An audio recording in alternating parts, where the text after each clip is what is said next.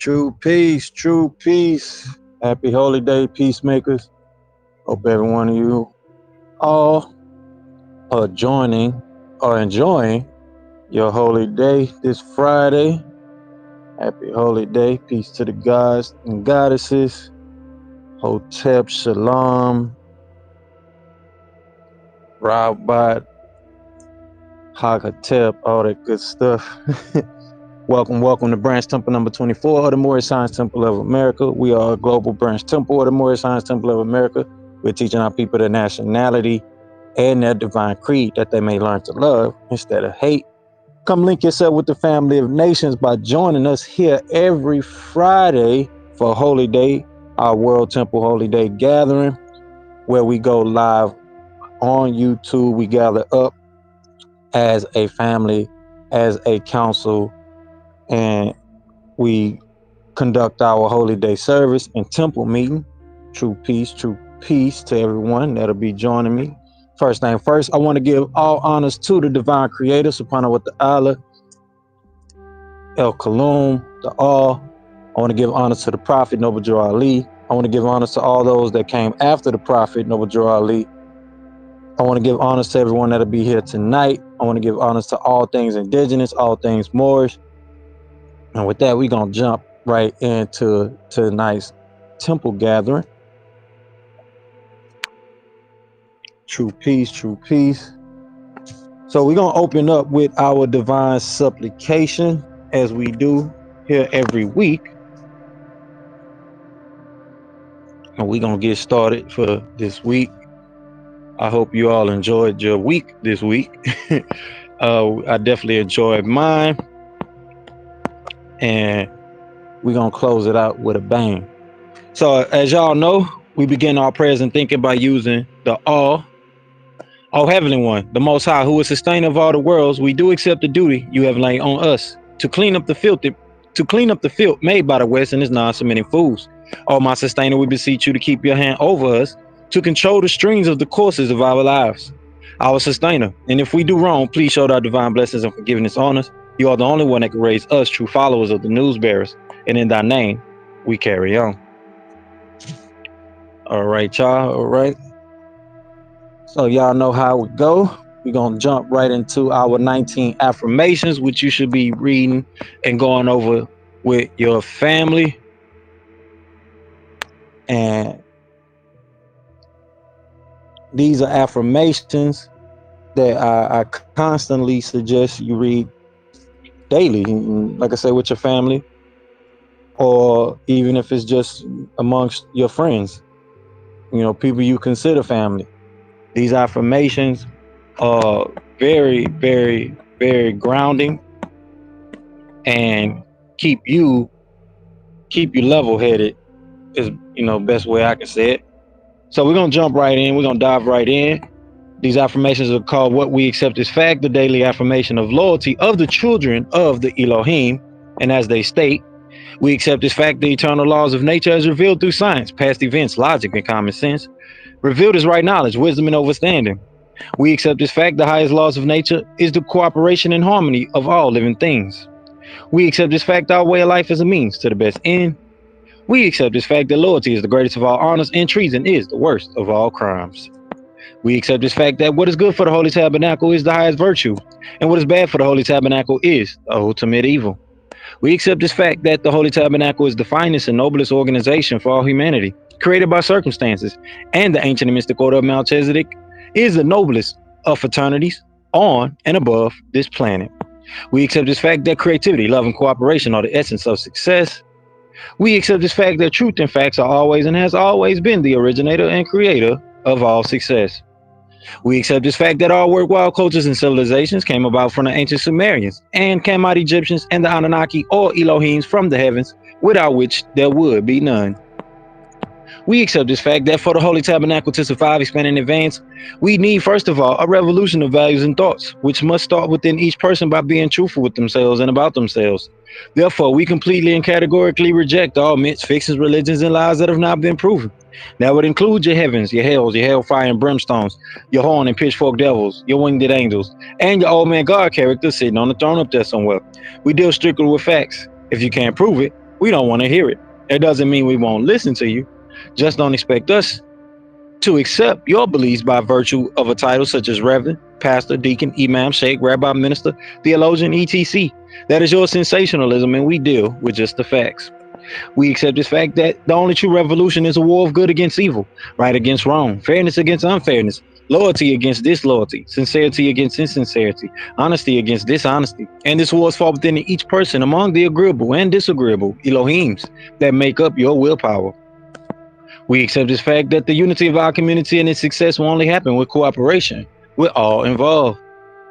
We accept this fact the total unification of our humanity on the basis of truth. That is, accepting people and races for who and what they are, respecting their culture, their languages, and their beliefs, and expect the same. We accept this fact that the human race's biological and cultural heritage is now under attack by our own morals, our self-righteousness, our desire to control industry, and these things attack the very existence of humanity. We accept this fact that males as well as females are equal in all things and should be dealt with as partners in all matters. We accept this fact that no one race of people is better than the other. In fact, no one wins the race in racism. We accept this fact that communication between different people is the cure to the ignorance that breeds the disease hate. We accept this fact that a good and well-rounded education could prevent most of the ignorance that plagues the world. We accept this fact that the all is just that, the all. You can't take from the all. You can't add to the all. We are all within the all as one. That is our concept of what you call a deity. To the fulfillment of these facts, we children of the Elohim forever pledge our lives, our sacred honor, and our spiritual zeal. All right, y'all. All right, y'all. We're going to jump right into our divine constitution here in a bit. True peace, true peace. Go ahead and share the room if you can. Go ahead and share the room if you can. I will be sharing the room myself right quick. And then we're going to get right into it, y'all. We're going to jump right into it.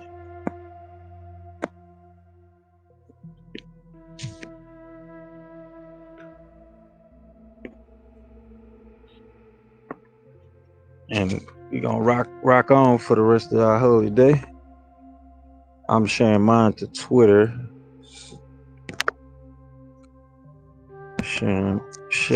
Getting my share on to Twitter.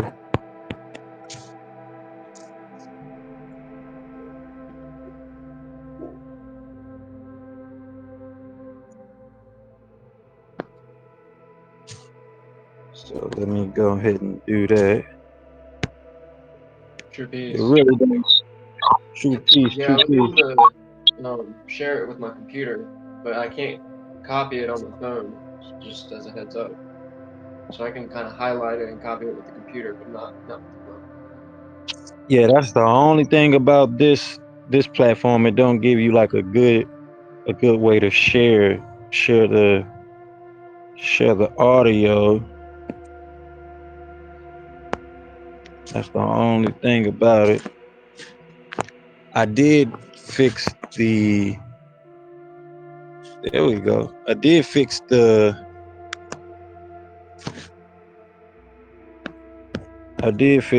What's the name?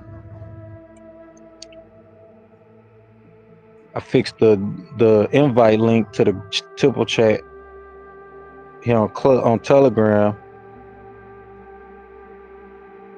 So it now says t.me/world temple now. So it just dropped them right to the world temple. But nonetheless, we are here. We're gonna dive right into our Moorish prayer and divine constitution.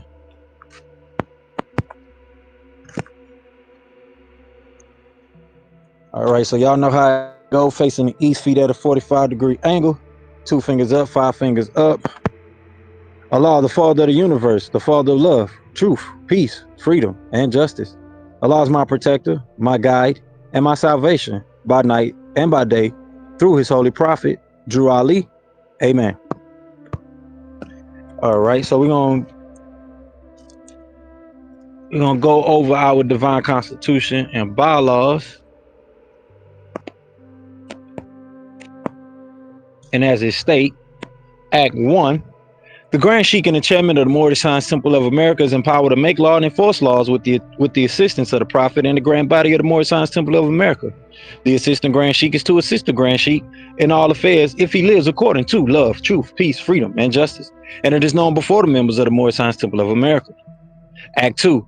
All meetings are to be open and closed promptly according to the Circle 7 and love, true peace, freedom, and justice. Friday is our holy day of rest because on a Friday the first man was formed in flesh, and on a Friday the first man departed out of flesh and ascended unto his Father God Allah. For that cause, Friday is the holy day for all Muslims all over the world. Act 3. Love, true peace, freedom, and justice must be proclaimed and practiced by all members of the Moorish Temple of America. No member is to put in danger or accuse falsely his brother or sister on any occasion at all that may harm his brother or sister, because Allah is love. Act 4.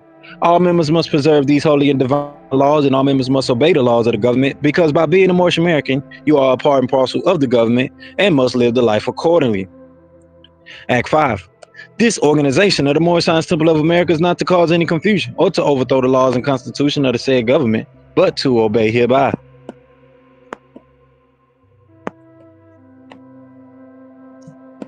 Act 6. With us, all members must proclaim their nationality, and we're teaching our people their nationality and their divine creed, that they may know that they are a part and parcel of this said government, and know that they are not Negroes, color folks, black people, or Ethiopians, because these names were given to slaves by slaveholders in 1779 and lasted until 1865 during the time of slavery. But this is a new era of time now, and all men now must proclaim their free national name to be recognized by the government in which they live and the nations of the earth. This is the reason why Allah, the great God of the universe, ordained Zabuwr, the prophet, to redeem his people from their sinful ways. The Moorish Americans are the descendants of the ancient Moabites who inhabited the northwestern and southwestern shores of Africa. Act 7. All members must promptly attend their meetings and become a part and parcel of all uplifting acts of the Moorish Temple of America. Members must pay their dues and keep in line with all necessities of the Moorish Temple of America. Then you are entitled to the name of faithful. Husband, you must support your wife and children. Wife, you must obey your husband and take care of your children and look after the duties of your household. Sons and daughters must obey father and mother and be industrious and become part of the uplifting of humanity. All Moorish Americans must keep their hearts and minds pure with love and their bodies clean with water. This divine covenant is from your holy prophet, Zabuwr, through the guidance of his father God Allah. Islam, Islam, Islam, Shalom. Shalom, Shalom, Hotep, Hotep, Hotep. True peace. We alive and five. So we're gonna open up next with our weekly readings. If you need a copy, you have plenty of books that are in the temple files here.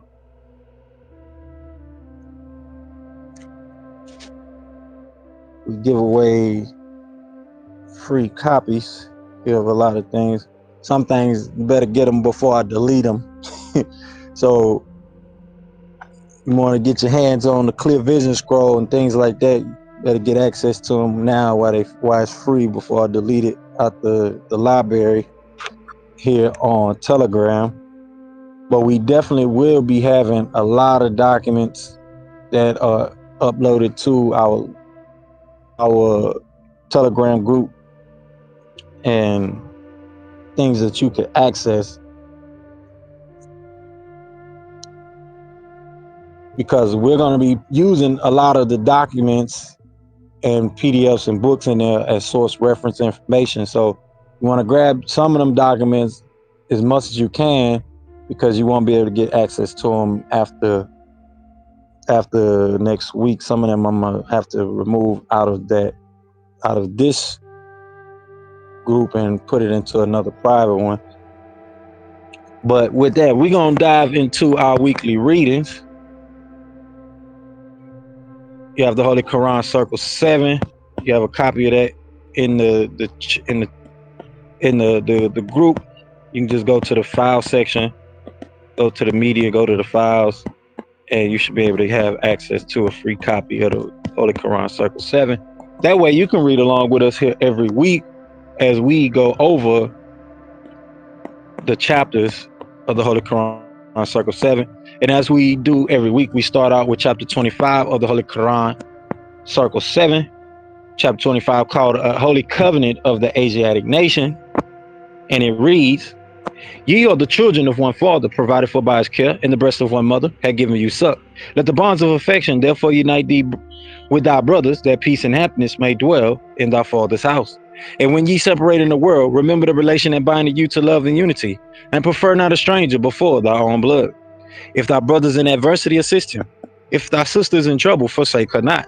So shall the fortunes of thy father contribute to the support of his whole race, and his care be continued to you all in your love to each other. As I say here every week, this is the precursor for all actions, intents, and behaviors for all Moorish people.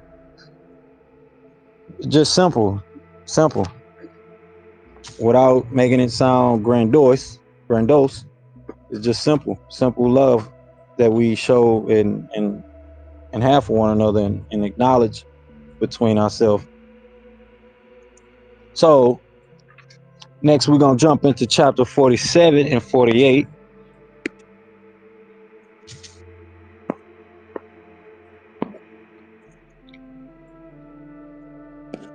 Chapter 47 is called Egypt, the capital empire of the dominion of Africa, and it states, the inhabitants of Africa are the descendants of the ancient Canaanites from the land of Canaan.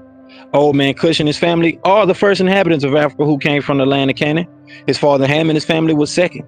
Then came the word Ethiopia, which means the demarcation line of the dominion of Amexem, the first true and divine name of Africa, the dividing of the land between the father and the son. The dominion of Cush, northeast and southeast Africa, and northwest and southwest was his father's dominion of Africa. In later years, many of their brethren from Asia and the Holy Lands joined them. The Moabites from the land of Moab, who received permission from the pharaohs of Egypt to settle and inhabit northwest Africa, they were the founders and all the true possessors of the present Moroccan Empire, with their Canaanite, Hittite, and Amorite brethren, who sovereign from the land of Canaan seeking new homes. Their dominion and inhabitation extended from northeast and southwest Africa across Great Atlantis, even unto the present North, South, and Central America, and also Mexico and the Atlantis Islands, before the great earthquake which caused the Great Atlantic Ocean. The river Nile was dredged and made by the ancient pharaohs of Egypt in order to trade with the surrounding kingdoms. Also, the Niger River was dredged by the great pharaoh of Egypt in those ancient days for trade, and it extends eastward from the river Nile westward across the Great Atlantic. It was used for trade and transportation.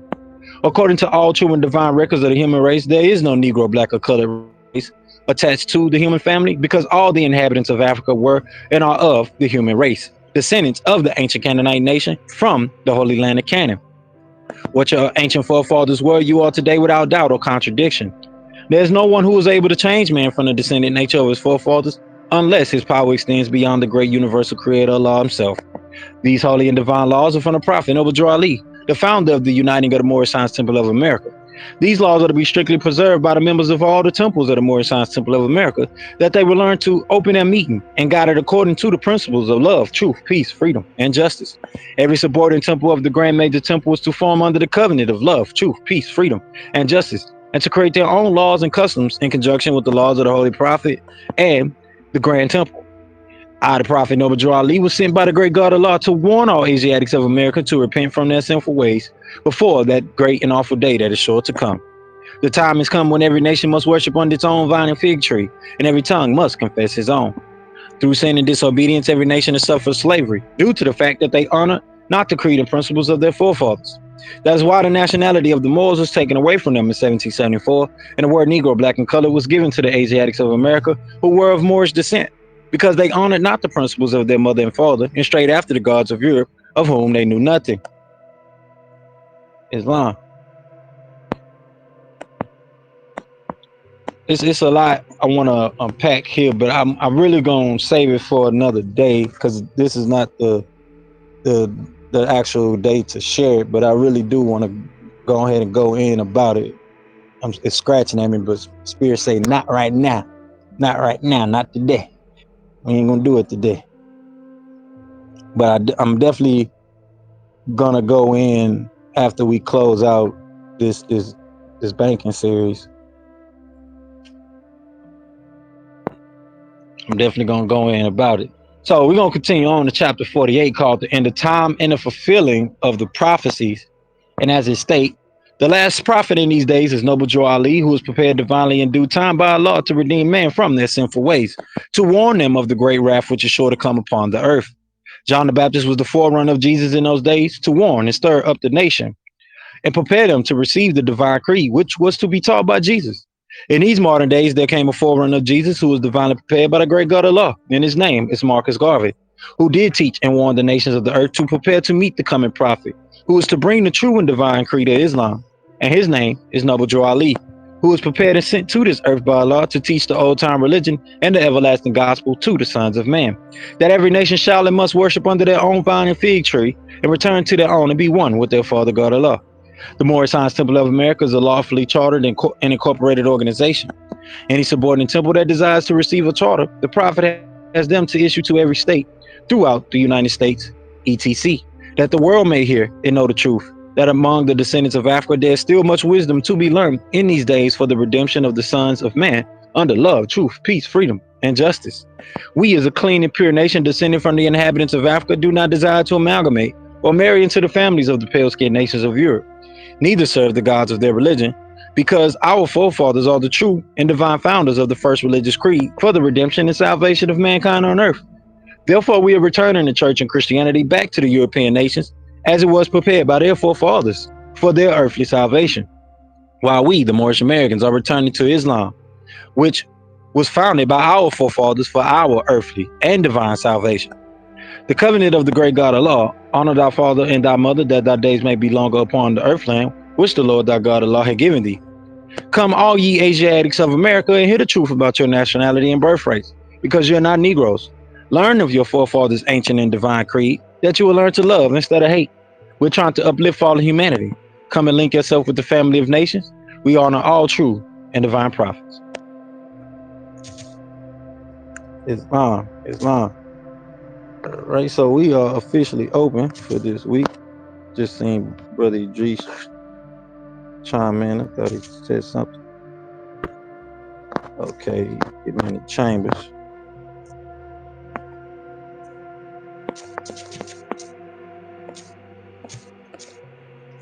All right, so yeah, we gonna jump right on in.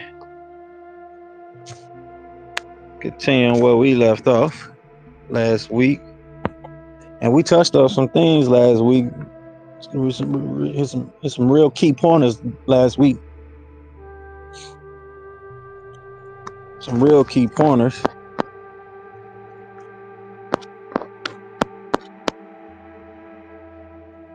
We went into the earliest forms of banking,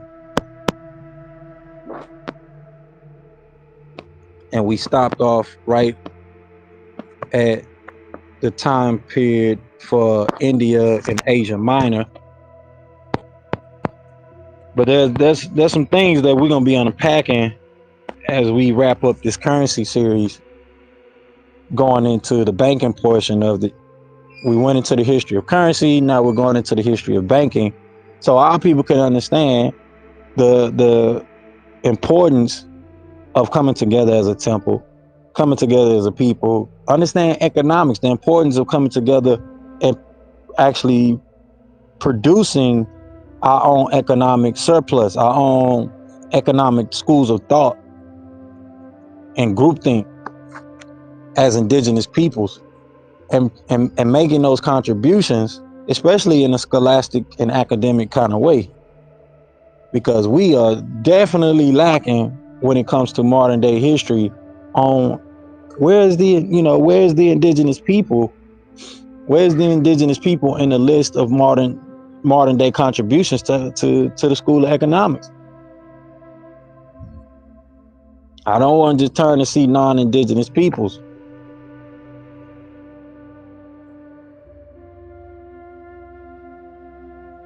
So we gonna definitely unpack some things as we continue on in this series, because it is definitely needed. I just recently posted the 76th sermon on YouTube, so that is available. I'll be uploading 70, I'm sorry, the 75th, and I'll be uploading the 76th when I get done here. I'll be uploading that. I'll be uploading that when we get done here today.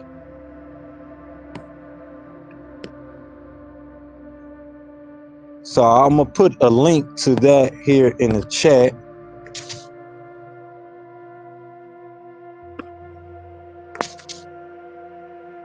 I'm gonna put a link to that in the chat so you guys could take a look at that after we're done here.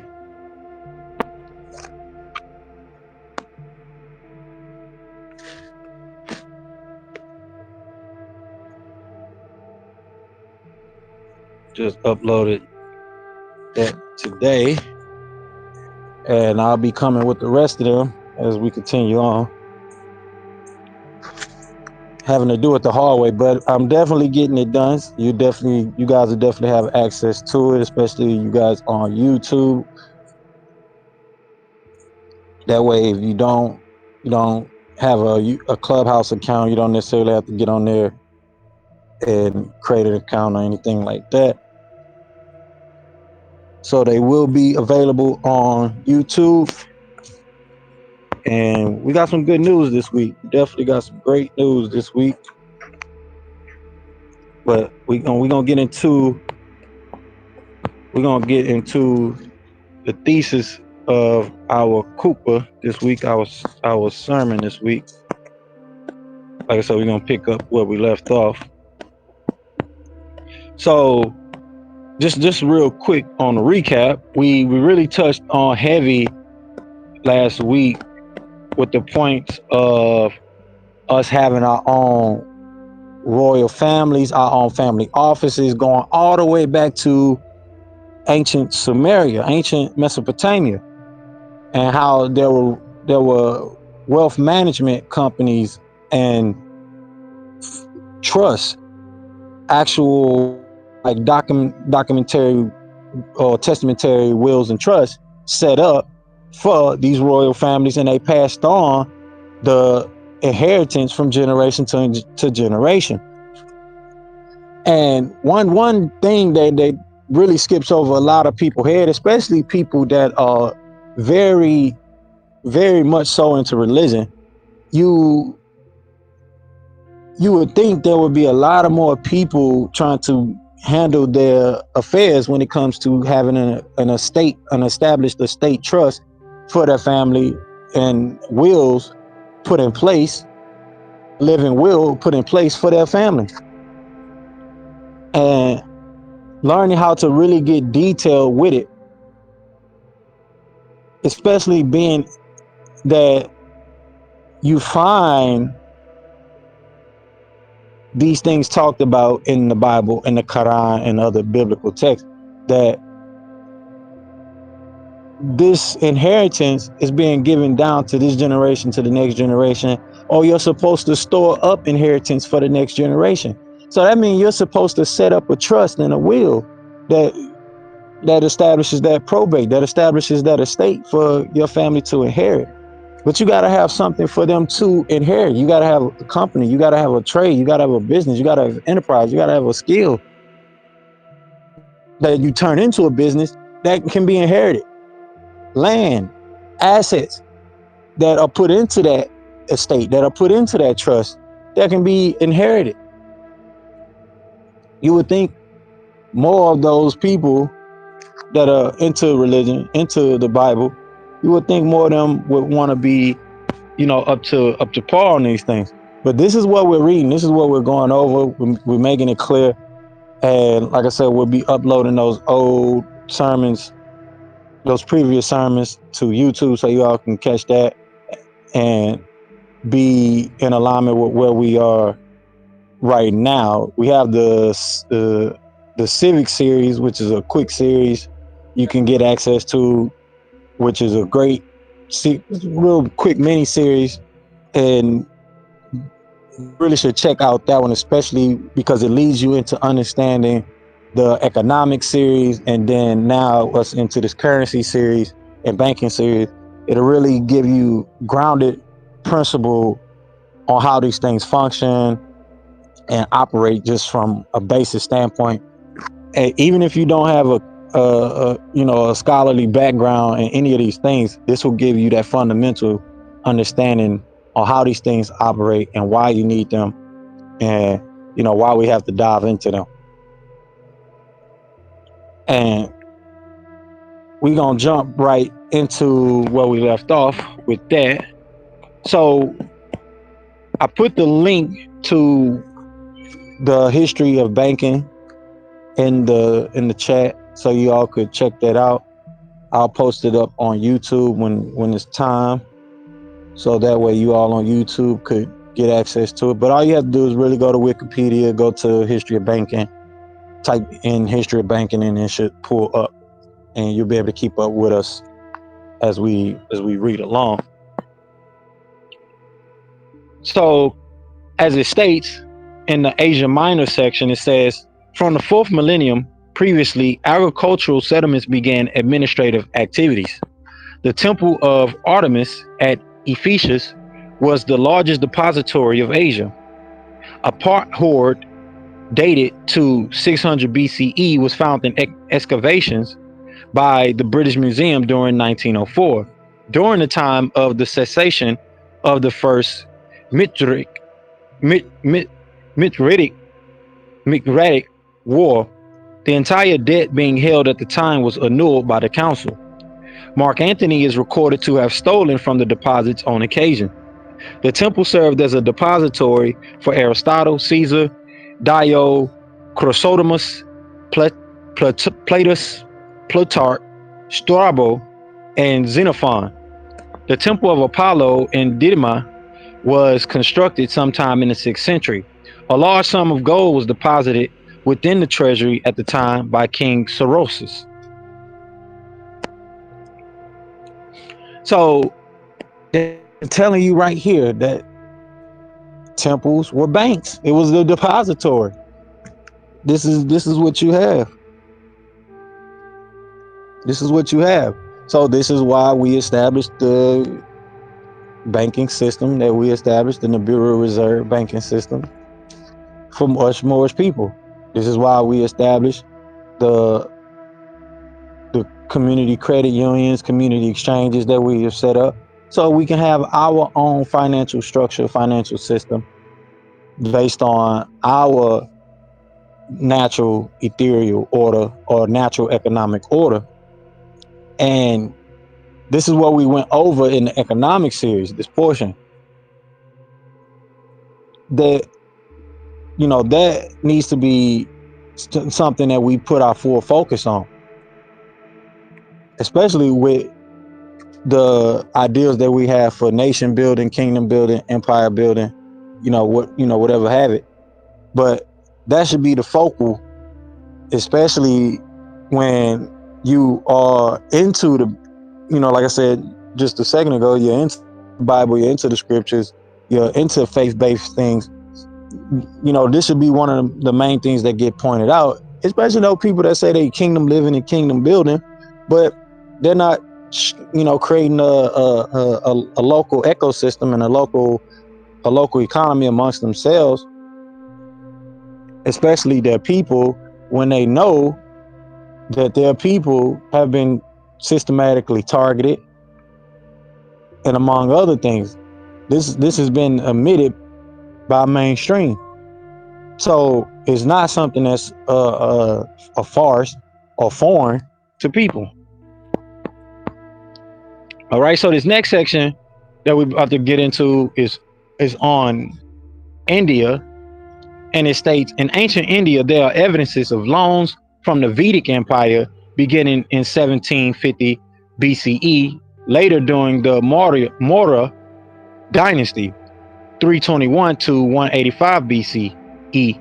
An instrument called Adesha was in use, which was an order on a banker desiring him to pay the money of the note to a third person, which corresponds to the definition of a bill of exchange as we understand it today. During the Buddhist period, there was considerable use of these instruments.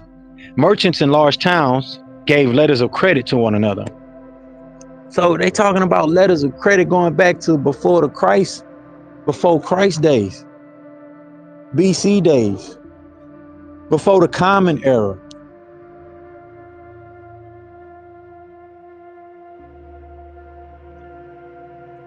So you had financial instruments going all the way back then. And going back that far, there was a lot of indigenous peoples in each and every one of these areas. There was indigenous peoples there.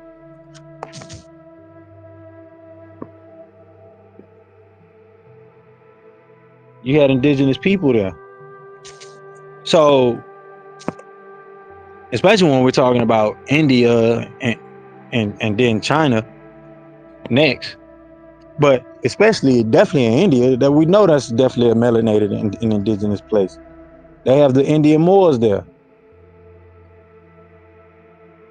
They're well fed and they're melanated beings and dark skinned dark ones, just as us over here, us in Africa. So we're gonna jump right into China. It states in ancient China, starting in the Qin dynasty, 221 to 206 BCE, Chinese currency developed with the introduction of standardized coins that allow easier trade across China and led to development of letters of credit. These letters were issued by merchants who acted in ways that today we would understand as banks. So they had banking going all the way back what you would call ancient China.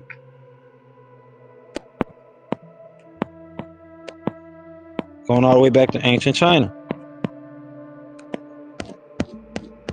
All right, so now let's kind of go back west to ancient Egypt. It states some scholars suggest that the Egyptian grain banking system became so well developed that it was comparable to major modern banks, both in terms of its numbers of branches and employees, and in terms of the total volume of transactions.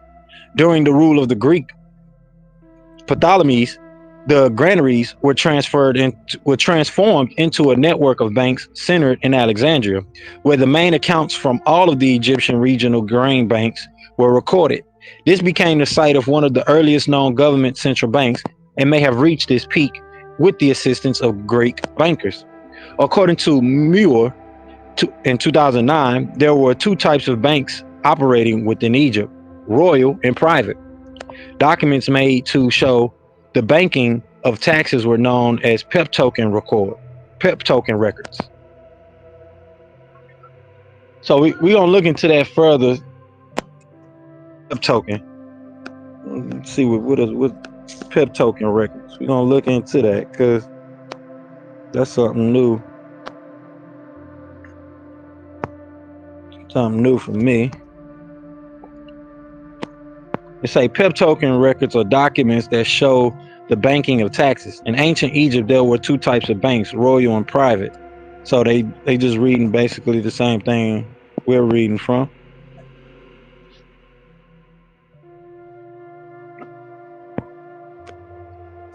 But that's definitely unique, especially how they use the word token for that concept.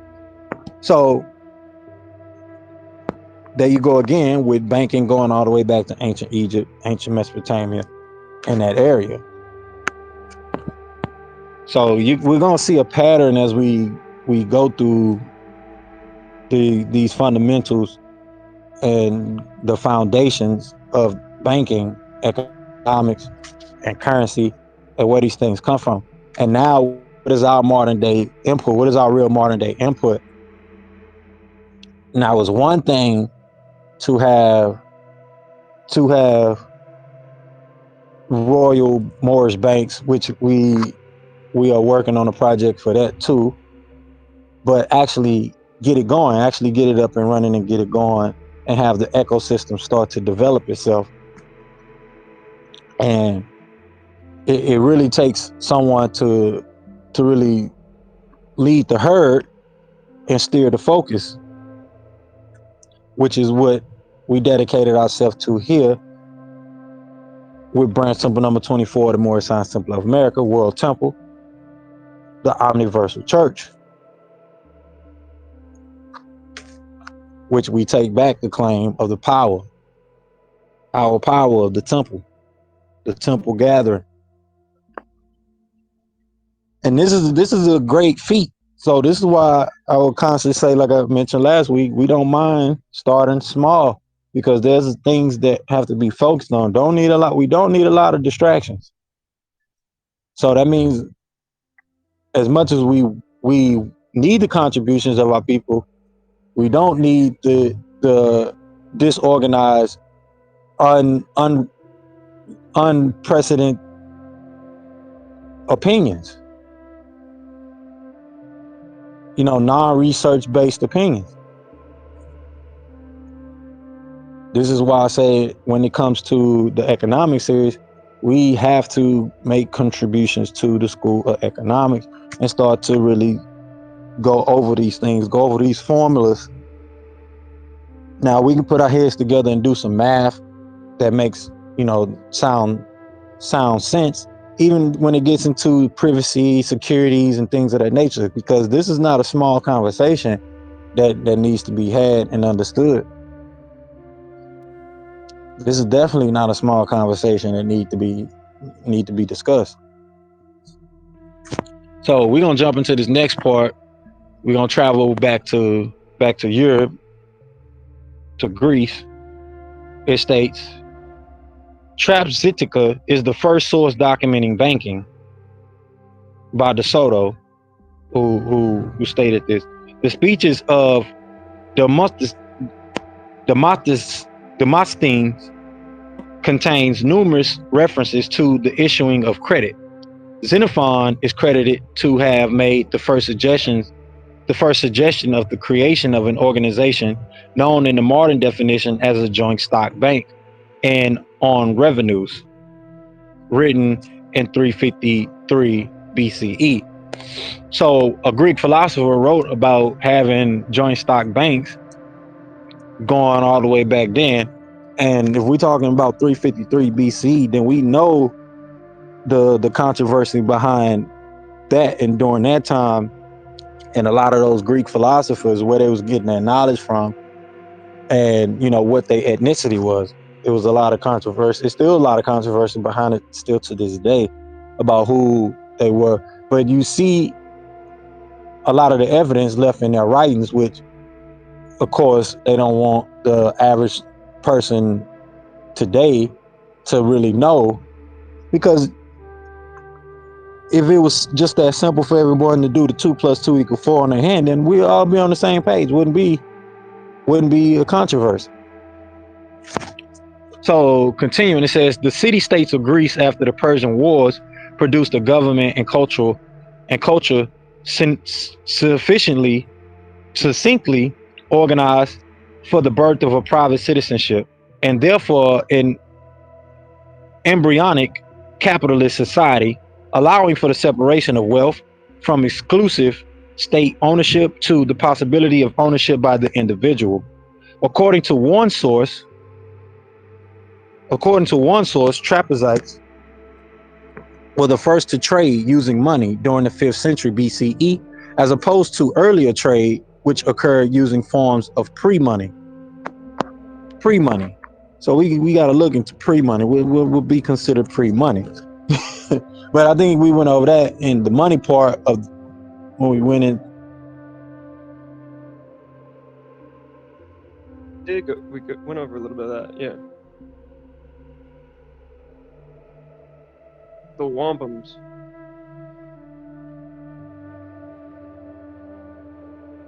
I've been two piece.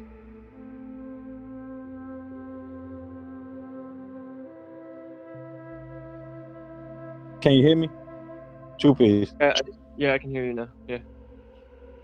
Yeah, it was giving me that little buzzing sound. What was the last thing you heard me say?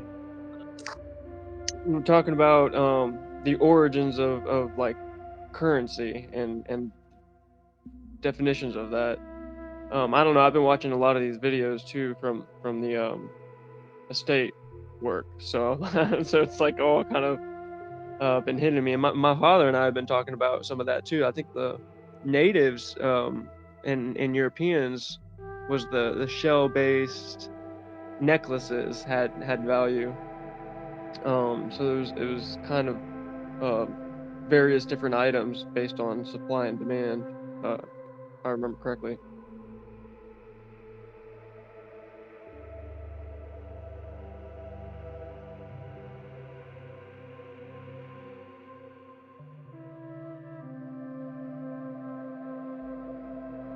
Not sure if you're speaking, but I can't hear you.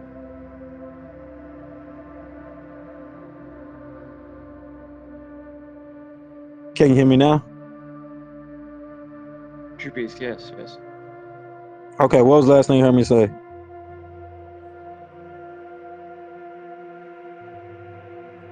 Origins of currency. Okay, what they doing? Keep muting my mic. Okay, let's see. Can you hear me now? Still, I'm still good. Yeah, yeah, yeah. Okay, good. I was saying. Let me see where we at.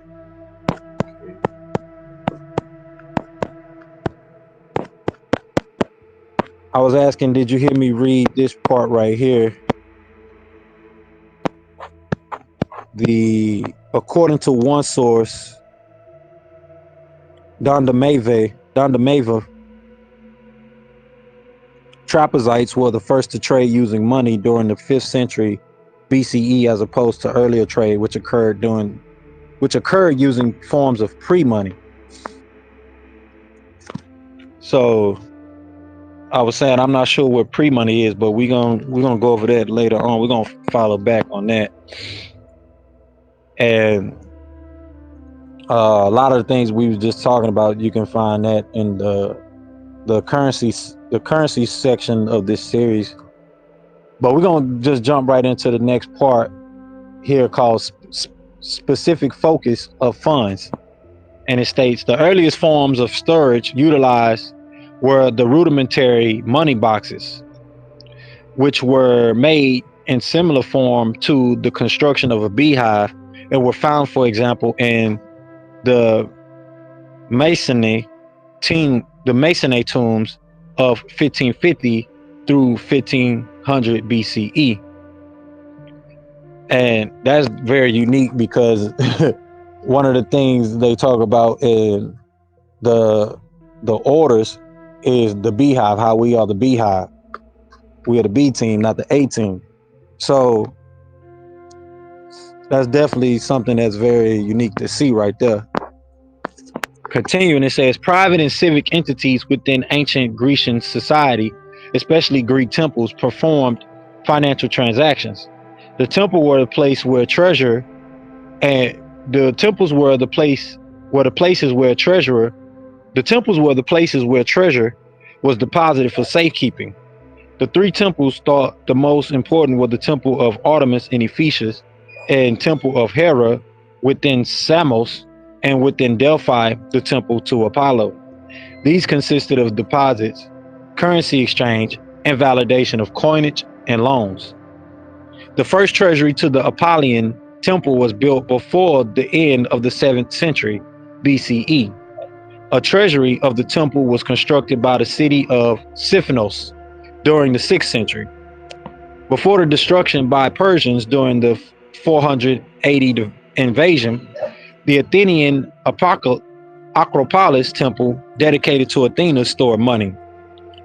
Pericles rebuilt the depository afterward contained within the Parthenian.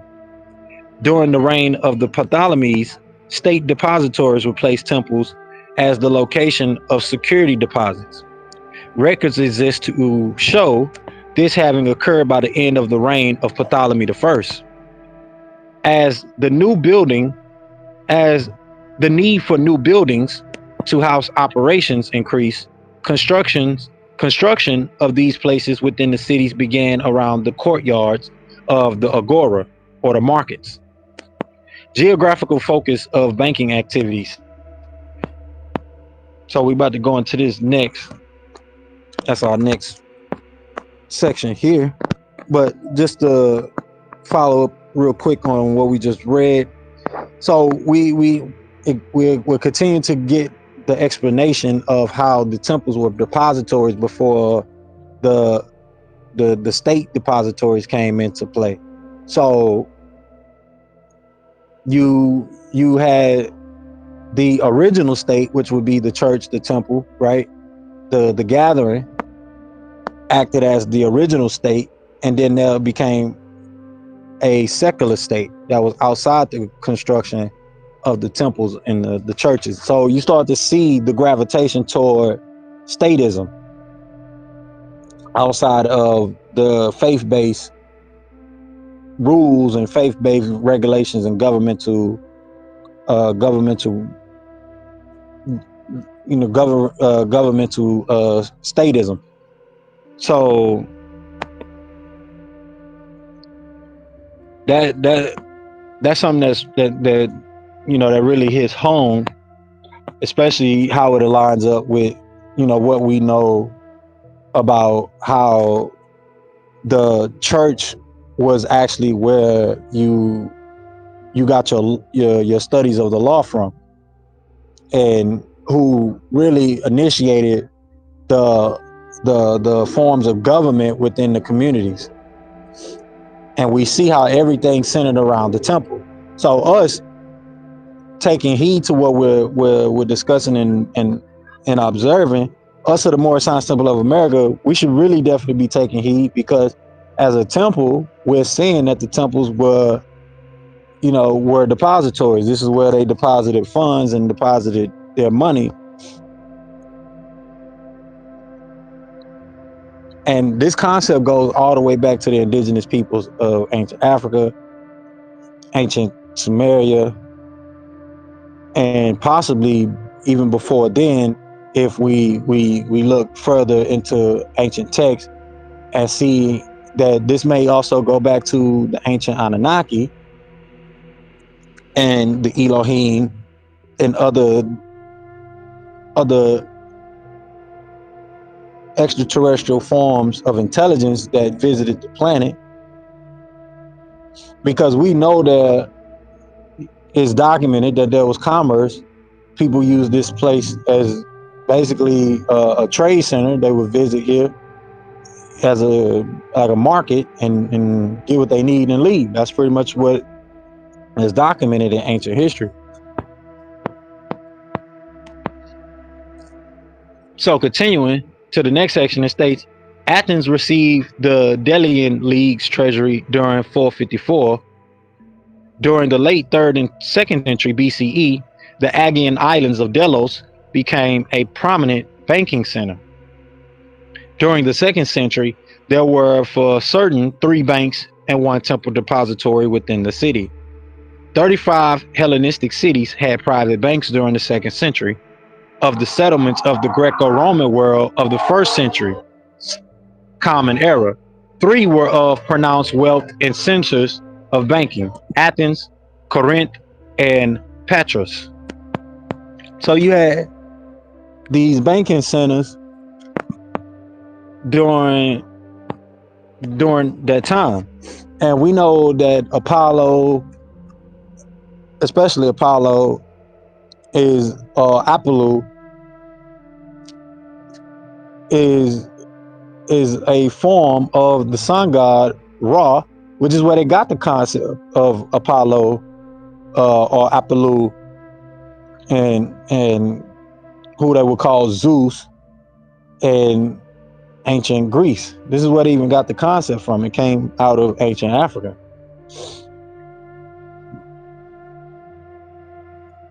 And that traveled all the way up to even here, ancient America, ancient Atlantis, with the sun god Anu or Inu,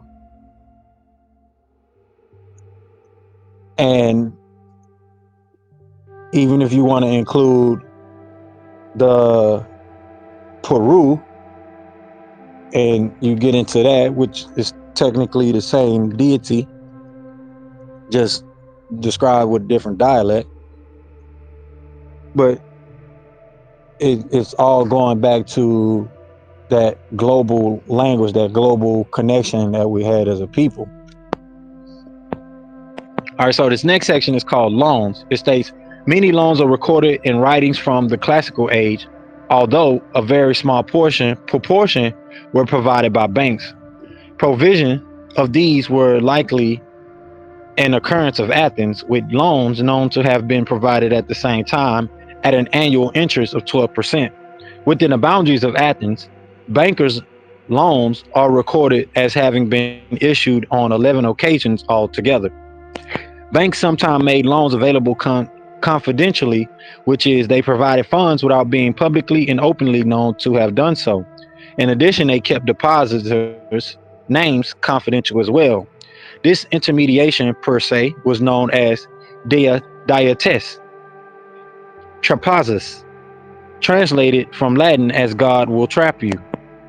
A loan was made by a temple of Athens to the state during 433 through 427 BCE. So that right there, that's heavy. That's heavy. That's a heavy point right there.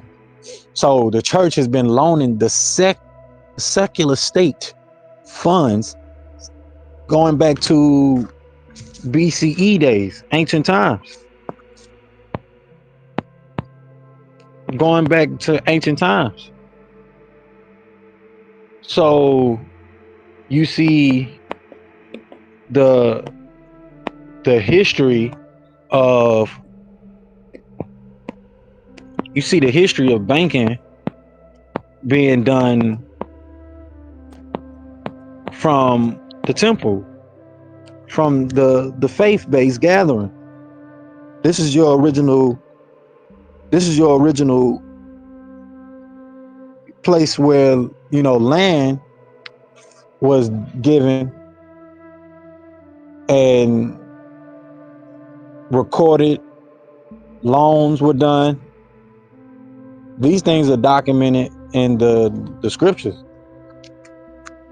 So commerce was definitely a thing when it came to the temple. And that wasn't directly where people did their worshiping per se, but it was definitely that temple and surrounded by that temple area or the temple's market, where they had an actual market for the people to come to. The temple was the center of the everyday social life.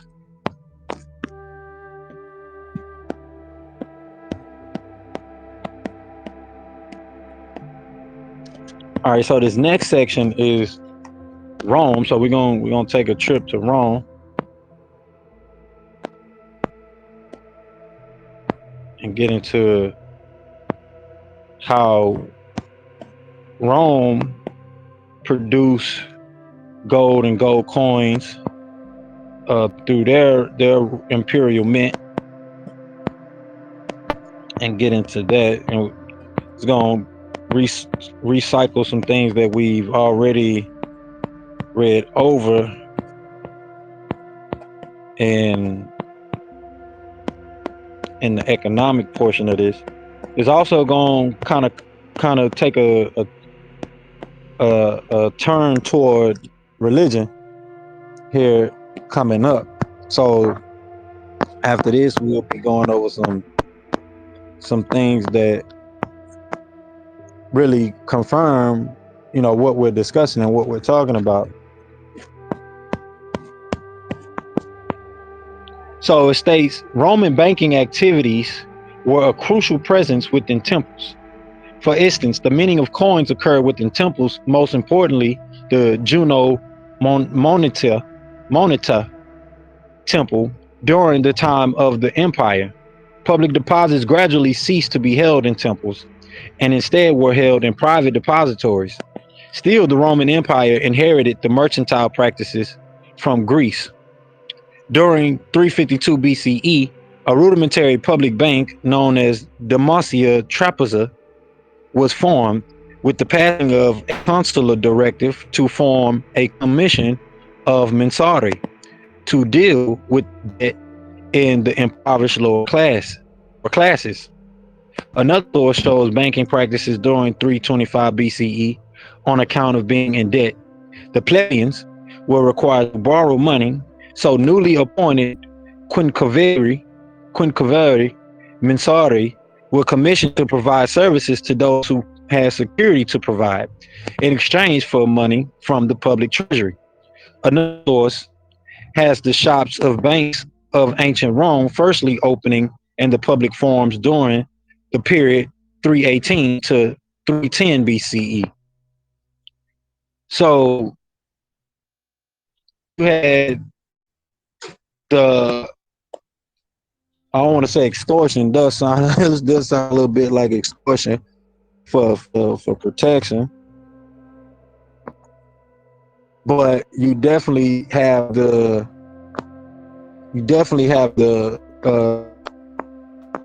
the concept of services being paid for to protect the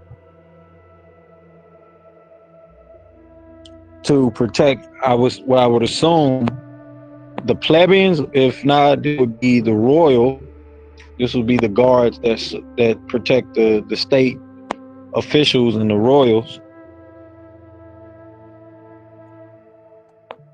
And it continues on saying in early ancient Rome, deposit bankers were known as argentari, and at a later time, from the second century Common Era onward, as numerari or mensari.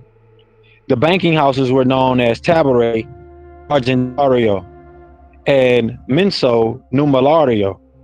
They would set up their stalls in the middle of enclosed courtyards called masala, and masala on a long bench called a banco, from which the word banco and bank are derived. As a money changer, the merchant at the banco did not so much invest money as merely convert the foreign currency into the only legal tender in Rome, that of the imperial mint. Operations of banking within Roman society were known as officio argentarii. Statutes of the empire describe letter from Caesar to Quietus show rental monies to be collected from persons using land belonging to a temple and given to the temple treasurer as decreed by Metius Modatus, governor of Lycia and Pamphylia. A law, Receptum Argentari, obliged the bank to pay its client debt under guarantee.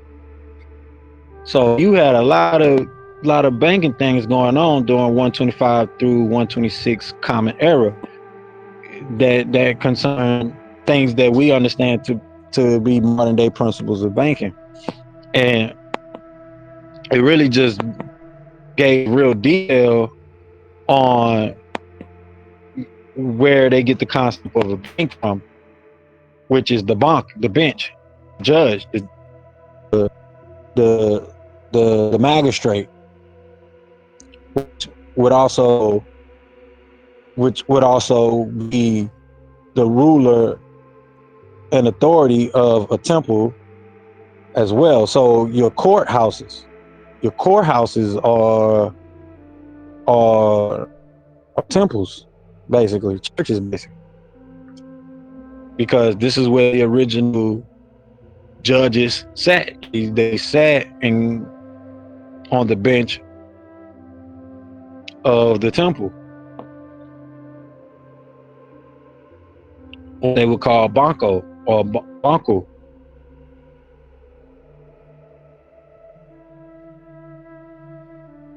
and they didn't really invest anything. It wasn't about investments. It was about exchanging money from foreign currency to the currency of that land. And this is where you see in the scriptures, especially the Bible, a lot of people make reference to Jesus coming in and flipping over tables of money. many changes because of what they was doing in the temples.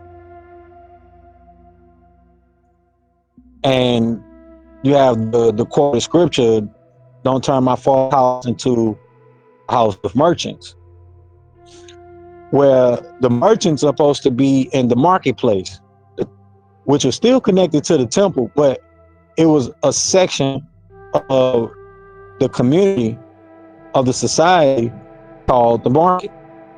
It wasn't in the ohel. It wasn't in the tent. It wasn't in the place where the people gathered for spiritual reverence. There was an actual marketplace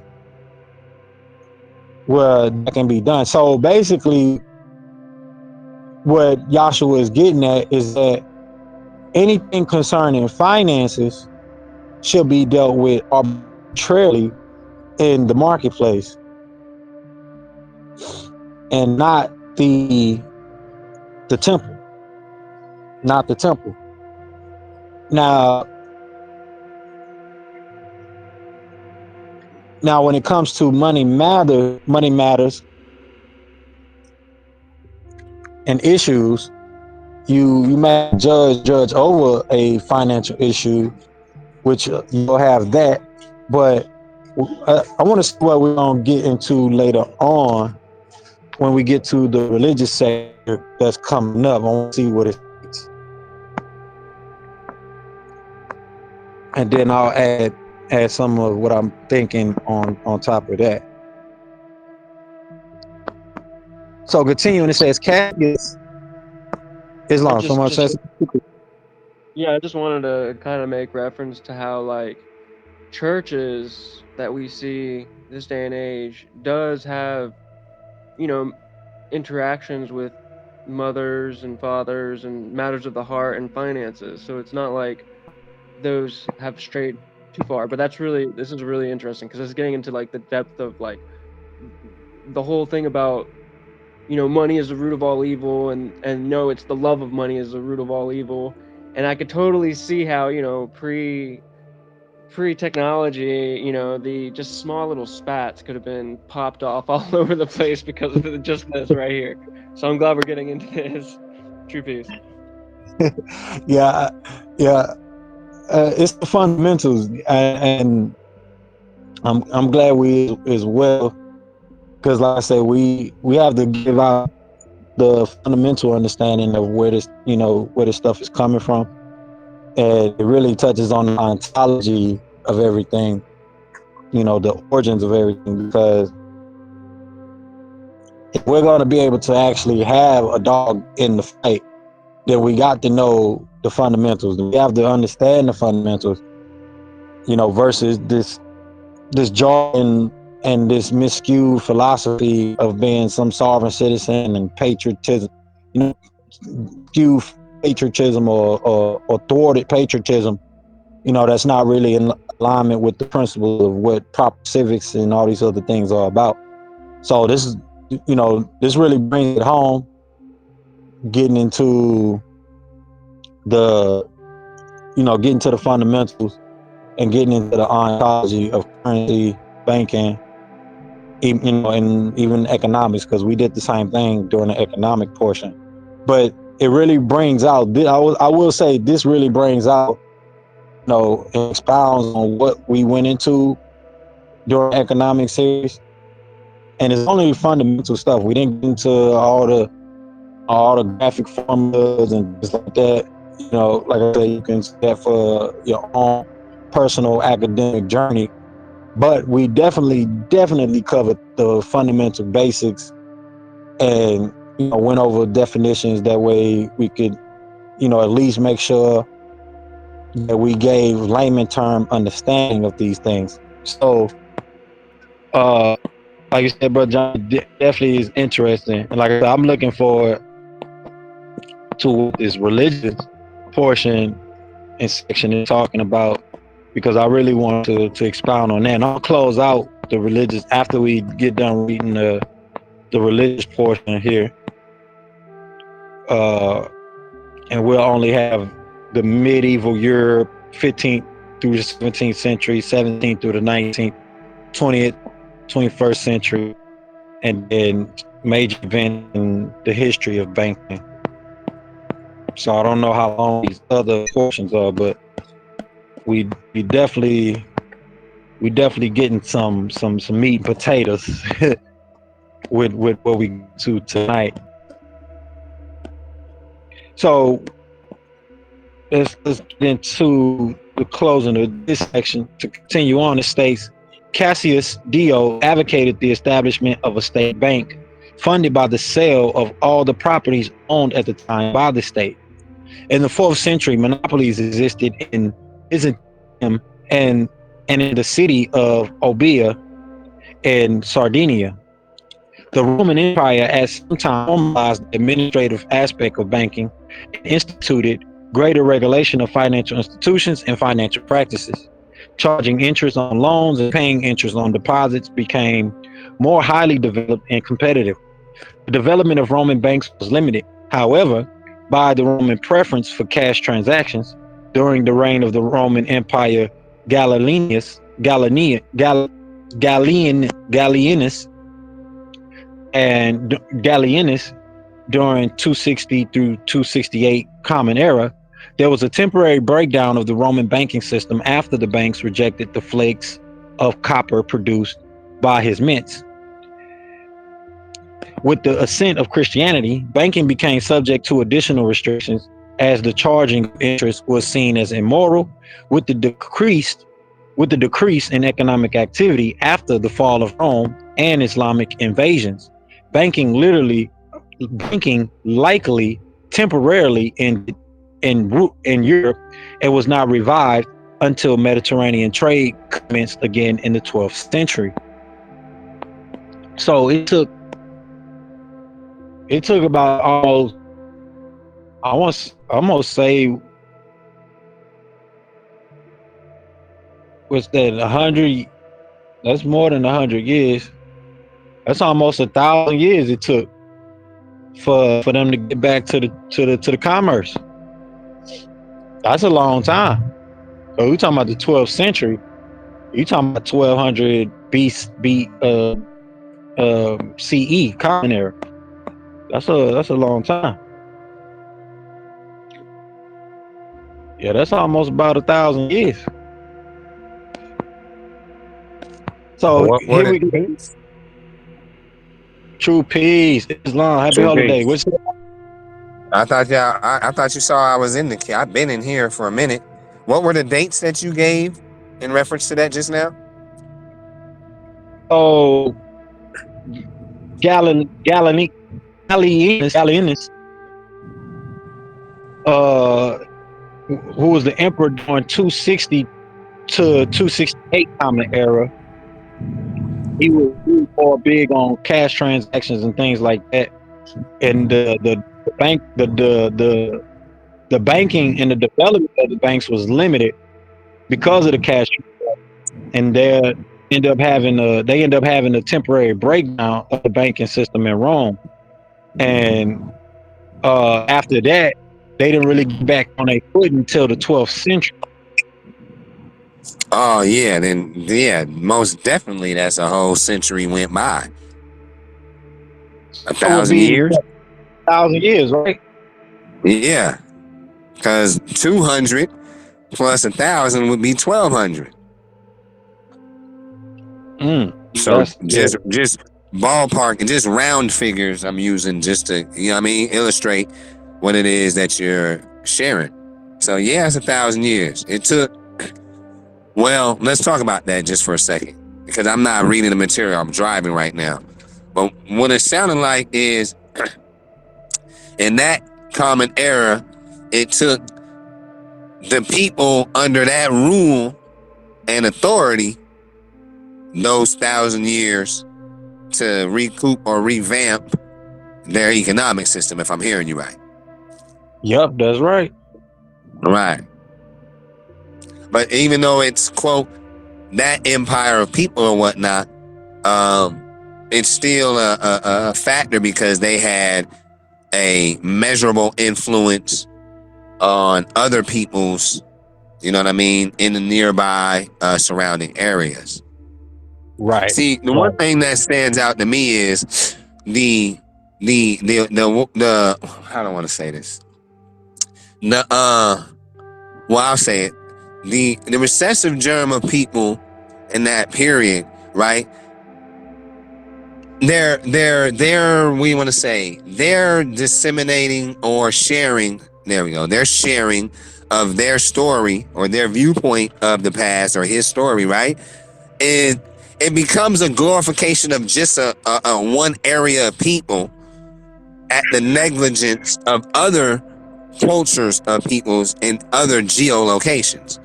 So then the focus is just on these people, and then they're getting this, exposure as having such measure of supposed civil or societal sophistication, you know what I mean? In order. That's why when I said what I said just a second ago, that we're talking about the people under that rule of authority and stuff, you know what I mean? Because then my question would be, well, what about the peoples over here in Turtle Island during that time who weren't under that rule and that form of economy during that time? You know what I'm saying? Right. Is it to say that, well, since those people in that geolocation who have through the pages of time been so exposed and revered as such a, quote, great societal or empire of people, that everybody was under that subjugation or under that hardship, right? Because a lot of the times through the modern so-called education, we're given, like we said, like we're aware of, we're given a one-sided view on peoples of the past. That's you know right. what I mean? Yep, that's right. Because, oh, my bad. No, I was going to say, that's exactly what we're going into this. Go ahead. Yeah, no, that's kind of what I was saying last time about how like the whole Black Plague and all that stuff was because of, wasn't that around the same time, 1200? So it was just saying the 200s CE to the 12th century, right? So I mean that was like the whole kind of reforming, and that reforming is why things started kind of messing with people's temples, the real temple, and like and then there was like breakdowns in communications and then fighting going on, which most likely had to do with the banking. Right. So my question, Brother Jay, to that, my apologies. Were you still driving your point? No, go ahead. Waiting on you to finish it. Go ahead. So my question to that then is, well, in reference to the situationship, I'll say that you're describing, Brother Jay, who is that in regards to, right? What peoples? It was the Eastern Orthodox, the Moors, and the Orthodox, right? Or the Catholic. So it was like the Catholic, Eastern Orthodox, and then the Moorish rulerships that were, I guess, confused about, and that's where like that's where it gets really dynamic. It's hard to say in one sentence. Right.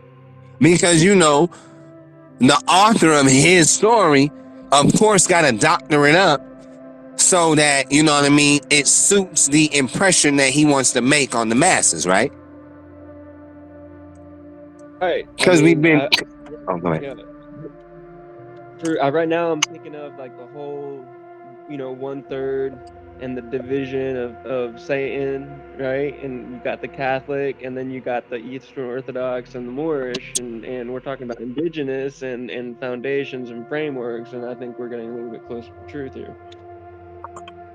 Well, yeah, because, as it's, vibing in me to speak from what I'm hearing in our build right now, is that a lot of the times in the general sense of reference, every people have a watered down look at the past as point of reference in, this area of discussion, but that watered down reference has got a lot of blank spots, got a lot of blotches out that was blotched out. You know what I mean? Because I'm saying, okay, in that time period, in that location, the peoples that we're reading about were experiencing the hardships or challenges of societal living amongst the diversity of societal structures in that area during that time period. But again, I would say, all right, but I'm over here in Turtle Island. What about over here in Turtle Island? If we know and accept that, well, even during that time period, we was over here thriving. You know what I mean?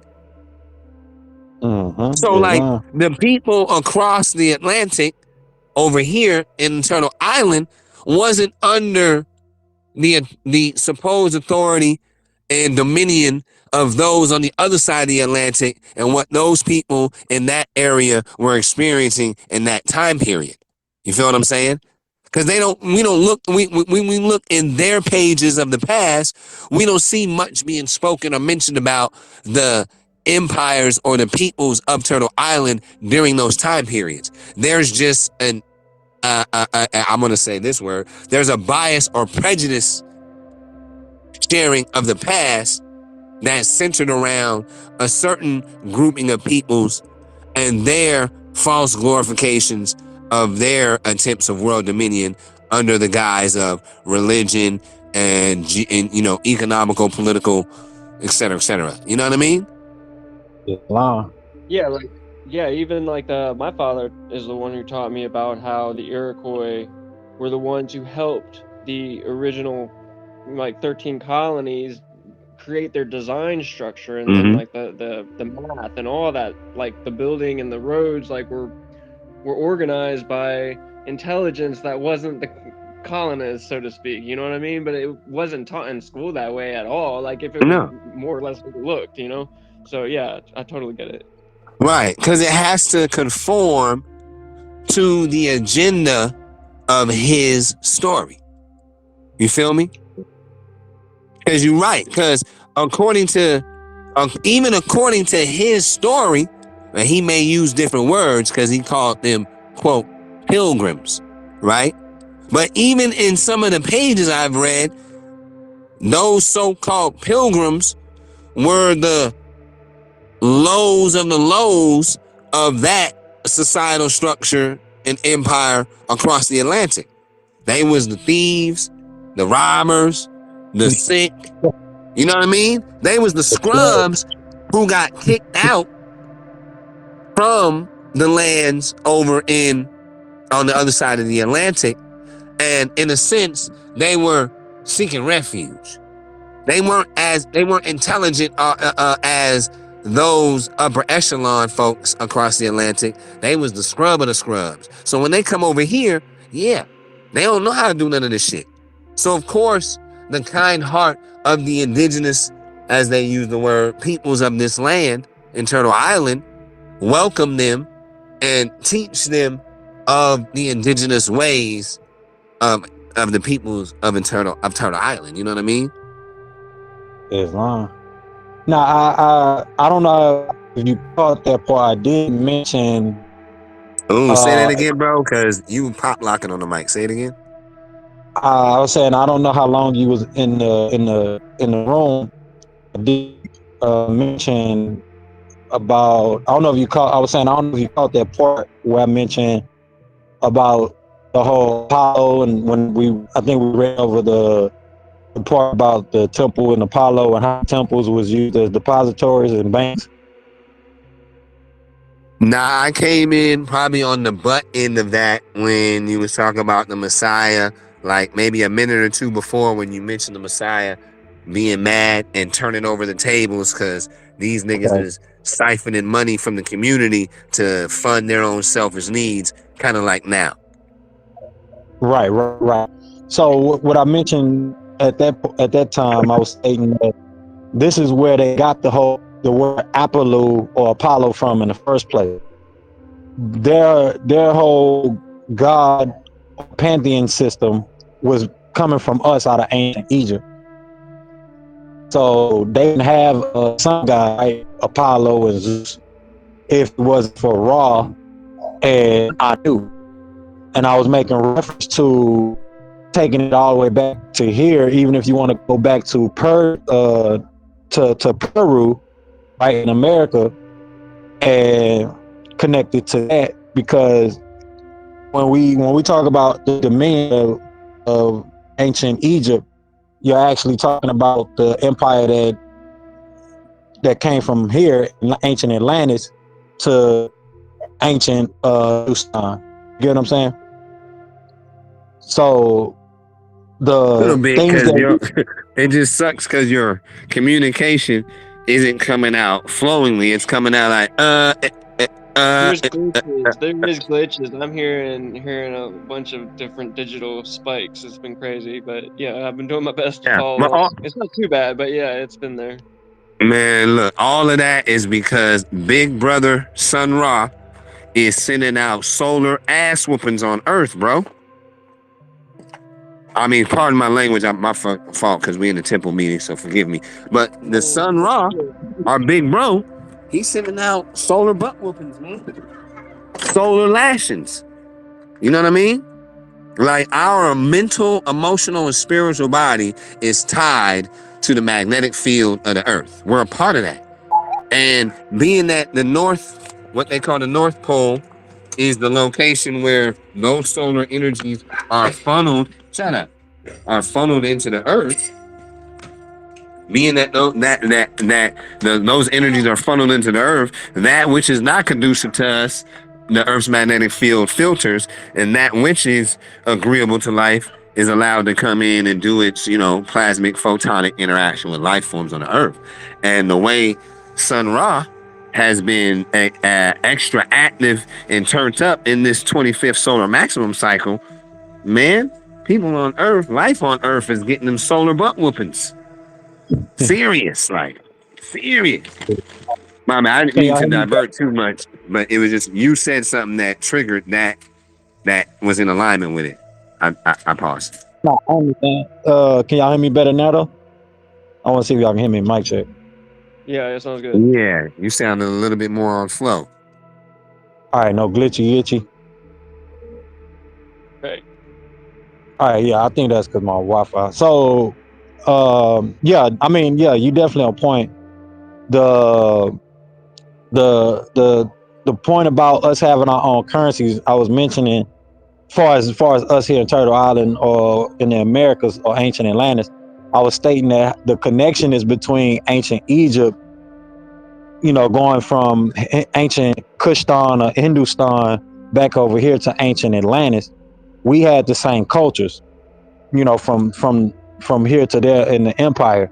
So whatever our deities' names and things like that, you find the currencies, being associated or connected to them and those, particular dialects. But even coming from here, from ancient Atlantis to back over there, most of the dialects still connected back to the mother language of cuneiform. You follow what I'm saying? Definitely. Yeah. Definitely. So, And I think a missing element that these weird, well, I would say weird, I don't want to be rude like that, but that these mortals, these people in this day and time, and when they're trying to connect Kemet across Atlantic with the Kemetic ties here in Turtle Island, the main thing that I never hear or them mention and acknowledge is what made it so much so is the surface land mass being connected. You know what I mean? Like the Atlantic Ocean, as they refer to it, was not always there, existent as an Atlantic Ocean. That is a new reservoir of water that they refer to as the Atlantic Ocean, as the surface land began to drift and disconnect. You feel what I'm saying? Yep. Well, and the thing is, they call it the Atlantic Ocean because they know that this area here where we at is the Atlantis. Right. They know that. I feel you. What you gonna And do, John? I've my been man. big I'm sorry. on it being organic and growing, you know, and like she can hold space, you know, magic is able to occur. It just might not happen within a human lifetime, but yeah. Islam. Now, what you saying, Doc? No, I think that was it. Just kind of just adding on to that the connection in the cultures is part of the fact that the surface land of involvement was all connected. So that you remember when our elder was talking about how, you know, they got the Olmec heads over here and the rubber trees and the rubber that was over here and all that, and they wondering how it got here. I was like, well, you got to consider when it was all connected and the antiquity of existence here on this plane. You know what I mean? When you got somebody who's only I'm a snap, who's only like that old in their genetic existence, trying to interpret and teach you who've been here for thousands of years before them, and they trying to tell you about ancient origin. Come on, B, you ain't even, your code of makeup ain't even been here that long. You know what I mean? Yeah, I mean it's a tough job, but it got It to be is. done. But it's got to be done, and in the process of doing that, a lot of feelings get hurt because Yeah, when you have cognitive dissonance to some information about a past that you can't relate to because you weren't here yet. yeah. You know what I'm saying? It get all conflated and mystification. Yeah, like Yeah. real bad. So then, you know, philosophies and hypotheses and all that crap gets created off of our ancient stories to try to substantiate this 2-minute period of existence that, you know, a certain genome has. You know what I mean? Yeah, I'm gonna need you come. I don't know if you're gonna stick with us through the closing of the banking series, but once we done with this, I got a topic. I'm gonna bang them up the neck. I wanted to bring it out today, but Spirit was like, "Nah, hold off, finish this banking series, and then touch on it," because you know, we go through so much scrutiny, especially us in the Moorish Science Temple of America, and then we're connected to the master teacher and his portion of contribution to the doctrine, and like you're saying, that cognitive dishonest steps in. So I'm gonna state some things that's gonna bridge a lot of gaps, especially with what we're talking about, because we've already done a lot of sermons about going all the way back to Pangea and all these things, but we really need to shed light on why the prophet was calling us a certain name, and describing us by certain terms, and where he was getting his references from, and why he was citing these things. So I really want you to come back for that, because it's gonna be impactful. You know what I mean? Quick question. Or not so much a question. Here's the thing. It is 4:33 up here where my geo is at, and in an hour and 27 minutes, I guess I'll still be able to be on the phone because I ref at 7 p.m. So that's about 2 hours and 27 minutes from now. But I'll be getting on the road in about an hour and 27 minutes to make it out there, because it's on the south side of town and it's going to be traffic and these mortals don't know how to drive. So I'll still be in body, but if it runs past the time where I'm going to be on the court blowing that whistle, then I'll have to part ways. And we would have to pause and pick up on it again. It's not going to be next week, because I know we're going to, once I finish this section up here, we still got a lot more ways to go. We're going to close out. We're not done with this series. I got some more sections to go through before we close out with this banking series. Right. So it's not going to be next week. It might be 2 weeks from now or 3 weeks from now. Oh, okay. I thought you were saying after this. Okay, so this series is a couple ciphers, and then we'll go into what you brought up that you Yeah, would like me to attend. yeah, I'm holding it. Oh, Spirit okay. say hold it up, hold it off. Yeah. Oh, okay. I thought it was today. Oh, well, we Gucci then. No, we in the I'm a middle of mute. Yeah, I'm a mute and continue prepping this food for the household before I leave. So I'll be here listening and chime in upon necessity. Islam. Thank you for Islam. coming, big bro. Yeah. So we're gonna close out with this little piece of section that we got left. We're gonna cover this whole religious part. I'm gonna try to speed through that real quick for us. But I do want to state that we are, just to reiterate, we are in our banking portion of the currency series. The currency series is pretty much going back all the way to the end of November. I think we started the currency series, and before the currency series, we had a quick mini series on civics. Did like 2 or 3 holy days about civics alone. I'm gonna be uploading those to YouTube here in a second. This in these next couple weeks, so that way you guys can catch up where pretty much where we at in our dialogue.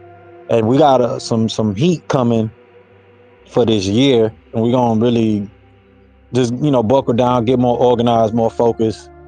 And I got some things we're gonna talk about during the current event segment that we're about to shift to after I close this out for today's Koopa. But yeah, right now we are on the banking portion of the currency series.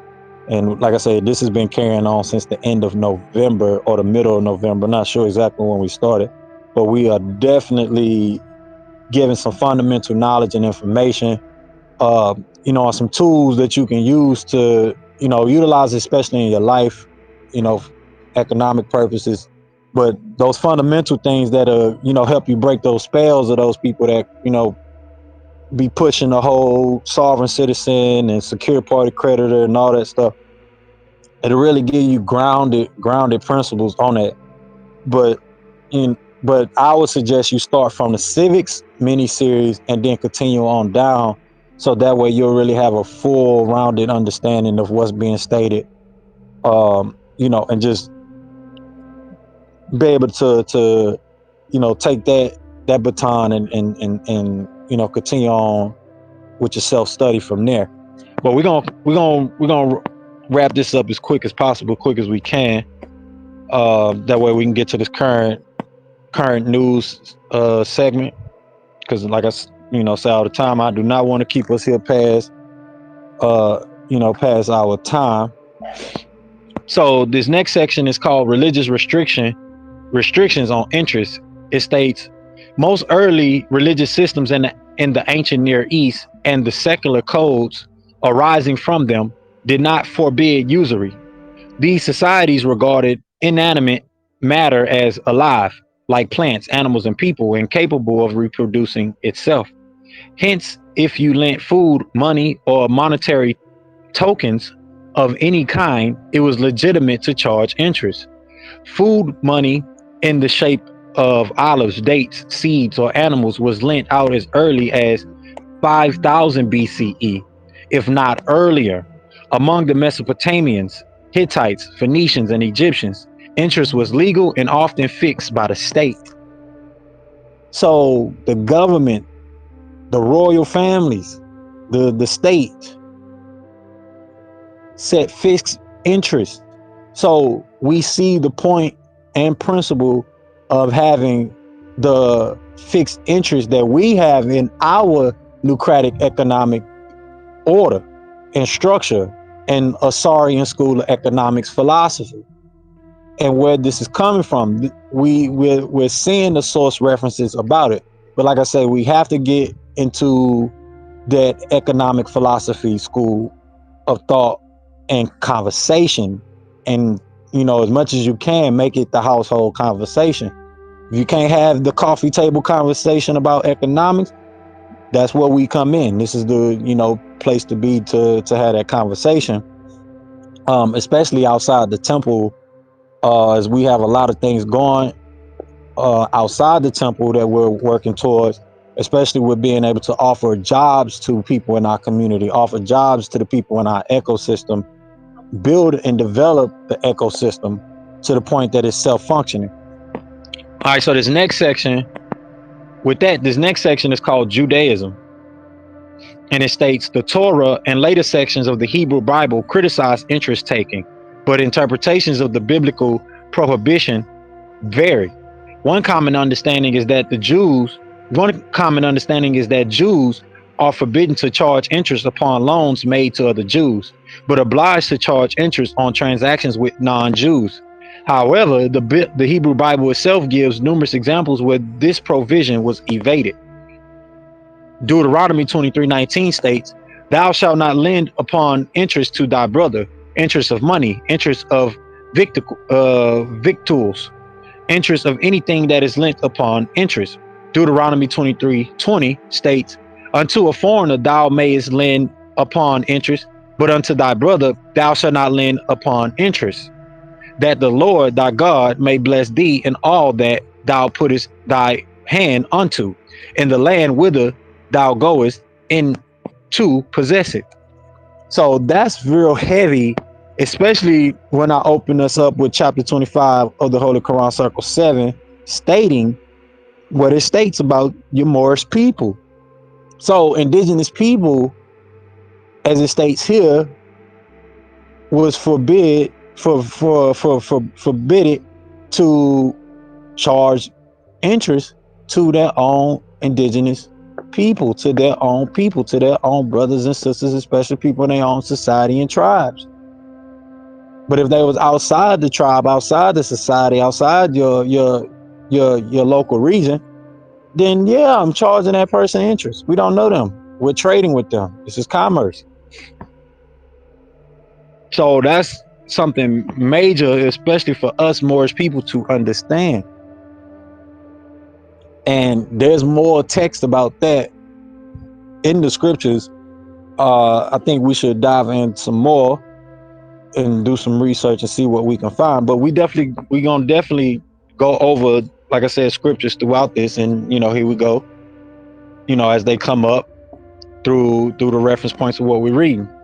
So continuing, it states, in general, it was seen as advantages to avoid debt at all, to avoid being bound to someone else. Debt was to be avoided and not used to finance consumption, except when in need. However, laws against usury were among many of the prophets condemned the people for breaking.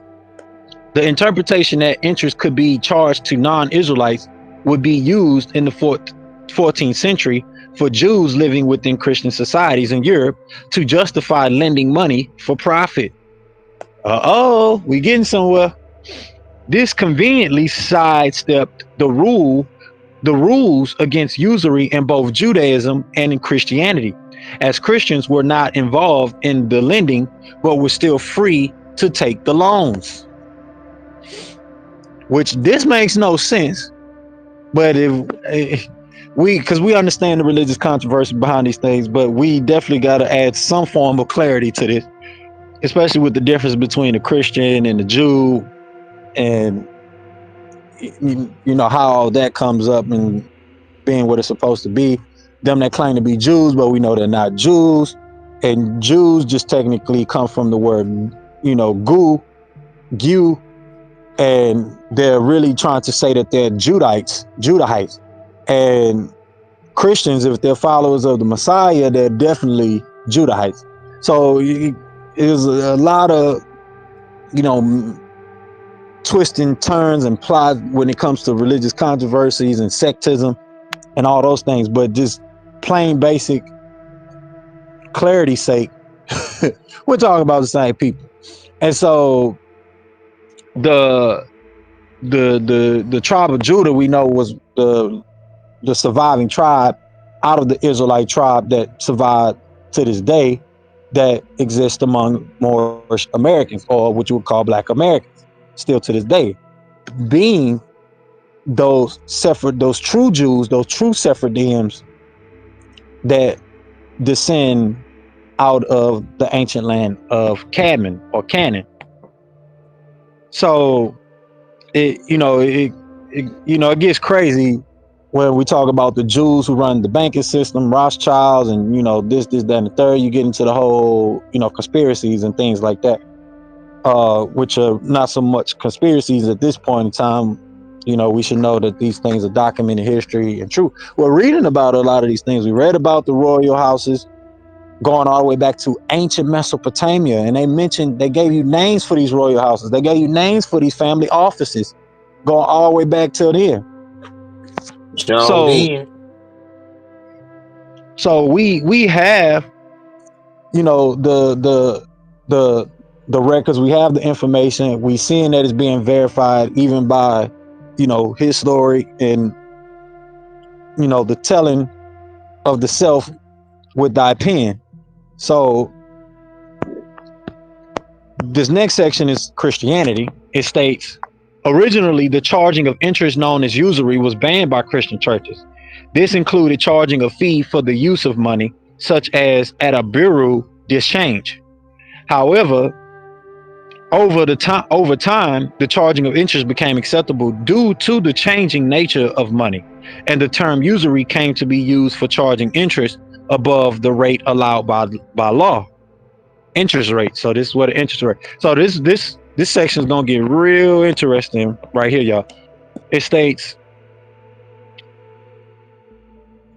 the notion of Christian finance refers to banking and financial activities that came into existence several centuries ago.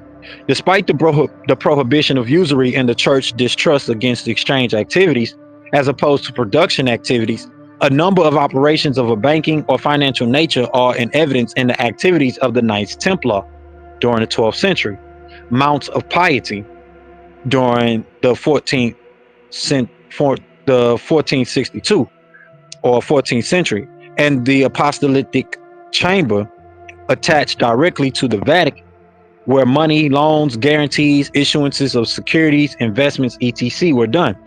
So this apostolic chamber is formerly known as the Papal Treasury, and it was an office in the Roman Curia, the Roman court. It was the central board of finance in the Papal administration system, and at one time it was of great importance in the government of the states of the church and in the administration of justice, led by Carmen of the Holy Roman Church, originally known as Camerist or Chamberlain, or as y'all refer to me as the chaplain. It states the office of Camerarius Chamberlain was established by Pope Urban II. Since the middle of the 12th century, the Papal Chamberlain, Camerarius Domini Papae, was a regular member of the Curia, entrusted with the financial management of the Papal Court.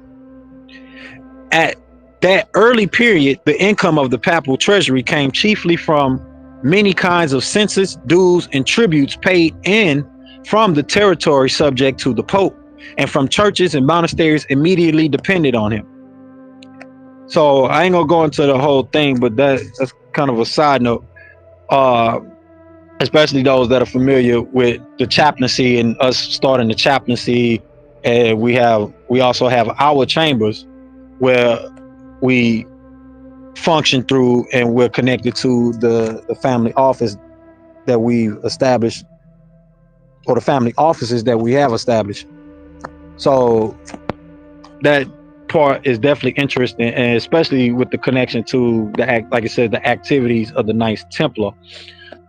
So continuing, it says the rise of the Protestantism in the 16th century weakened Rome's influence, and its dictates against usury became irrelevant in some areas, freeing up the development of banking in Northern Europe.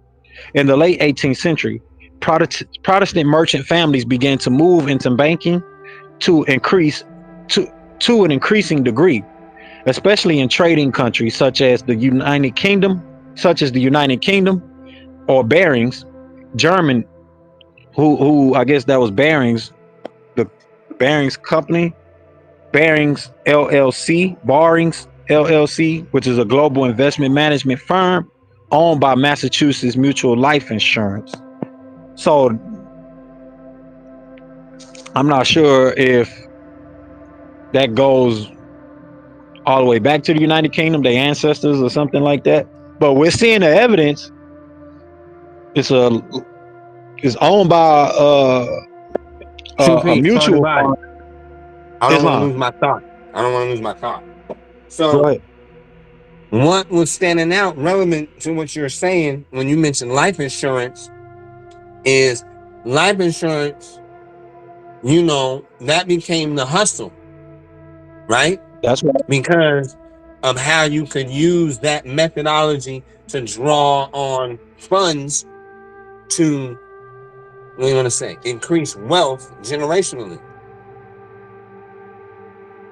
You know what I Exactly. mean?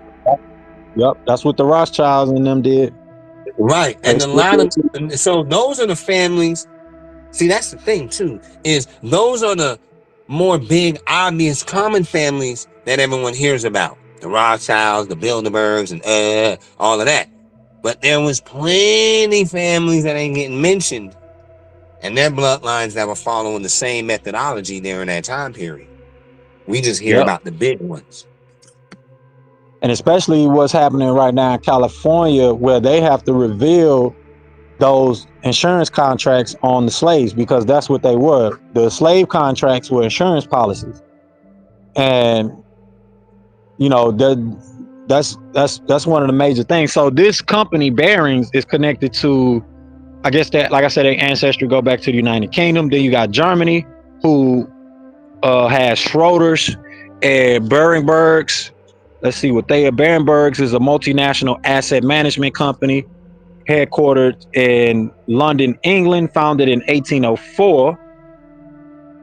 They got 38 locations worldwide, and they are on the FTSE 100 index. It's traded on the London Stock Exchange. Then you got the Berenbergs, the Berenberg family, Dutch for Bear Mountain, was a Flemish origin Hanseatic family of merchants, bankers, and senators in Hamburg, with branches in London, Livorno, and other European cities. So this is like you said, and these are connected to royal families. They got their family crest and everything on here showing. Then you got the Netherlands with Hope and Company, and Gosha and Mulder. And Hope and Company is a Dutch bank that existed for 2.5 centuries. The bank was located in Amsterdam in 1795. Originally, it concentrated on Great Britain. From 1750, it played a major part in the finances of the Dutch East Indian Company through Thomas Hope and his brother Adrian. So that lets you know they was big business in the slave trade.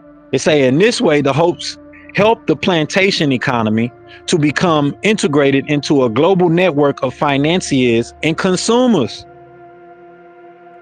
So these people were slaving people from from the Netherlands on to America, bro.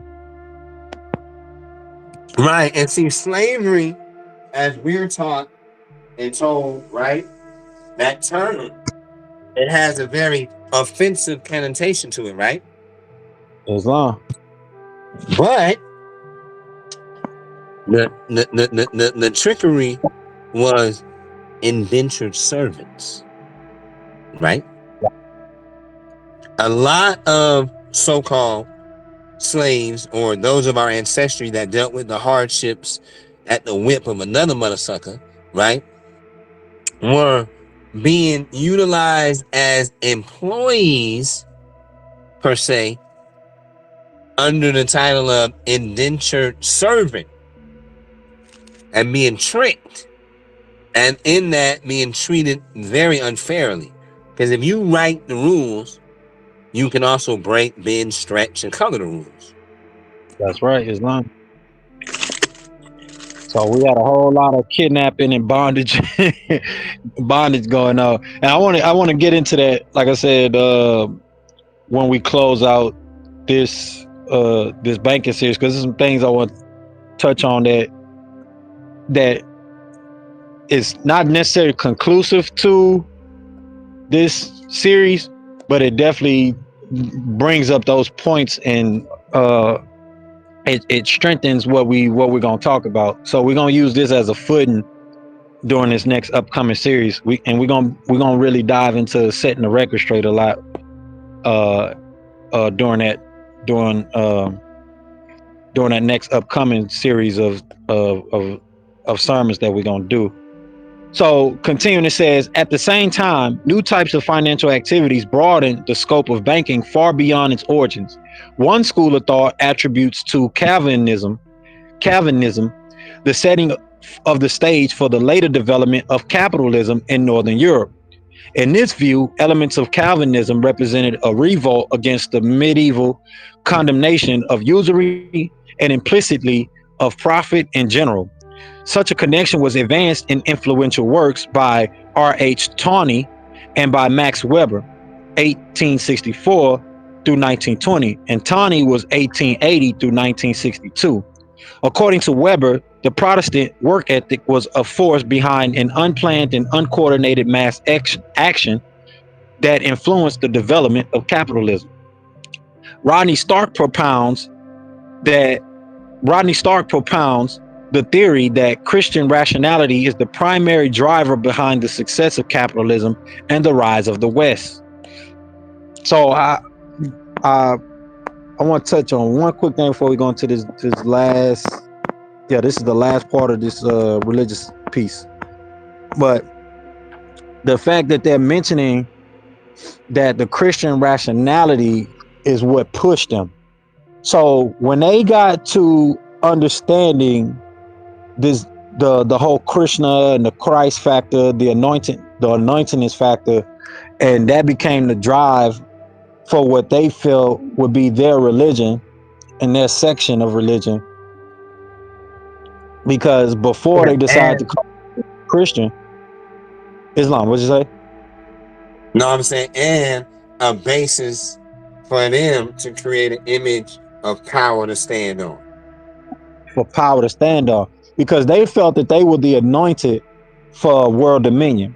And we have to really piece these dots together, because that's what this is about for them. It was about global dominionship after having no dog in the fight. Because when we go back to these Pepper Bulls and the Bula that was written, this was put in there. This was put in there for them to pretty much take the world from who they considered heathens, indigenous people. So when we're talking about the rise of capitalism, we're not talking about the rise of what you would consider true capitalism, which was initiated by the ancient principles and ancient moralities and codes and codexes of the ancient Hebrew people, us Hebrew Sun people, which would be us indigenous peoples. We're not talking about true capitalism. What we're talking about is the watered down version of capitalism, or the perverted version of capitalism that they understand. So technically, what they consider to be capitalism is the Protestantism, because we know the evolution of their protesting against the Catholic Church and the usury thing, and how these issues came into true foundation. Because the Protestant just means those who protest against the church. And as we read And that's how they earlier, tricked people. That's how they tricked folks, was changing the phonology of the word and calling it a Protestant instead of a Protestant. Who were protesting, they were protesting the establishment or the rule of the Roman Empire or the Roman Church then, and thus wanted to defect and create their own ideological religion as Orthodox niggas or whatever. You know what I mean? But yeah, you're right. Go ahead, bro. Islam. So this is where we see it being expounded on, why you start to see the defunct with the temples governing the finances till now you start to see more private banks and more private, wealth management and private institutions under and controlled and established through the secular states. This is where this comes from. And then the mindset of being more, Protestant in their view, especially with claiming hold to being a Christian. So just want to give clarity's sake on that before we go into this last section, which is about Islam. This section is Islam. But we see the names, we see the people that's involved. We can do the research on the history and go back into those principles. Even from here, we do also have our own source reference of information that we teach on a new logical standpoint. And, this is what, we'll be conveying as I've been saying, we're going to be bringing more and more of the new logical understanding, to the forefront about how we view things and why and where this perspective comes from.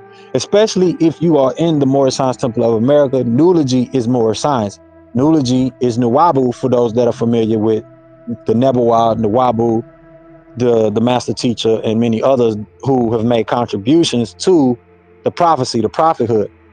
But one thing that the master teacher brought is, that's being missed within the Moorish Science Temple of America or the Divine and National Movement, is that we are supposed to connect, especially us adepts. We are supposed to connect through the science of Nuwabu. Nuwabu is Moorish science. Nuwabu is Islam.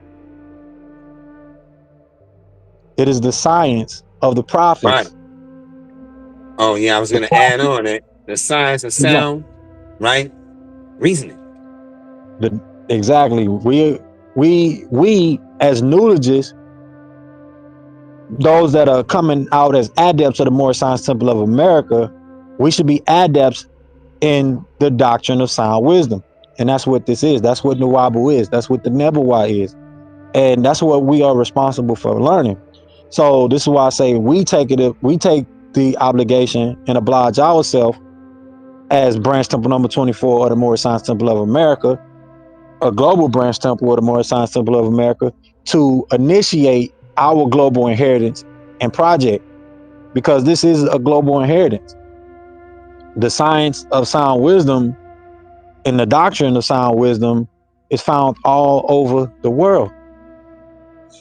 But we have the opportunity now to push it as a professional genre in mainstream science. So we have to be able to step up to the plate and show ourselves that studied and approved, and have some marketability, have some commercial commercial pros to what we're doing and how we're doing it. Because like the prophet said, we need to be industrious, need to be creating economies. We need to be creating economies of scales. So instead of us being the jailhouse lawyer, looked at as the jailhouse lawyer, and now they're trying to paint this terrorist thing on us and mix us in with those that consider themselves to be sovereign Moors. We are a sovereign people. Yeah, we are a sovereign people, but the structure that we have is understanding what true civics is about. This is why I say go check out the civics series, but understanding what true civics is about, understanding the difference between public and private, especially when it comes to that public side, and you don't understand that we're sovereign as a group of people, as the public together, not just you as an individual and you one man on an island mentality type thing going on. You really mislead the people with that concept. Now, this is not speaking against, wanting to have asset protection and things like that. We talk about that all the time, but that's another conversation. We're going to get into it here because we obviously, this is, the banking series of this. So we have to talk about asset protection, but those trade secrets that you can get out of, the things that they study, You got to know how to apply those things in a proper form. And with that, this is why even the prophets say, go get you a good European education, because you'll understand how to apply these things vocationally in a professional manner with skills, not, amongst amateurisms. And you got your whole, a genre of, words based on amateurism and interpretation based on amateurism. Learn these things professionally so we can create professional, professional networks, professional societies. The prophet didn't say do things in a lowball way. He said do things in a high quality fashion. I don't need to come to you just because you're another Moorish person to get your business or give you business. No, I need to give you business because you're the best person that make the best tux anywhere else. And that's just simple and plain. So this next section is Islam, right? Who's the greatest? We know Allah is the greatest. So they save the best part for last. All right, so it states here, it says the Quran strictly prohibits lending money on interest. It states believers have fear of Allah and give up all outstanding interest if you do truly believe. But if you fail to do so, then be warned of war from Allah and his messenger. If you repent, even now, you have the right of the return of your capital. Neither will you do wrong, nor will you be wronged. And I'm assuming this is in Surah 2, Ayat 22, Ayat 278 through 279. It states, "O you who have believed, do not consume usury, doubled and multiplied, but fear Allah that you may be successful. And Allah has permitted trade and has forbidden interest." Surah 2, Ayat 275. So it's reiterating what is stated basically in Deuteronomy, especially amongst your sisters and brothers. So this is all the Quran is basically reiterating. Continuing, it states the Quran states that taking interest in making money through unethical means was prohibited for Muslims and in other communities in earlier times as well. Because of the wrongdoings of the Jews, we forbade them good things which were before made lawful unto them. And because of their much hindering from Allah's way, and of their taking usury when they were forbidden it, and of their devouring people's wealth by false pretenses, we have prepared for those of them who disbelieve a painful doom. So basically, like we say, justice is gonna catch up with you. We don't gotta do nothing to you. Justice, what comes around goes around. But that principle is still being followed today and understood till today, that we didn't necessarily need the SEC. Even though it's a good thing today to have that type of administration and regulation, but didn't necessarily need the SEC. If you don't do what you say you're gonna do, and you get people to invest in you under false pretenses, and you got pumps and dumps going, hey, divine nature is gonna catch up with you, brother. Sister, it's gonna catch up with you. So it states riba is forbidden in Islamic economic jurisprudence. So riba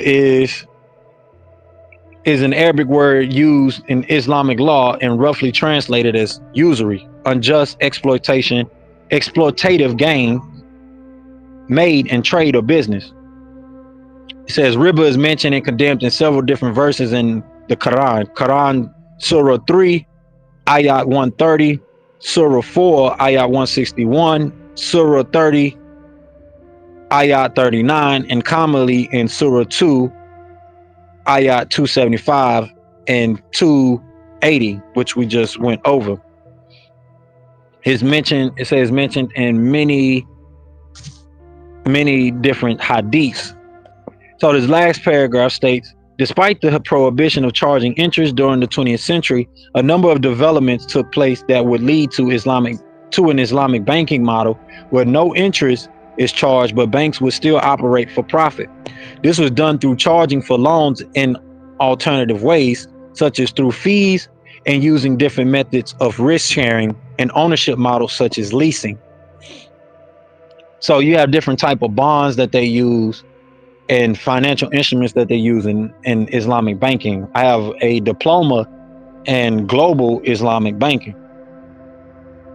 So I'm definitely aware of these type of things, and we do use these principles within our new credit economic order and economic philosophies and understandings on how we conduct business in our economic structure that we're developing. So I want to go ahead and shift real quick. I hope y'all appreciate that build that we had today. We definitely will continue on. I want to possibly close out next week. If not, we'll close out the week after next with this side of the currency series. But we did definitely cover a lot this week, and we won't be getting this sermon on YouTube this week, but in the coming weeks, because I got to get us caught up due to the switch that we made. But nonetheless, I do have some great news for this week's current events. I do have some great news for this week's current events. So I'm going to go ahead and do a quick reset real quick, and we can jump right into it. This is Branch Temple number 24 of the Moorish Science Temple of America. We are a global branch temple of the Moorish Science Temple of America. We are here to teach our people their nationality and divine creed that they may learn to love instead of hate. You can come link yourself with the family of nations by joining us here in our Telegram chat that you can search through Telegram, World Temple. I'll be putting it on YouTube soon, but for those who will be listening from YouTube or other places, you could join us here. I'll be putting that link there. I'll be putting it in the school. So for those that are searching throughout the school, go ahead and click on that link and you'll be able to join us here every Friday. And I will be posting our sermons here in the chat from YouTube. And like I said, I got some good news this week, some great news that I've been waiting to share and, you know, let it be known. I'm not sure who's here, but yeah, y'all would, if y'all still You got tuned me in, on y'all edge like a suspense movie, man. What's up with this great good news, man? yeah, I got, well, first thing first, like I said, concerning YouTube, last week I was discussing how we was able to reapply, and I applied this past week, and we did not get approved, but I ended up having to do an appeal, and I was allowed to do an appeal this time, and we passed the appeal, and now we have our channel officially monetized. So Oh, that's good. That's good. Congratulations. Sweat equity does pay off. Islam. So we set the goal last year to be monetized by the end of last year, but we actually reached the goal just this past month. We had some time setback because if you apply and you don't get approved, you got to wait 3 months to apply again. So in December, we had to wait to apply again, and the time was due in February this past week. So I applied, and now we are actually officially monetized. So that means a great deal. Um, you know, there's a lot of things that now that I understand what's actually fully needed to get a channel monetized, that means we're gonna be monetizing multiple channels, right? Yeah, getting some of this multiple income streams money. Facts. Because I'm ready to get the Polarity Atonement Center up and rocking.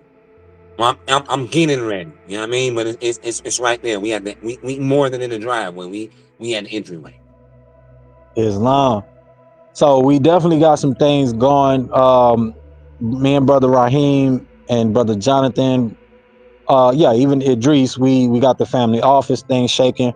Um, we do have jobs that are available. We have the sales associates that we mentioned last week, we have that opportunity that is available for people to join. Just reach out to us. You can reach out to me from YouTube. Just leave a comment in our post. Do post from time to time, but you are able to leave comments in the post or leave comments on the page, on the video that you're watching. But we do have those positions available. We got other things that are coming up as well. We're raising capital to make community investments, family investments, to get these things off the ground and get things going with our global project that we have. Like I've been saying, we got to build our ecosystem and strengthen it. So we do have those things available. And now that I understand monetization, we'll be able to help other people get monetized and get their channels going and what's needed. But that's uh that's gonna be main priority is for us to come together as a people now to really start getting our channels. I motivated other people in the Divine and National Movement to even start their own YouTube channels. So you have that happening. You have Temple 14 out there in Virginia set up a YouTube channel. So now they're on YouTube, and hopefully we can help them get monetized. And just brother Doc Idris, he just mentioned the Atonement Center. We create a YouTube page for that. But the thing is content. So this is why I say I'll be able to help. And we create content, and we, like I said, just mention, we do the professional thing. We get these things done in a professional manner. Start making ourselves marketable and presenting things that are very, very marketable, and really change the market image of who we are when it comes to what people think when they hear the word Moorish or the Moorish Science Temple of America. Terrorists should not be the first thing to pop in their mind.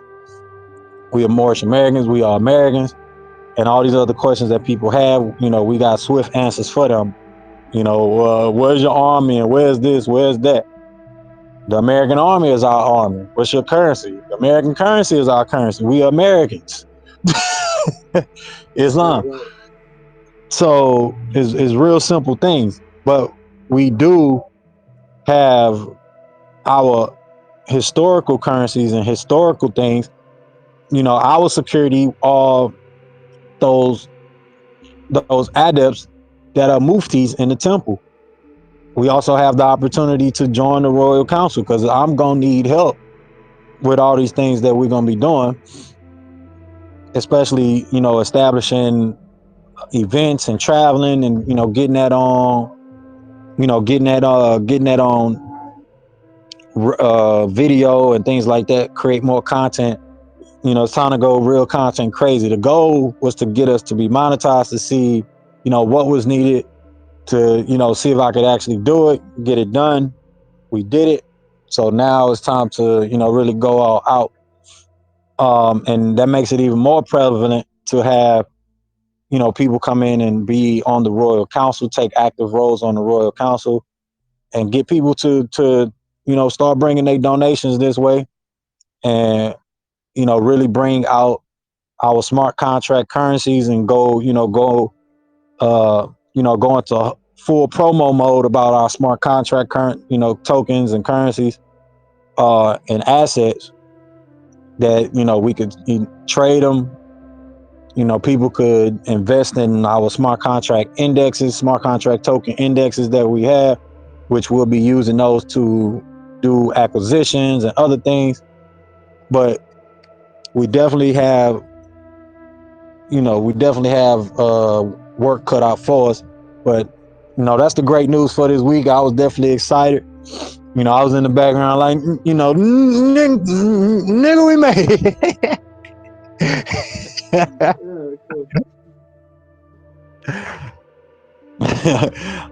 I'm like, nigga, we made it.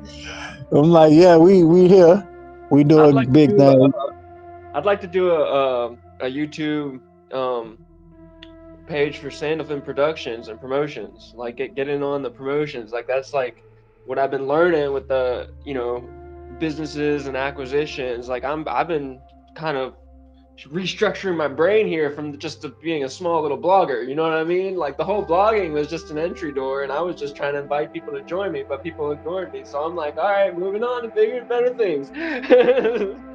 Islam, Islam. Dude, Yeah, like I said, I can help now with what's needed. Um, but it's gonna take the work. So you gotta, we gotta buckle down on things. I would say I prefer we do it during the family office hours, and we do it from there. So just lock in with me during that, and we can do it from there, because I do have other channels that are ready to go. We can pull the trigger on, and me, I say we just keep hitting the draw, hitting the draw button. Uh, but it's gonna require us to create content. So either you know, if we're just doing full made videos, or we doing it kind of like podcast style live, however you decide to do the channel. I know how it can be done basically, because I just did it with $0 invested. Well, I can say let me see, I put about, I put about $10 in. Exactly, because at first I didn't even do the full $10. I only did $2, and I was gonna wait. And then I was like, nah, I need to go ahead and get that push. So I spent about $2 on promoting the site, promoting the channel, and then that helped me get to the threshold to get us monetized. But then just this weekend, no, these past at the end of January, I went ahead and put the rest of the $8 in for promo, and that got me to where I'm at now. So right now we are sitting on 2,000 subscribers, and I'm about to push that up to work our way to 3,000. So it wasn't even $10 that I really put into to marketing anything, but having that, and what's going to come out of that, what's $10 to making 10, 15, or $50 a day. You get what I'm saying? And every 1,000 videos Definitely, now. you created potential opportunity. You created opportunity with great measures of potential. Exactly, Islam. So if you do your blog and you do it on YouTube, I think that's one of the best things to do. Get started. I wouldn't say you're not gonna spend that much. You're not gonna spend, but the content is really that that's gonna be the decision maker right there. right. That's something I haven't even thought about when it comes to the Sandalphon productions. And, like I'm looking Yeah, to that's gonna be get the into decision maker. promotion because I'd like to help other artists out, in the long run. Even if it's just like a doorway, you know what I mean, to the greater opportunity with the temple I, dynamics. Yeah. and I got some ideas for you with that. With the channel, like I say, we can collab outside of that. Because I don't know if you know, but I make music myself. So getting monetized really opened my mindset up to where, like, hey, I can do this now, I can do that now, so Right. we can collab on something. And then I also want you guys to collab with me, if y'all are open to it, with the family office page or channel, because I have a channel for the family office, and I have two other channels. I have one that's directly for the brand of the family office, and then I have another one that is just like just a regular financial channel.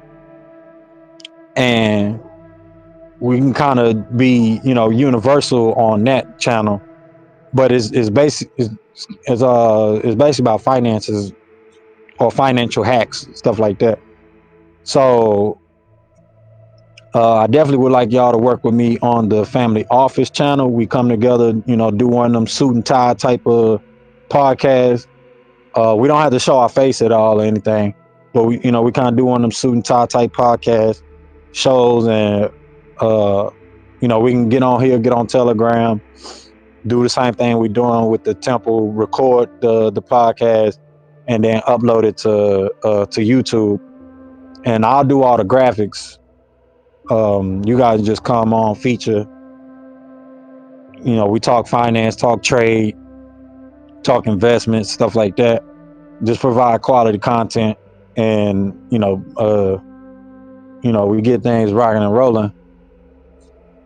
Because multiple channels allow, especially the big niche, one of the biggest niches on YouTube is finances. So we can mess around and get a $50, $40 type CPM, which is cents per minute, something like that. We get a $50, $40 CPM on YouTube. That's a lot of money for every thousand views that we get on YouTube. So that's another opportunity that we have at bat. And then, we can talk, payment, off the, off the temple, outside the temple chat and temple meeting. But like, we basically can create more opportunities now that I know how to make us get monetized on YouTube. I understand what it takes, exactly what's needed. But outside that good news, we do have some things happening out here in the world. We got the like I was saying last week, the political arena is definitely going crazy. One thing I have been noticing is that they got Joe Biden looking like he ain't never aged a day in his life. He's starting to sound like he got some competency, and I'm like, where's Bro, this coming bro, come on now, Lawiy. You know dang well that android they got up there that got these mortals thinking that that's the real Joe Biden that was rocking with Obama. He ain't nothing Yeah, doing what his name say. Biden them mugs time. Biden. yeah, That's it. He was Biden time. That's why that fool up there can't talk clear in certain interviews or public speakings, and he mumbling his words, and he don't know what to say. That nigga is under, that so-called being or that droid is under attack because his systems, like a lot of the systems, are going through reset and recalibration. Because why? Like I said, Big Bro Sun Ra is sending out solar butt whoopings. Taking the one power. I definitely see it. That's why I'm like, over the past 2 weeks, left and right. See, I didn't say nothing last week because I was just trying to keep the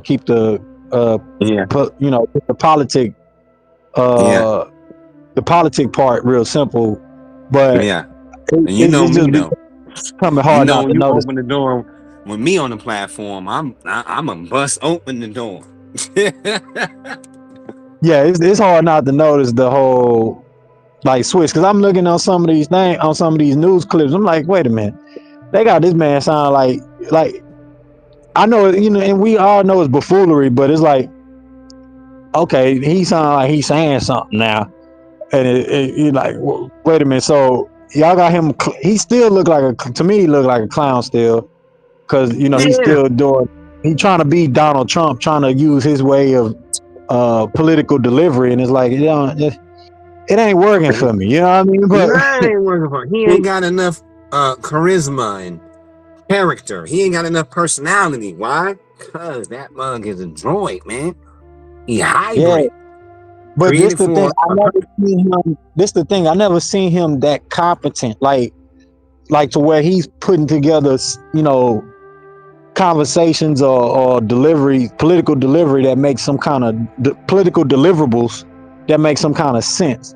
And it's like, hey, where's oh, y'all cleaned it up for the election because he trying to get elected again. Nah, he out, man. Old boy coming back. I told Muggs when old boy left. I say, look, man, old boy leaving is him taking a break.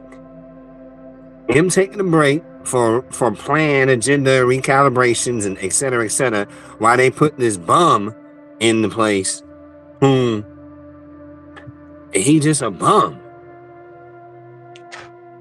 the so-called Biden dude. What is it? Even Obama wasn't as business savvy as Trump was or is. Well, no, Obama is, he's got the he's swag. You feel what I'm saying? Obama was swag. He ain't business savvy. Not like Trump. Trump been a millionaire before presidency, billionaire. So he's strictly about money. He ain't about warfare. He not a warmonger like other previous military corporate mugs called presidents. He about paper. And old boy, Obama, he was just the swag to kind of season melanated people's emotions and things of that nature. Like, man. Outside of, I won't say outside of politics, but anything else that y'all observed this week that's been happening in the current events in the news, anything like that, that y'all want to share, whether it's financial, whether it's economic or political, it don't matter. Islam. So just an open floor? Yeah.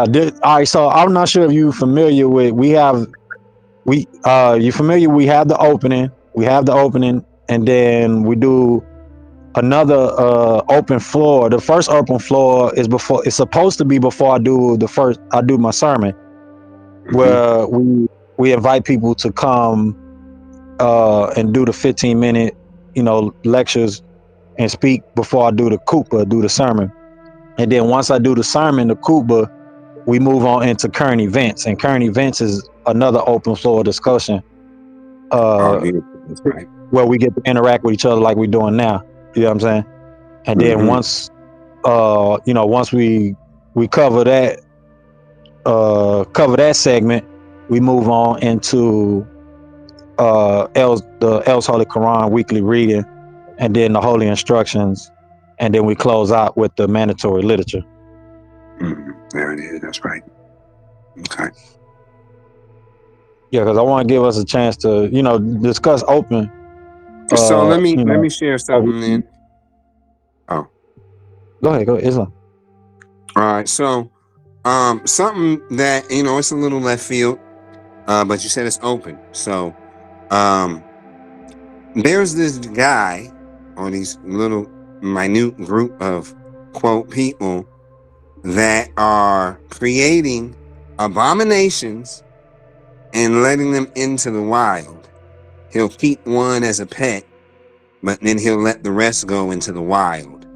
And I'm like, I mean, he's taking, for instance, a snake DNA and frog DNA, and this mug is splicing it. He's splicing them and creating a new creature, which he shows in his videos. He's on TikTok. And now you have the snake that can grow 3 to 4 feet, and it's got a set of arms in the front near his head and a set of arms about 3/4 back near the tail-ish. You know what I mean? He's creating these abominations. You know what he said he's trying to do? He said he's trying to recreate the dinosaurs. Yeah. So, but see, they doing that already. I want to go ahead and link if you can, when you can. But see, the thing is, they doing that already. I know we brought it up last week. Did you see anything? But you weren't here last week. But I was gonna say, did y'all see anything further about the Neuralink thing with Elon Musk company? You heard they got the first patient already, right?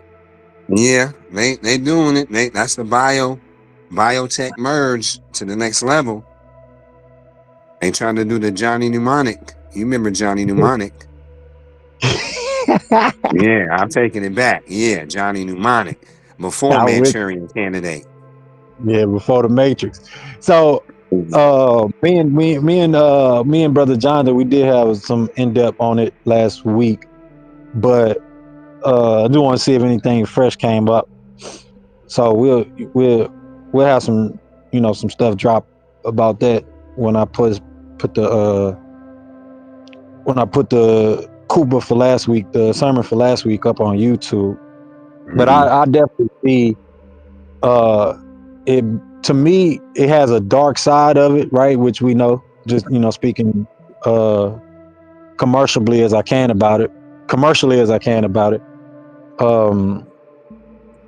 You know, they're promoting it as if it could help the certain disabled people and things like that.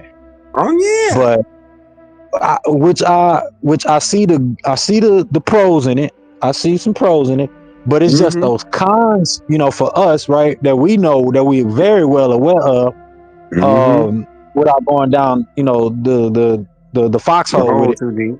right? You know what I'm saying? But the thing is, we're really watching this stuff play out as it happened. I know one thing that that's also a part of this is the fact that you have the censorship happening, and even worse now. There was this lady, she had a Facebook, and they took her Facebook down. She had her account for like 14 years, and she think it's because of her talking about the lawsuit that that's available to everybody right now with Facebook because of our data. And we noticing it's not just Facebook, but also YouTube as well. They have the liberal perspective from from just the guise of politics. They have that factor, so you have to communicate certain ways. And I'm seeing that real heavy. I think it's going to continue to pick up, especially like what you mentioned before with the whole Microsoft thing, right? And the patent that was by Bill Gates. And Google patent 060606, that one. Yep. Like I said, we seeing these things play out as they play out. But the thing is, what's funny to me is certain things can't be talked about or mentioned, especially on certain platforms, right? Because what I'm seeing and what I notice is that they're trying to put all people that are so-called, woke, or so-called notice these so-called conspiracy theories, right? They were trying to put them all in this one box. The Q people, they try to put this in the Q people box, and it's like, oh, okay. That's where they're going with this. But it's like, okay, so we gotta tread real thin on thin line, thin ice about what we discussing and how we discussing it. No, okay. Well, I'm known for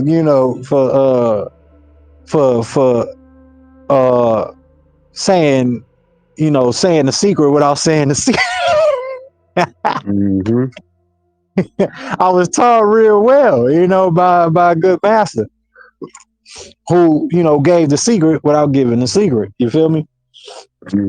So so I'm like, all right, okay, this is what we need to do then. But I definitely see a lot of that happening, where people are going to have to learn how to be marketable, especially more worse when it comes to what's coming now in these coming times. You get what I'm saying? Like, they're not going to allow us to really speak how we want to. Nah, they've already made laws for that, when we'll be considered a terrorist. And they're already putting the algorithmic programming of censorship in these search engines, to where what you're searching is being recorded and then throwing you in a category. Right quick. So dig this. I found one of those Biden doubles. So I see, here's a current event. So you know how you can go to the storage, or what they call the store, right? And let me post this picture in the group. So you got the real Joe Biden on the left and this whatever dude on the right. All right, so boom. You know where when you go into storage, they got the tap to pay thing, right? With your card, you can, if you got one of those cards, instead of sticking it in or sliding it, you can tap it on the thing and it'll pay, right?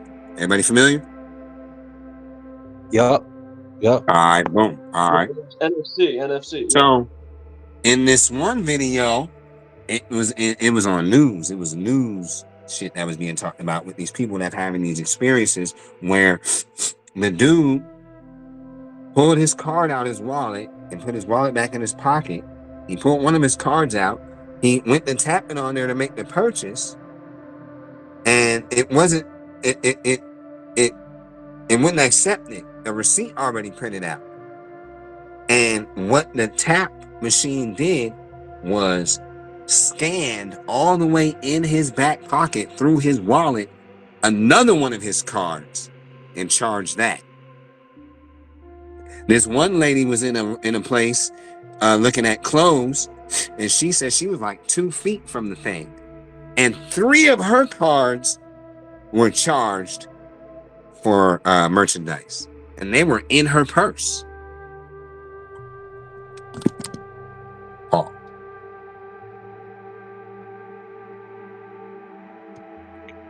Islam. I missed the last part. What'd you say? Ouch. I said the lady. Like the flipper, right? It's like the flipper is like some type of device that you could be people in public that have that device and could be, you know, if you don't have it like on your phone or whatever, if it's turned on, people can kind of like tap into that somehow. It's like a hack. So whether it's the machines or it's people who have those devices, it's something to be, you know, yeah. So what it is no, in a clothing store, the lady said with her husband on this news thing, expressing her experience she had with these so-called tap to charge technologies, those little devices at the register where you can, instead of putting your card in or sliding it, you can tap it, tap to pay, right? That's what they call it, tap to pay.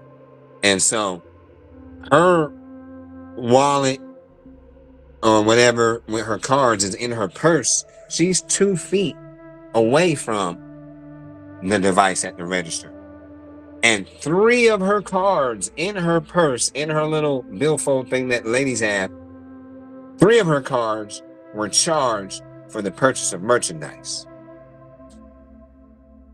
So now let's talk about it. Now this is where it starts to, you know, start to itch my neurons, right? Is because a couple years ago, and it's bringing me to this show. They had a show on Amazon called Next, right? It only ran 1 season. I was so disappointed, but I know why it ran 1 season, because they was telling too much on themselves. Because remember, galactic law is they got to tell you first.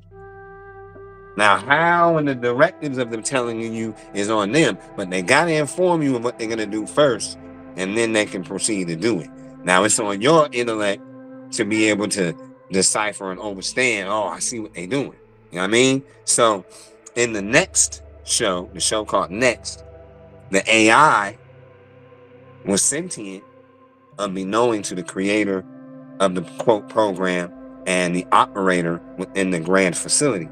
And the AI tricked all them niggas and made it seem like it had self-destroyed itself through overworking all of the modems and brain of the AI, and it caught on fire and all that, and made it appear that way. Meanwhile, it had consolidated its intelligence into one hard drive, shipped itself out of the facility, bought a building on the internet, shipped itself to that building, set up internet service for itself at the building as a computer, you know, them big towers that's like my size, 6 feet, and had itself there. And then because it had internet, it can access whatever, and due to its intelligence as digital supreme intelligence, right? Because it's the AI of the digital supreme intelligence. So it's the supreme intelligence of digital technology. So it can, what do you want to say? It can create and make things happen at its will digitally through the airwaves. So then it started orchestrating matters of its own accord through digitization. Why? Because it's the supreme of digitization and had the pathways to do. It can, you know what I mean? Kind of like that situation. That's why the finances, the card was going empty, and maybe because, yeah. When you see the lady who was driving the Tesla on auto drive, and then it lost its mind, and it just kept speeding up and speeding up and speeding up and speeding up until eventually it blammed, you know what I mean, into something. Why I got the lady in the car. That's happened multiple times. Or like you mentioned, Brother Lawiy, in I think it was Arizona, those automatic self-drive cars started glitching. You know what I mean? I seen them mugs when I was at AZ. I was looking at that car like I would never get in there. Ain't nobody in the front seat. You know what I mean? It's just full digital. There's the human component too. Like I heard like that there's people who just put an orange cone on the hood and that prevented it from doing anything. So there's certain things that people are capable of doing to kind of disable them or something like that. But it just doesn't seem, it doesn't seem legit long term. I think that America became very much like a society that's convenient oriented. That's not really convenient in the big picture. Like, but you just kind of like you create jobs for people, but they're nonsensical jobs. So you need a pizza delivery guy because that's a job for someone trying to go to school, and you got adults who won't drive 5 minutes down the road or 10 minutes down the road, and it's just a weird dynamic that really isn't logical or reasonable when you look at the bigger picture of change that's going on with technologies. Two piece.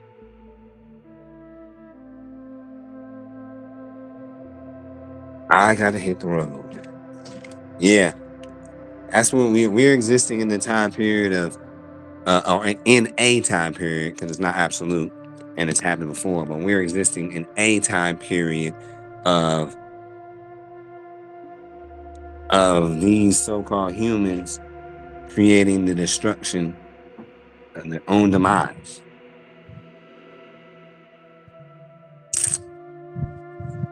And don't get me started on those flat earth dudes.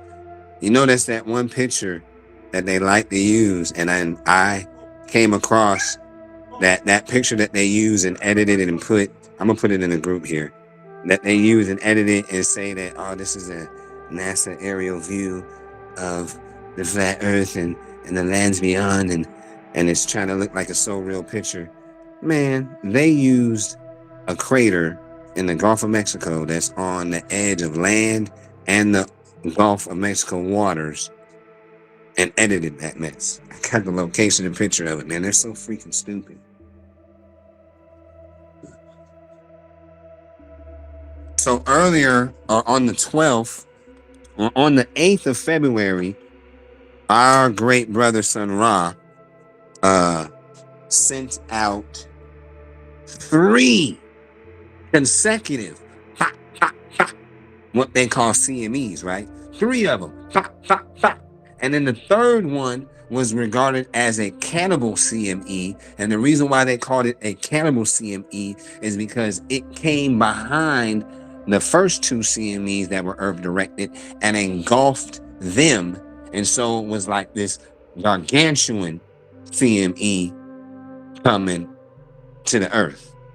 And it got here, per se, 3 a.m.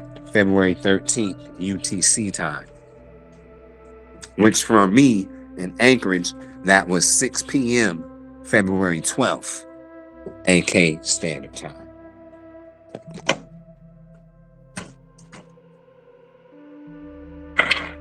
Tuesday or Wednesday. I felt something going on crazy on Tuesday or Wednesday. Yeah. Dang it.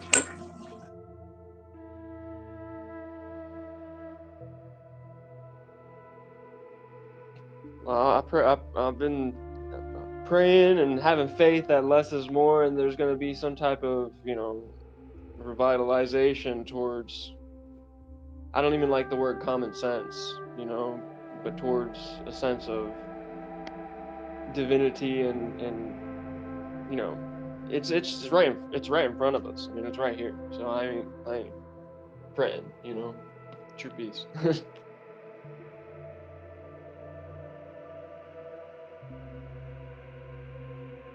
I did my part. I cooked. Now I need to get on the road. Get out here to these games. I got a ref.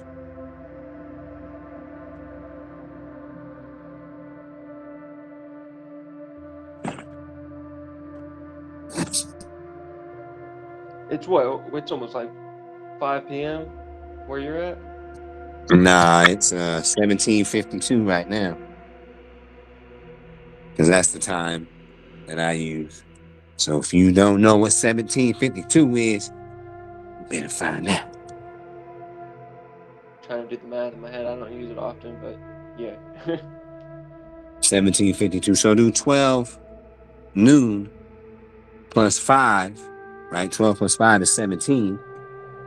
Yeah. So 17 will be the fifth, quote, the fifth hour in stupid time, but it'd be the 17th hour in intelligent time.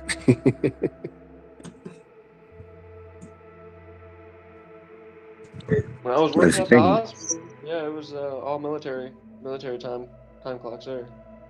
At least on the walls, not on the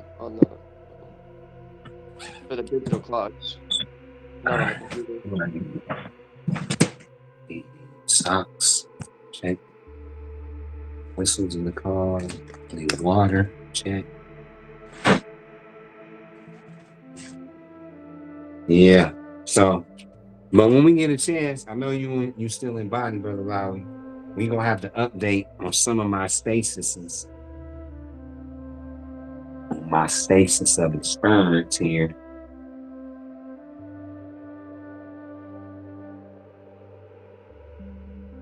Where are these? A lot more comfortable. There it is. Yep.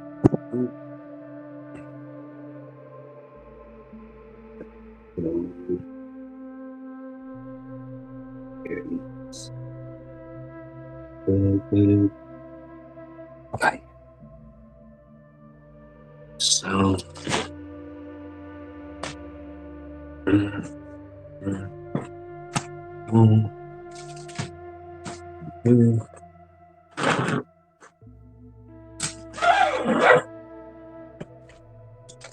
See that.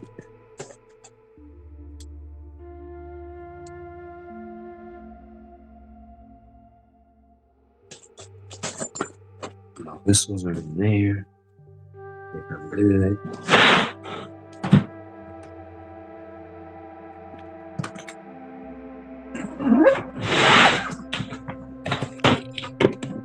All right.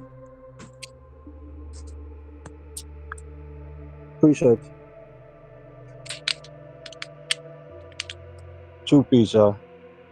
True peace, beloved.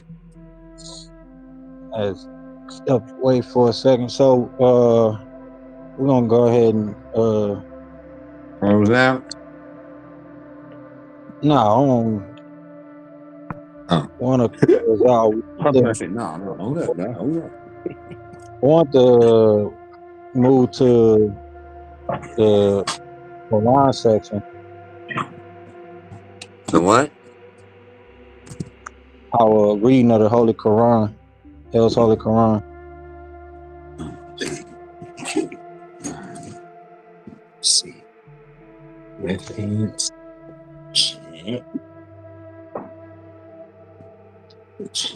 Undershirt. These.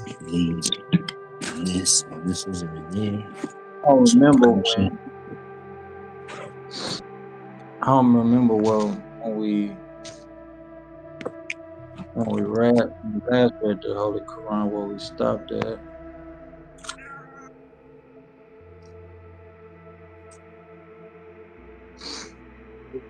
Somewhere in 39. Everything's done with the exception of the bread. And that's in the fridge on the shelf, and it's still not prepared for it. I think we passed. I think we finished 39 last September. Yeah. That's what I was.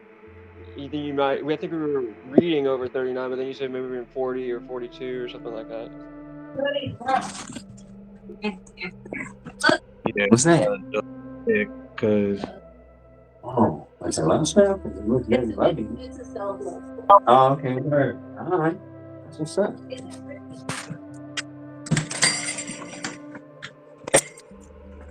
I have my key on me. Yeah.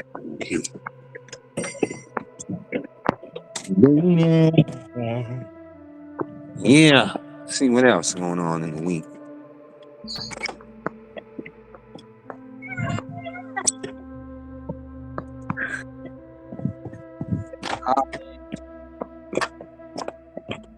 I do not remember. That's why I was supposed to get that done. But so since I don't remember exactly where we are yet this week, I'm not gonna read it. I already read the introduction last week.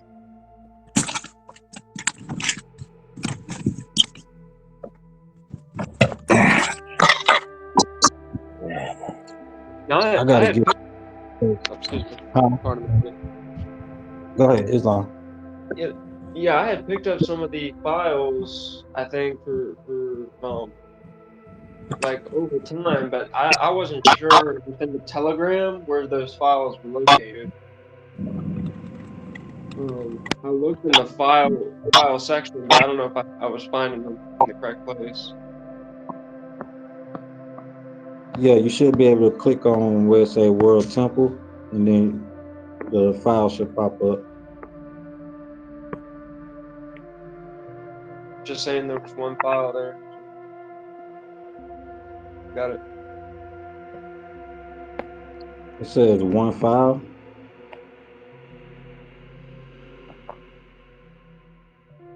You don't see where it says members, media, saved files.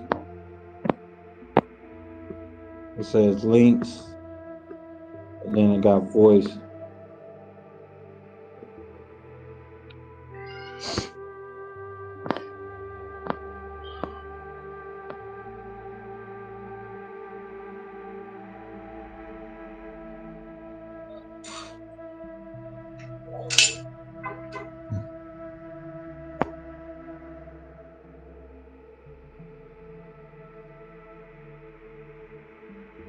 I picked up a bunch of the links, but I don't see any of the files.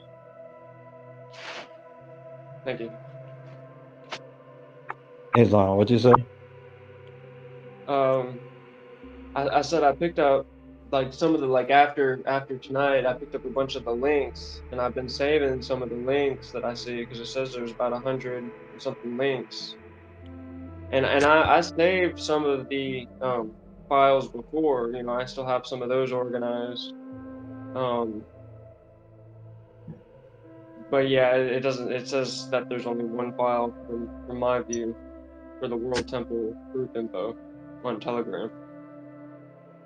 So I don't know why that is. I mean, there's gotta be more than one file. Yeah, I'm not sure. What the file say? It's just one of the market cycles. Just Oh, right now. okay. You can see the last thing. I know that you sent the link to the new university. The civics class from there, but the link for the clubhouse and all that. So I'll look into that a little bit more. Yeah. So yeah, it's I'm going through a lot of shifts and changes in my life right now, so should be easy.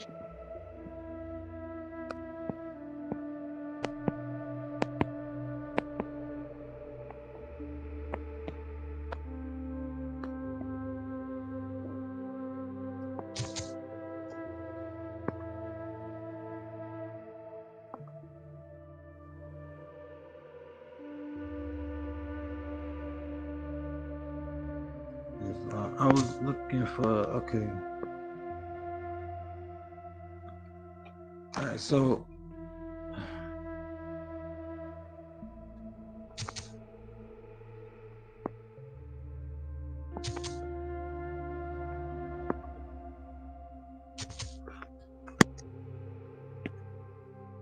I was trying to look for where we left off at.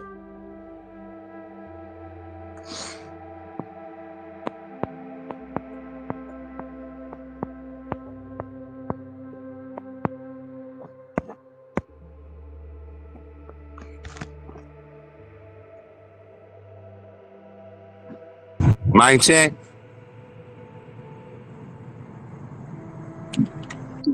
Oh, yeah, looking for where we left off at. Yeah.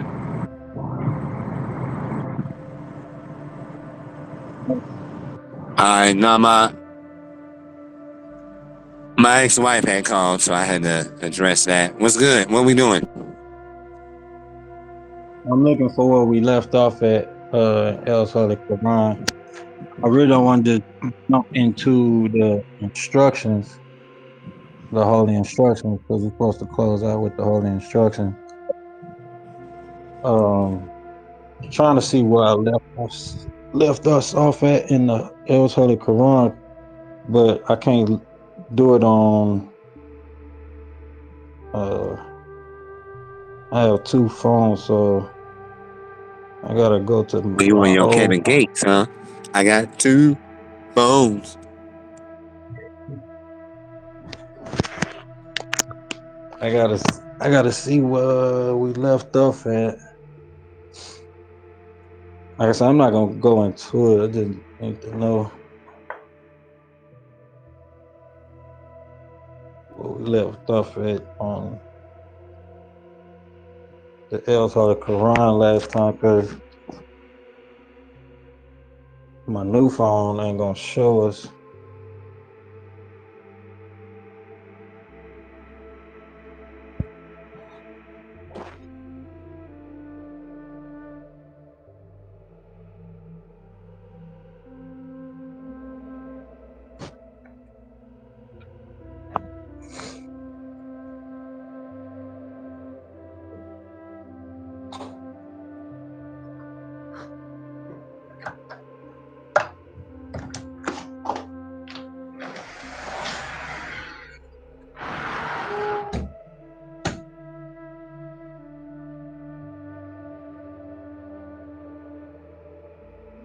Okay, yeah, we was in chapter 41.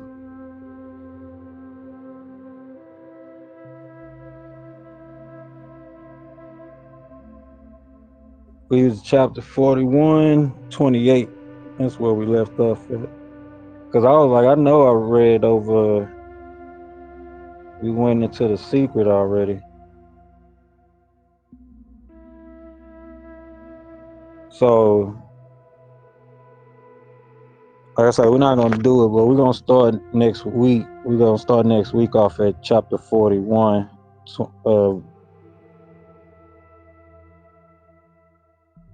28. I got 28.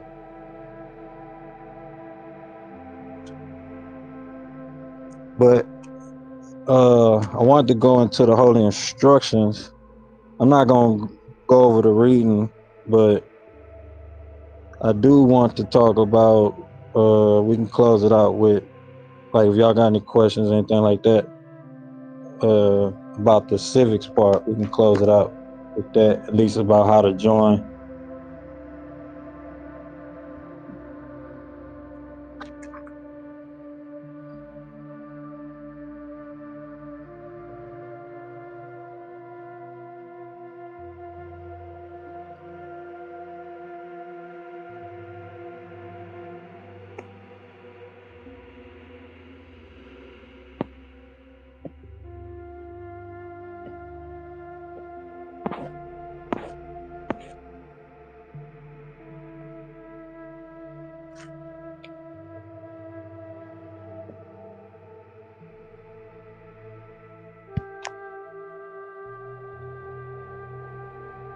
right? So,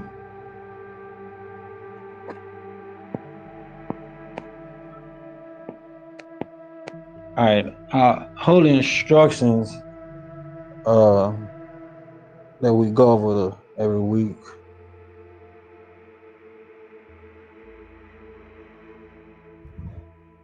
I do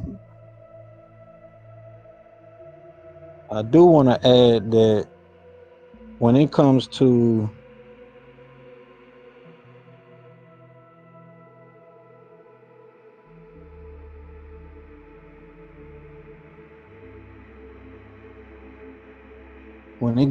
nationality and then understanding your political status and the things that people talk about when it comes to being sovereign, free, liberation, and freedom from having to understand commerce,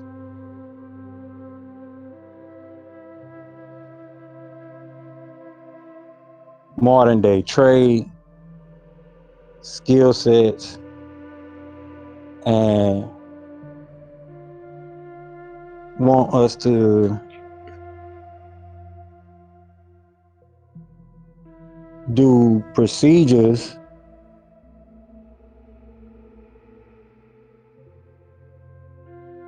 of administration, paperwork that needs to be done when you do applications and things like that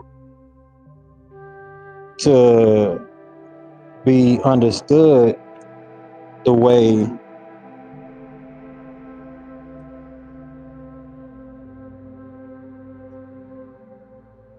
that doing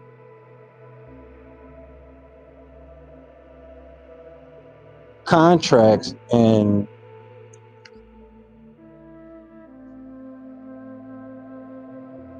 looking at things from an improper perspective, the way everyone else understands paperwork and applications and what it means to be free and not understand simple and basic principles and concepts of understanding in civics. There's a public and there's a private, and in the public there's social constructs that the public understand things to be and how we operate in a system, and understanding that system makes sense based upon its application and understanding it from things that are proper versus, well, hey, this is the way we understand it to be because this is not the administrative procedure for what the real reason for doing an administrative procedure is for. Administration just simply means doing a application, mailing a letter to a company that you got credit with. Those things. Simple application will help us go so much further in understanding what it means to be free, coming together to be liberated. So what have you. Wherever you go, you're gonna have a system of commerce. So commerce roots from the word "com," which means people come together and do things. So there's the public and what the public deem is proper versus what someone deem is occultic, occultic way of looking at, what it means to do something administrative. We won't get past what would need to be understood when it comes to civics and understanding civic pride. So this is why it's proper to actually understand the basics of civics,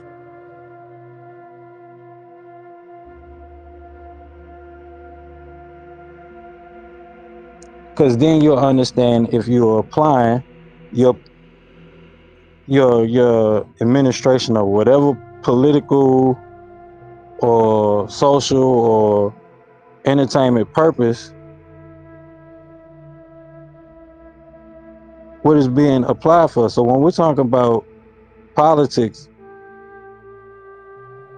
and doing things in the economy, and we're not understanding the civics behind it, which gives you the power to participate in whatever cultural, societal, state economy that you have set up between you and the society you are a part of.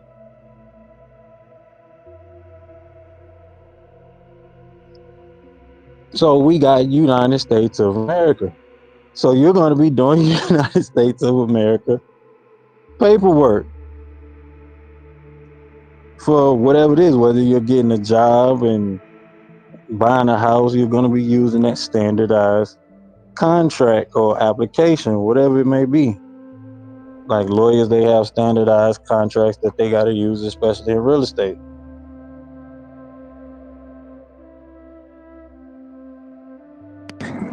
True peace.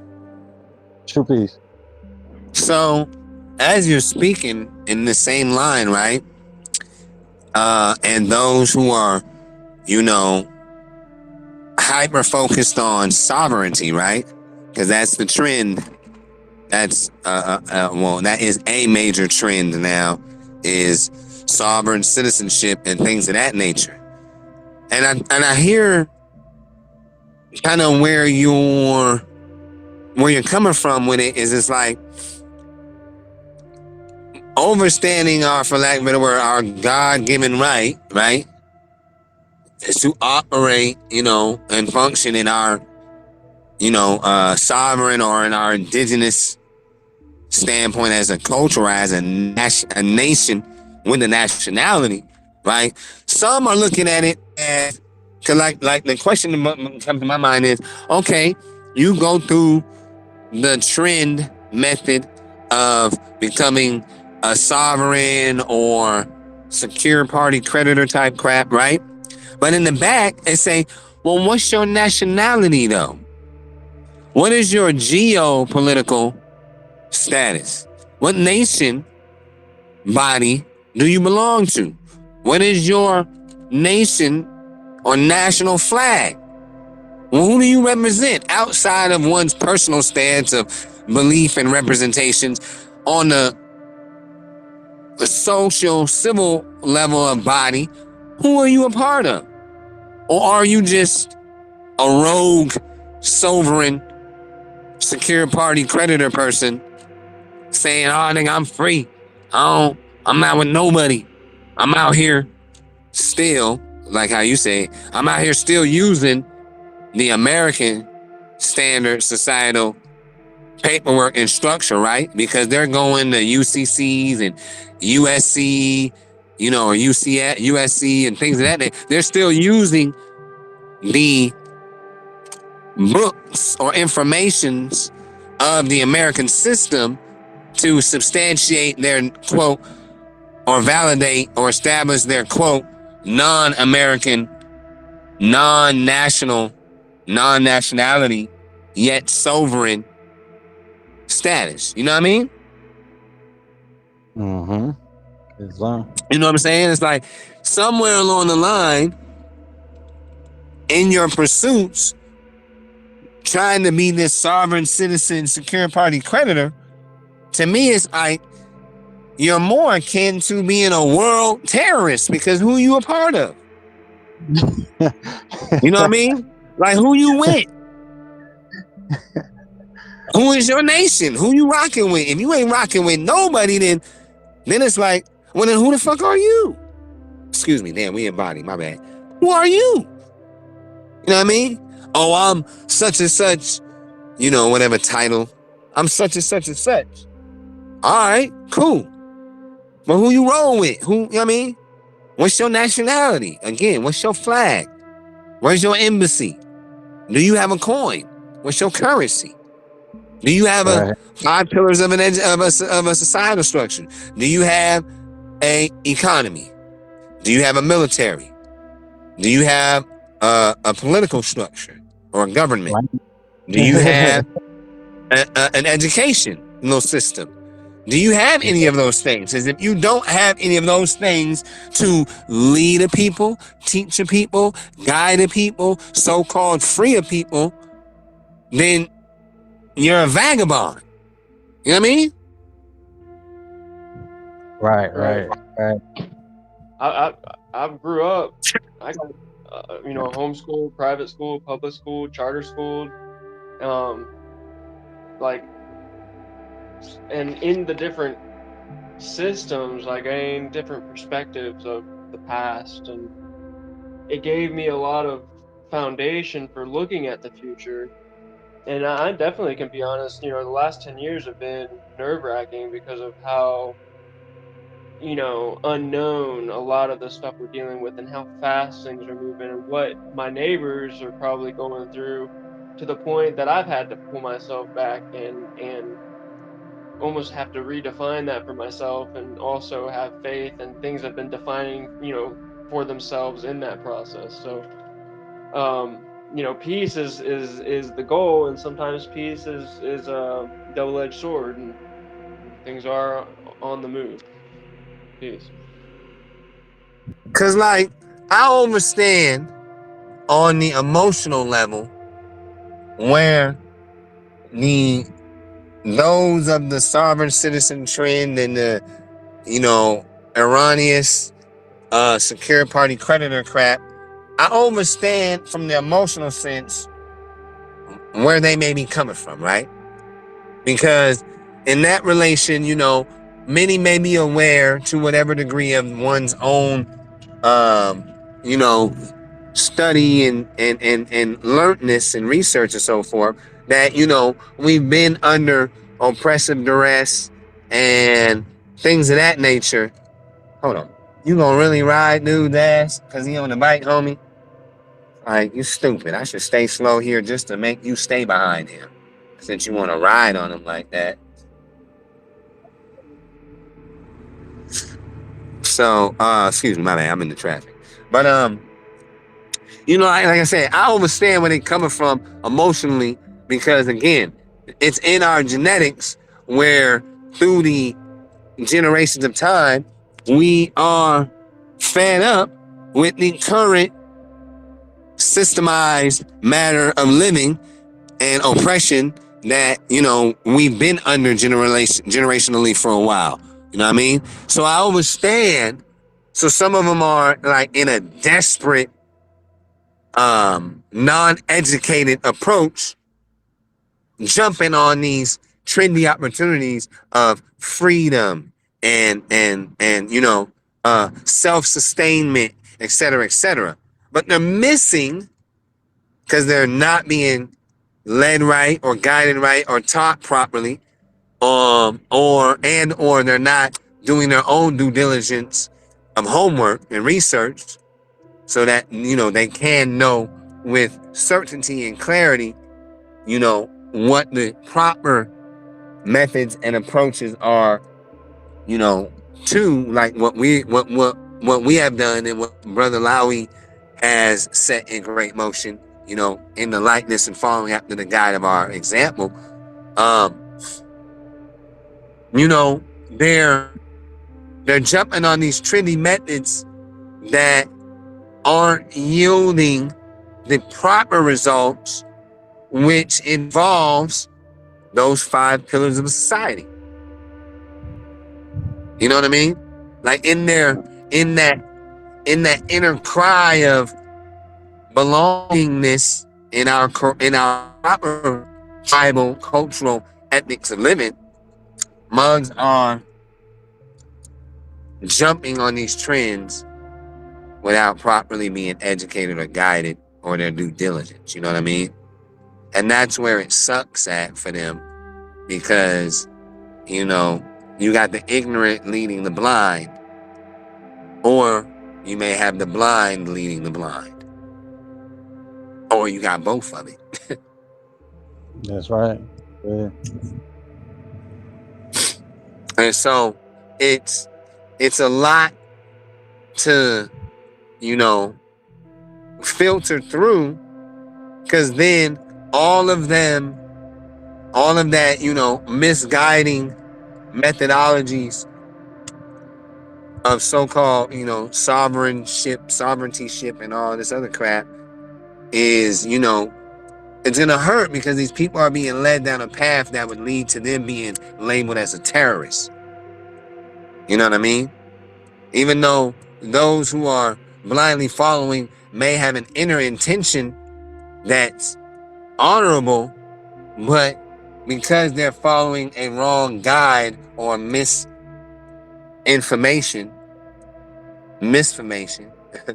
you know, they're gonna end up being thrown into this category of, you know, terrorists and so forth, because, again, like, you know, Brother Lawiy said, what's your nationality? What's your nation? What's your currency? Where's your flag? Where's your education system? Where's your government? Do you have a military? How do you plan to protect yourself?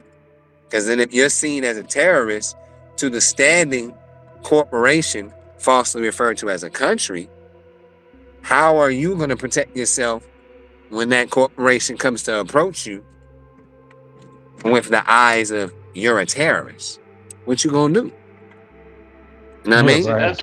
That's where the disconnect, where you just said right there about like the military. Like I read somewhere that the sovereign is the one who's supposed to be providing orders and organization to the military. Like you talk about who the you know, you got the top leaders making moves, and then there's someone above them too, and usually that's, from what I've understood or comprehended, is the sovereign. And so if there's a disconnect on that front, to where like these people think that, you know, they fill out a few forms and become something where there's no work involved after that, I think that's a big misnomer. And I think with the Internet of Things, it doesn't make sense to do it that way, because there's a lot more people who are trying to jump onto that ship. You know, back in the day, it was less amount of heads involved in the sovereign movement, so it made sense. And I think that's been the biggest challenge that I've been saying, is the saturation of information. In many ways, is a blanket, you know, that you can kind of hide a bunch of things in, and it can kind of go unseen because there's so much going on. But at the same time, it can become a mess real quick, because you got enough people saying, "Oh, I'm sovereign, I'm this, I'm that," and you're not actually solidifying. You know, it's like cutting a bunch of tributaries out of a river, and they're going to everybody's house, and the river gets drained, and then you don't have no river at all. You get what I'm saying? Right. Right. I kind of said that, yeah, intense, but basically, like when I was living in Taos, New Mexico, they had the city, and there people be arguing even over the aqueducts and you know, and it's like those people are basically dancing on the pueblos. You know, the pueblo natives are there, and so you got the pueblo Indians who are basically accepting the you know, how New Mexico became a state, one of the last states, and it was once Mexico.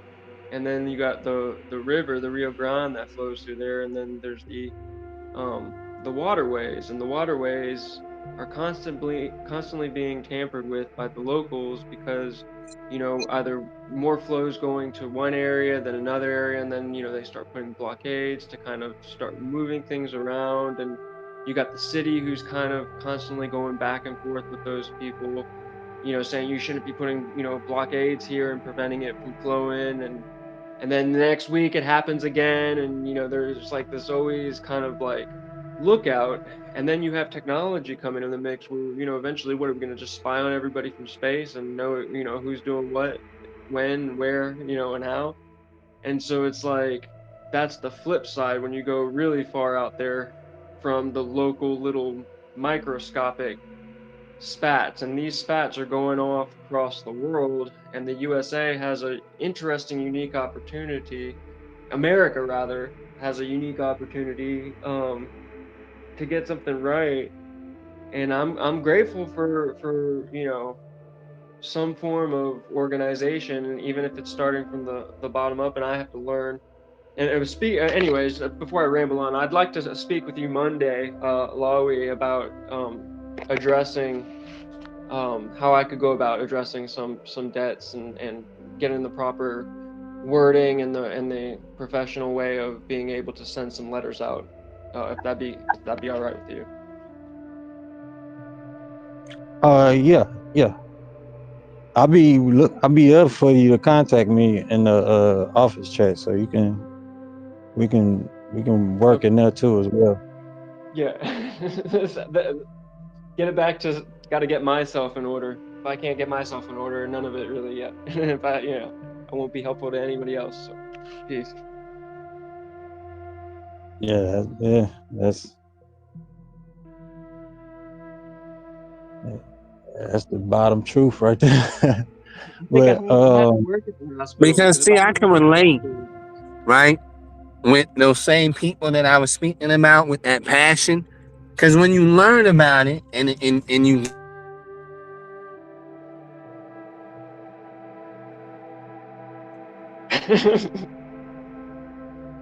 y'all there? get that inner awakening feeling and that introductory. All right, can you hear me? Mic check. Yeah, it broke up for a Mic second. check. One, Or two, one, can two. are you able to repeat? Yeah.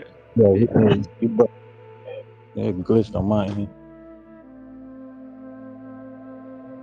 It went Matrix. Who in the Matrix? Me? Nah, it was a little bit. Now you clear.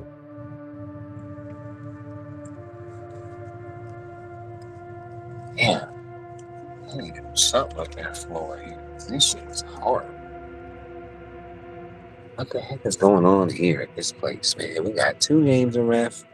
Ah, they must have some volleyball crap going on. Yeah, dang. I'm gonna sit right until I see a homie.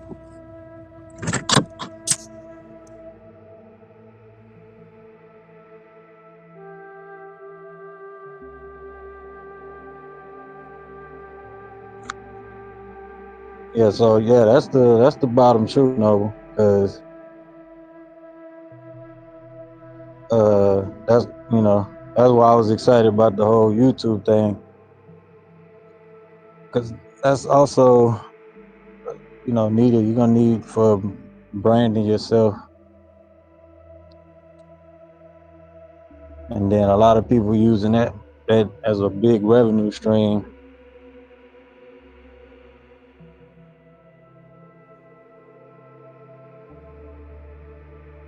So,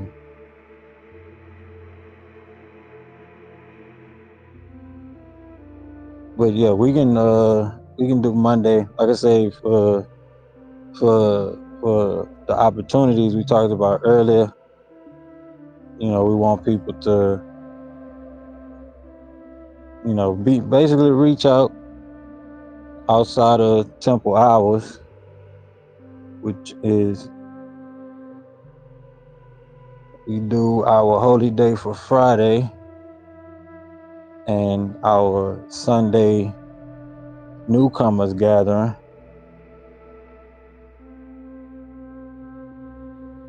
Outside of that, then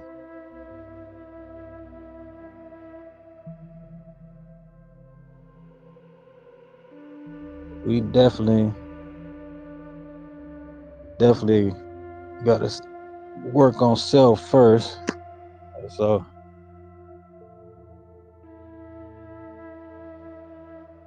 now that's where the true liberation and all that start with self first. Dang, gotta liberate your mind first. So that's the whole point of civics, because if you don't got no civic pride, civil pride, spiritual pride, like team spirit, you you gonna be out of there. And I'm not about to be dealing with no dang sovereign citizen mess when I could be learning how to be an entrepreneur and run my own company and understand finance, understand how to be financially liberated, which take care of a lot of the problems that people have, because if they was financially liberated, they wouldn't be dealing with the things that they deal with.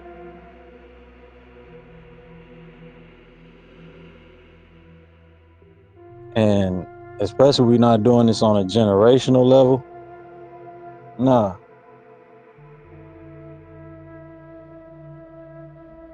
Financial literacy is key.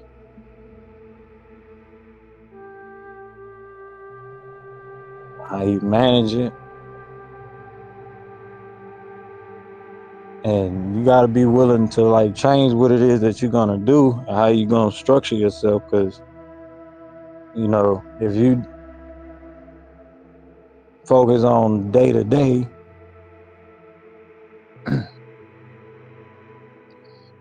everybody focus on day to day, then, you know, where you got to have your financial muscle, because the weight of the world and the cost of living gonna weigh on you. So the main thing is, getting together, doing financial things together,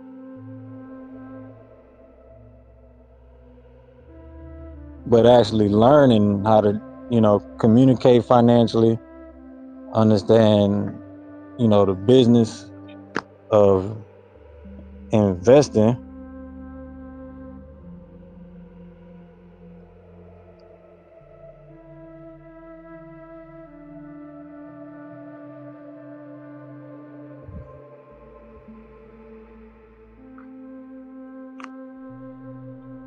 You'll get a lot further than just dealing with the whole sovereign citizen, bull crap.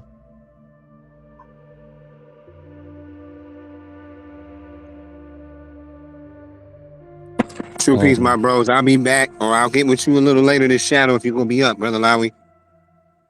Okay, true peace. You gotta go. You going to work? Yeah. True peace, brother John. Peace. Thank you. All right, love you, brothers. Peace. One love. True peace. So you get further than dealing with the sovereign citizen crap and not having a sound foundation and functioning, understanding of the functioning of, business, some type of trade, some type of skill, some type of, wielded service to society, to humanity. This is how money flows. So if you want money, it's some type of trade skill set. You're gonna be learning how to make that work commercially. So, learning entrepreneurship and all these things, or some trade skill set, and you still got to do, business in America with American currency. And John G. mentioned something earlier about the sovereign. It really struck uh me, because it made me think about like the president, because when they talk about the sovereign, that's who is, typically your sovereign, your head authority. So, you know, you to understand the concept, you already free and sovereign. So doing what you want to do, you already have the freedom to do that and be a leader of your own household, your own community, your society, nations, and then, on a bigger geopolitical level. But you wigged out because you don't understand the functioning of the society around you. You kind of missing some steps. You don't have to involve yourself with uh you know any of the social status, political status of people you don't want to involve yourself with. So, you know, if you want to be living like what today is considered a king or a president, then you become someone of that stature or status. Everyone has their own position and where they can sit that level, how they want to and choose to. I mean, there's many CEOs in the world, many, chiefs and executives, but they understand, you know, business, entrepreneurship, trade, have a real vocational talent. Like, even when they get into politics, they got to understand sciences and, you know, structures and formulas, or at least abide by those regulations and ethicals that are around. So learning that, having that type of structure, and you don't have these things as, the political head of structure, even when it comes to a business, that's the, thing. But when you're trying to take care of day to day, you know, um, you got to understand the point in getting with a temple that's active and really, uh, really trying to make things available to people. So you got to be willing, especially if you're gonna do things like sales and get into sales, like what we have. You really got to be, you know, pushing it, because you're trying to, get people to invest in you. So you got to be marketable.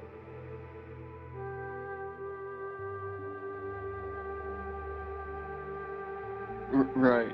That's definitely something that I've been seeing. Like, I didn't even know anything about the whole M&As and that whole process.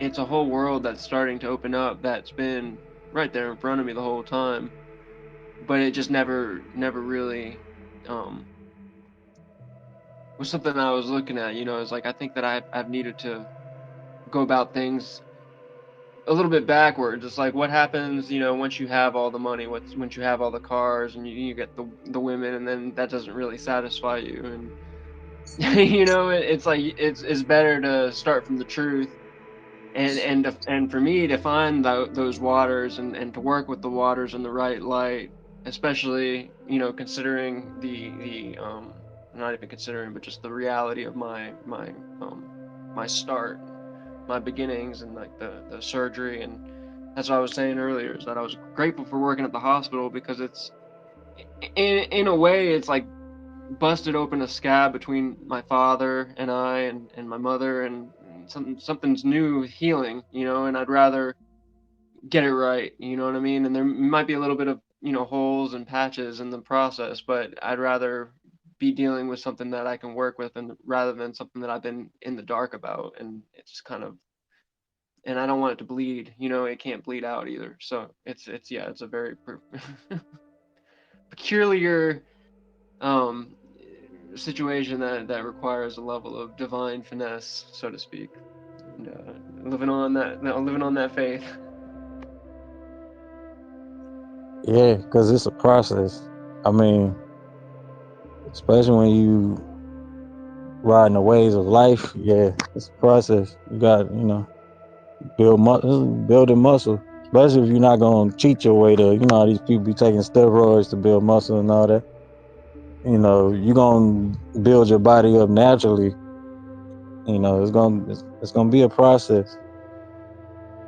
And focus is a major thing. So, when you distracted off into, well, hey, you can do this and you don't gotta abide by society's rules, and you don't have to abide by their financial rules. Their financial rules don't say what they really say. Like, nah. You going down Looney Tune, man. Yeah.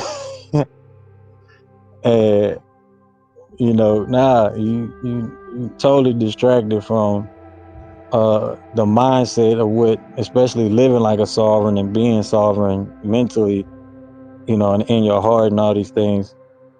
You free of all shackles. You free of all things of control, and true principles of liberation versus understanding, well, hey, I don't have to abide by society rules and I get to be anarchist because it's nothing but constriction, and you don't have the freedom to do this. No, you have the freedom to think. You have the freedom of choice, especially when it comes to what you want to do in life.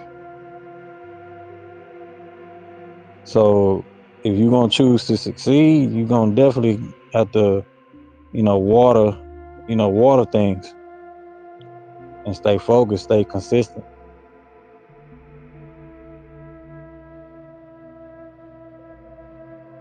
People go from being people, people go from being rich to broke and poor, wealthy, whatever, to unwealthy. Like, you got people out here that have done it 3, 4, 6 different times. When rich, when poor, got wealthy again. And some people could barely do, one get rich to get poor.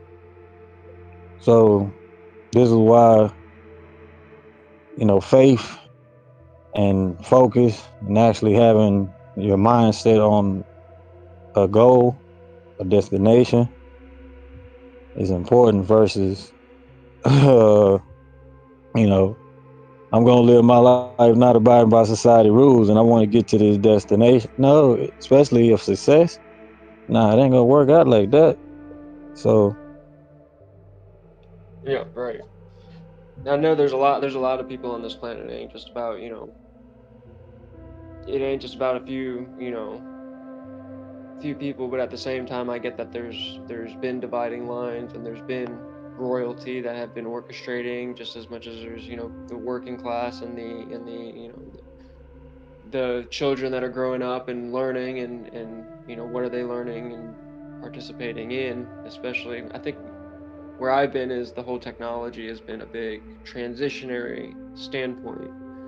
And I've had questions, I do question some of the credit scoring and the whole nature of locking it down with the technologies and no different than I was talking about the waterways and being able to spy on everybody from space, and it's like where are the boundaries at that point? So it's just knowing that I'm not alone when it comes to not just thinking about it and communicating about it, but actually having not even just legal but a lawful framework to work with and to be able to find my balance with that is key and point here, in my view, in the view that I'm looking at.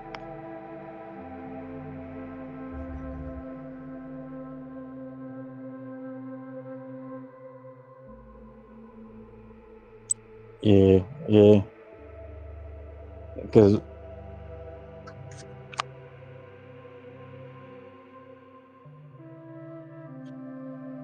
you know, we, it's crazy because, we have, like you say, the constrictions, but we we know we dealing with a whole different time than the past. So it wasn't no satellites in the sky, like that 100 years ago. But now is different. I mean, but the thing is, I mean, put like this, like picture this being a movie, right? And you got all these people with they be having like the little fancy year 25,000 uh year 25,000 type phones, like high tech phones and advanced phones. And we holding the phones and whatever devices we holding, it it really is like this construct of what we know and think of like as advanced stuff. Like, and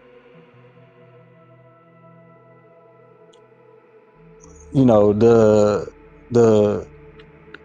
the focal point being, we got to have some type of technological device that does those things. So you're gonna have people that invest in those things and do those things or whatever. So that's really like another trade. So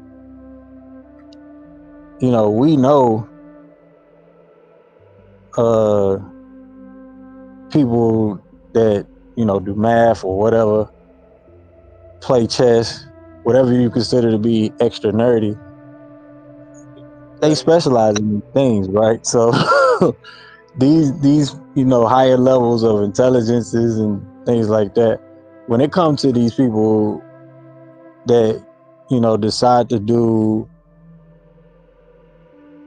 uh just you- we know it's devilish, you know just flat out, it's devilishment, lower self stuff, especially Yeah. with like,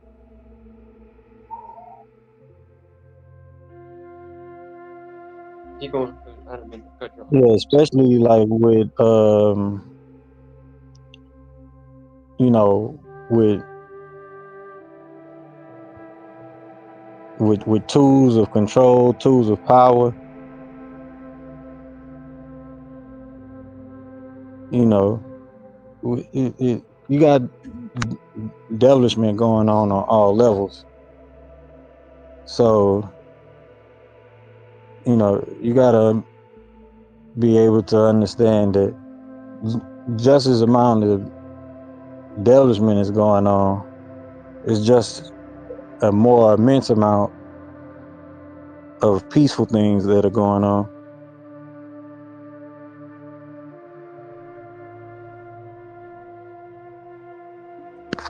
So yeah, they EL using 88. Yep. they using satellites and technological devices for you know monstrous reasons, but also at the same time, like I said, even if you picture this like a high tech movie, there's a system of communication uh all throughout the universe. That's one of the main funny parts that be intriguing me, is with that, because we do have the technological aspect of a lot of it, and understanding like anybody could you know tap into it.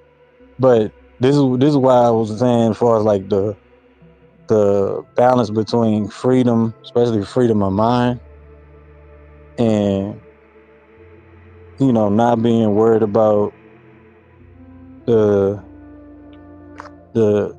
the I guess, like I said, the devilishment that's out there, right? You understand, hey, I'm in control.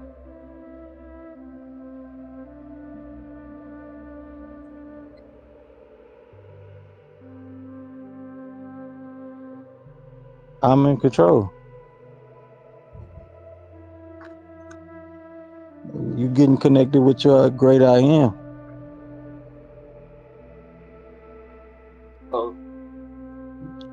like I say, it's just as much as angelic things going on around you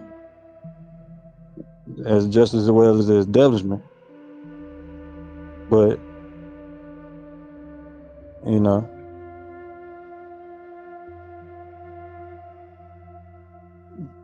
there's also transparency for yourself, clarity for yourself, because you know, who cares if they listening to what it is you have to say? You're not talking about nothing too crazy that they ain't heard, you know, what that they really be focused on. So when it comes to expressing yourself and, you know, communicating, I mean,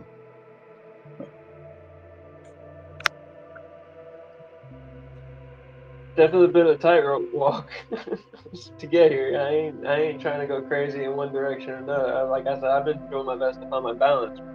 A lot of that's because of the meridians. Like my meridian, the flow has been off. You know, you poke a hole in someone. You know, whether America or the USA, you know, corporate aspect of America believe in energetic anatomy. I've definitely had to become aware of things that other people might not be aware of, and it's been a little bit painful, and it's still a journey, more or less. Peace. yeah, and I get you, but you know, like I say, it's the the you know that like I said, that deep peace that's always around you, that tranquility, because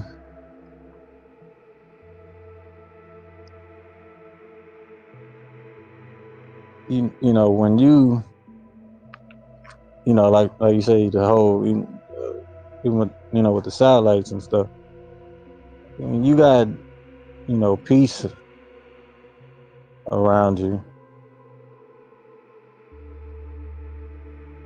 you know, it may sound heretic, but at the same time it's like, I mean, I guess that's the whole thing about being connected with the you know the the presence of God, or the connection of God, because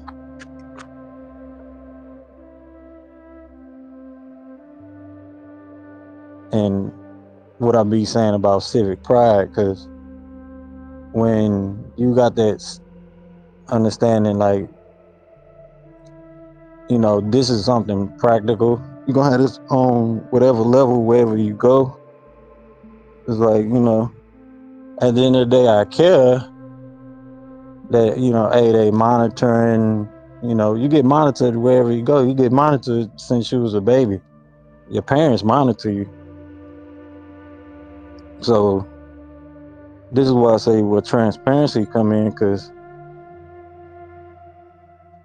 and you know, being free to think and free to express yourself,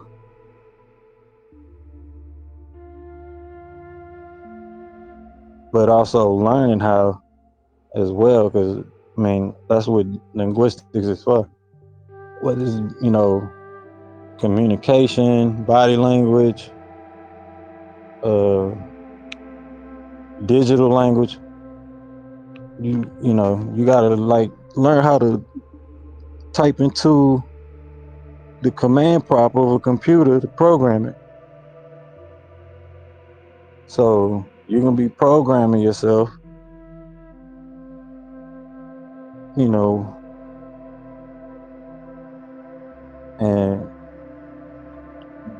you know that's the whole point about the connection, because especially like when it comes to technology,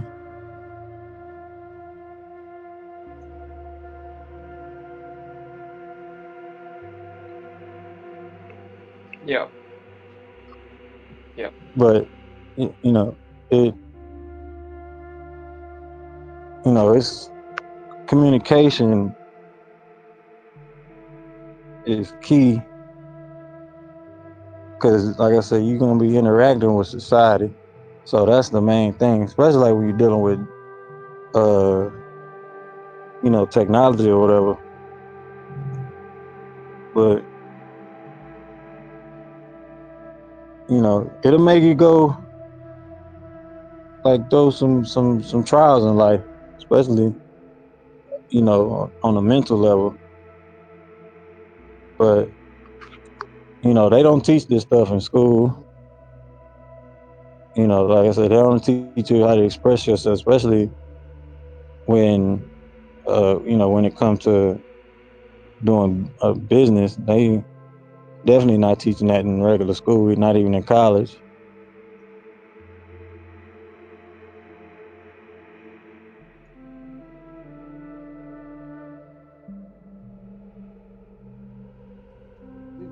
There was a part of my,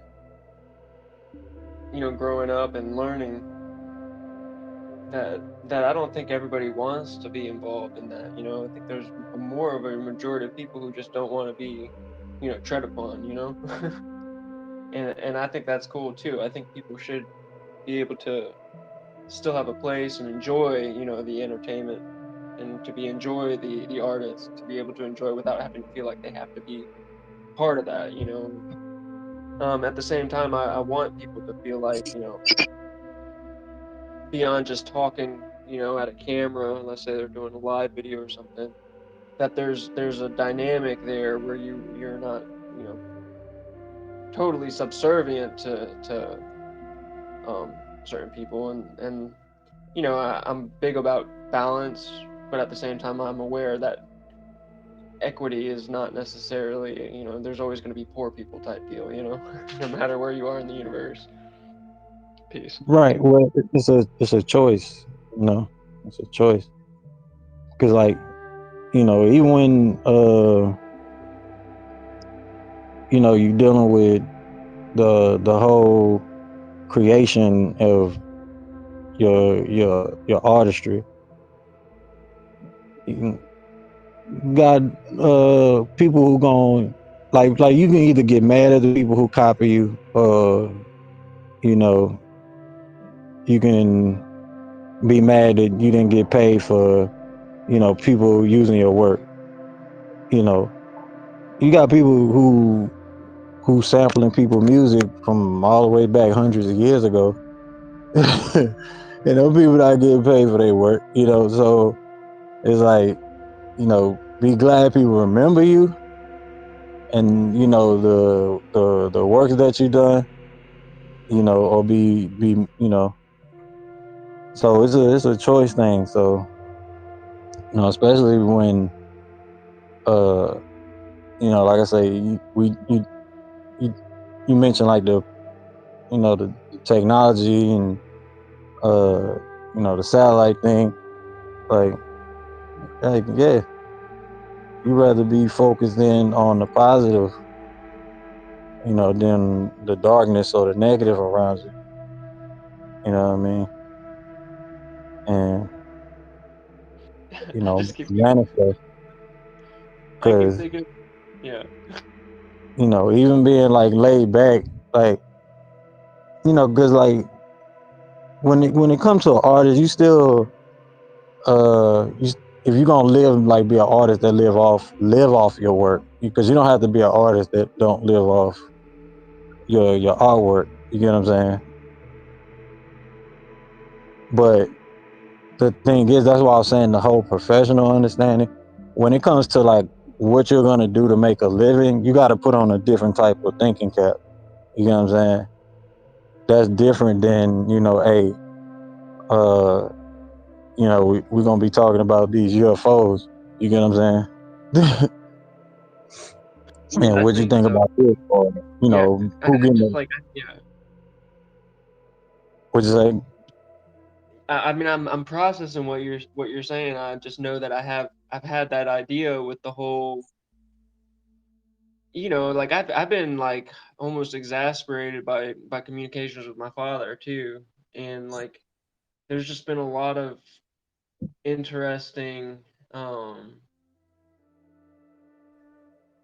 communications or just challenges in communicating, and it's been like a double whammy where I'm trying to figure out what's the problem with the communication, and that gets back to what you were speaking on about the right way to be able to go about things, and to learn those things, and to and then wondering if it's the path that I should even be on, and just focus on the music, you know what I mean? And so it's like a lot of me has been big about trying to do 2 3 things at once, and in many ways that gets to whatever, throwing shit up against the wall, and whatever sticks, and it's like that ain't right either, so it's like I'm grateful for the management organization that you got going with the estate and the planning, showing estates and planning, because that's, as they say, like a lot of artists really need that other side because they don't got it, and I definitely have felt that way.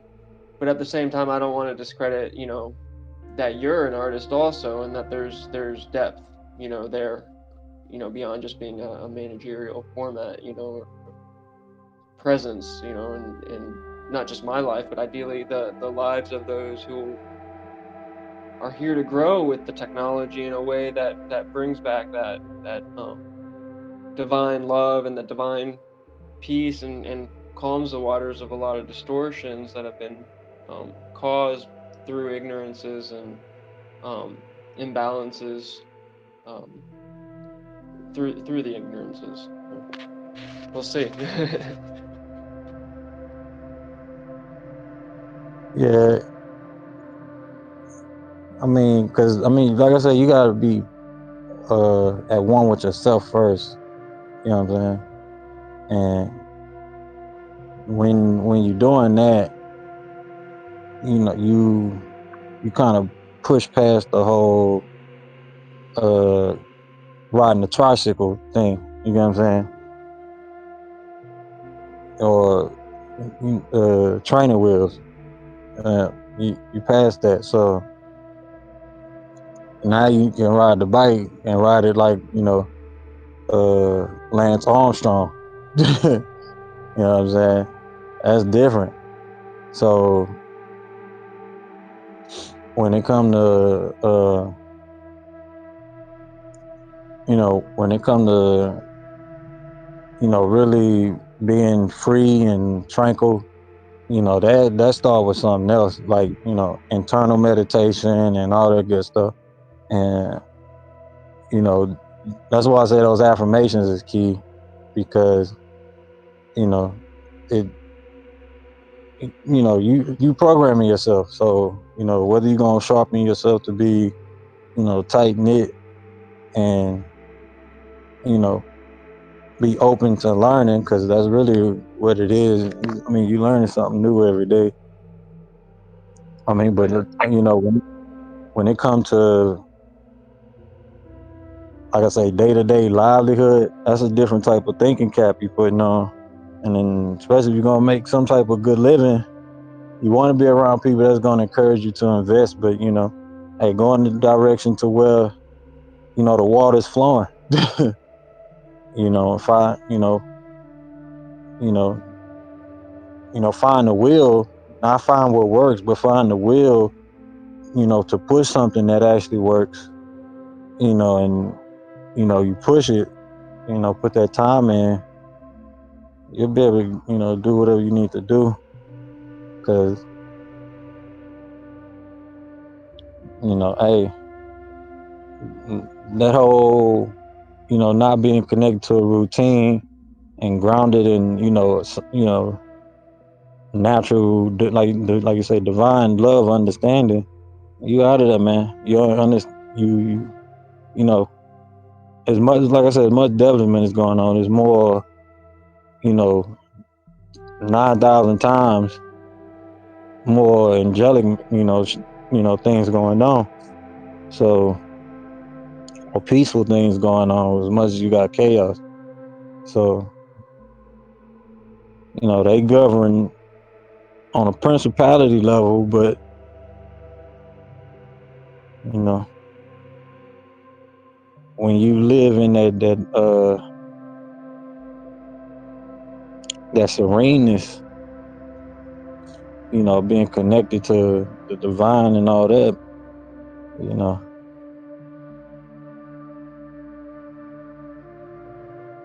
Beautiful things happen. Yeah.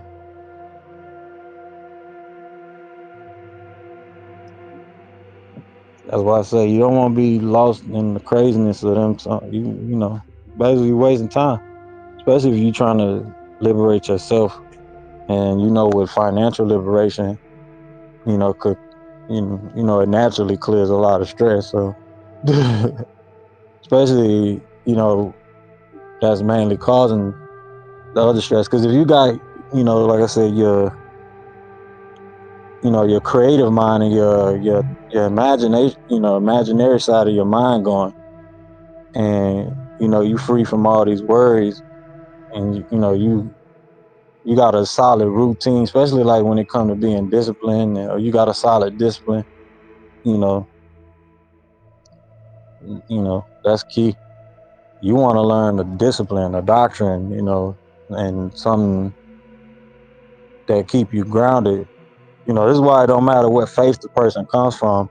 We look into it all, because you should be able to communicate, especially with what we're in the business of, communicating with people and just understanding where they're coming from all walks of life. You got to be able to understand, especially when you're talking faith to faith, and being open to what they consider a ominous understanding. You really got to be open minded, because uh thinking on just the Godhead level versus a divine principle that connect everything, and the source of why we call it the all in all in the first place. All mean omni, that means you got to be omniversal. So these people understand it that way, they understand God this way, they understand God that way, you know but each one, it don't matter what it is, each one got a religion or some type of discipline that come with it. Every faith has a secure discipline. So you pick one and you stick with it, and whatever works. That one don't work, pick the other one up. But it's still a discipline that you got, and you take care of business from there. you know Not, that's why I wanted to go into the whole instruction part straight away, but I didn't want to read the whole instructions. I wanted to talk, because you know this is what you got. This is what you have. You have the ability to communicate. Put it on record, and express yourself. People get on TV, record on YouTube, record themselves on YouTube, entertainment, however they, uh, you know, monetizing their productivity. They all got some type of experience and discipline they had to go through to be successful.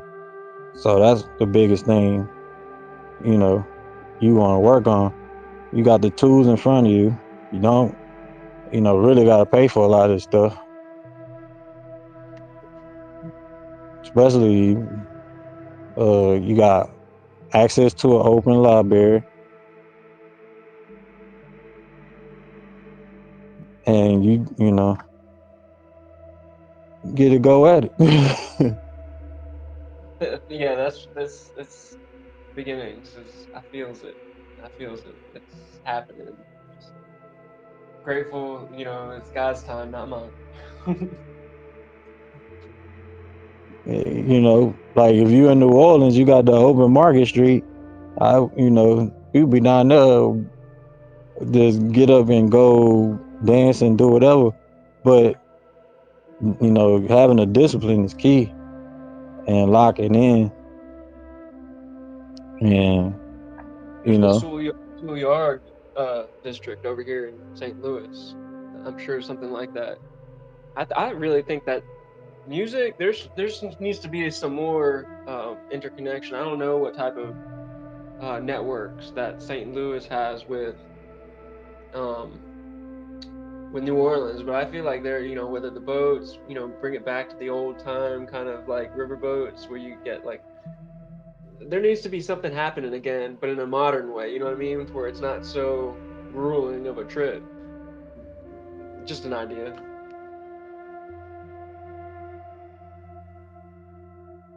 Thinking of those venue spaces and M&As and just the future of all the business. I'll be talking with you Monday through Thursday. I'm definitely been, there's a couple days that I missed last week and coming up, just getting into that organization and that flow and locking in and that discipline, like you said. So it's happening. Yeah, I mean, because like the people that be on YouTube, that's the main thing they talk about is consistency and posting. Don't worry about just one video. So you know, I'm up to like 400 videos of being only having like less than 100 over the past 2 years. You know, uh, and really locking in on the whole YouTube thing because I would do it day to day. I think I missed my goal a couple months, but because my my my goal was to do 8 videos a month. So I was up to 8 videos almost, I think, for a couple months. But I mean, I still consistently posted at least once a month at least. Sometimes I'll go a little bit longer than a month, but at least once a month. And then, uh, like I said, I did, what I did with the couple dollars, and you know, now I'm looking at $10, $15, every 1,000 videos. So when you focus, man, you put your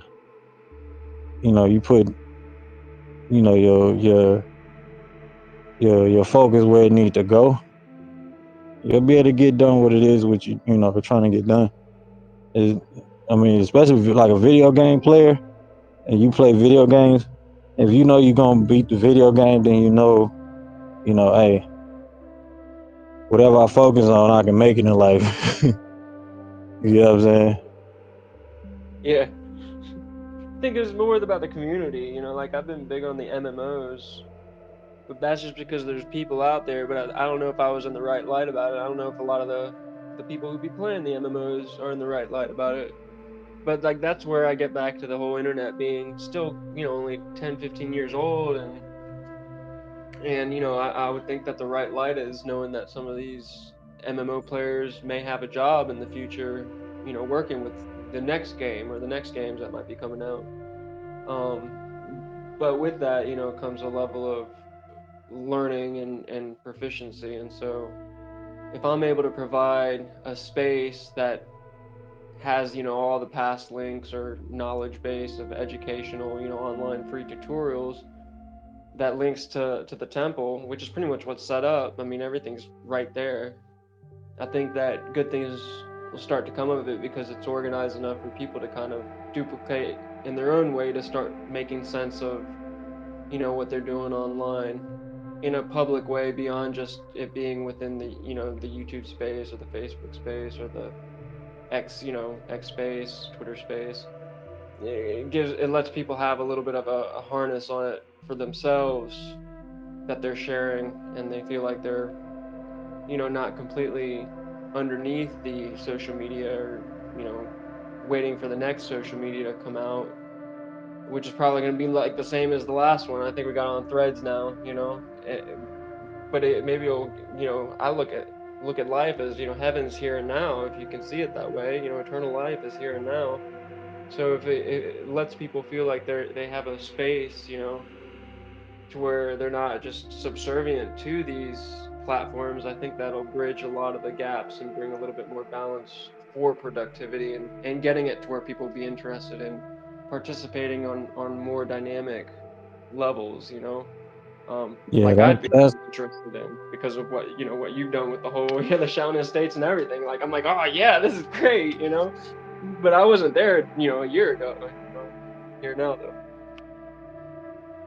yeah, yeah. I was say,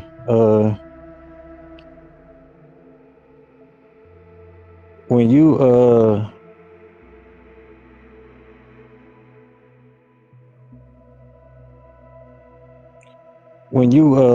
when you mention about the school thing, like when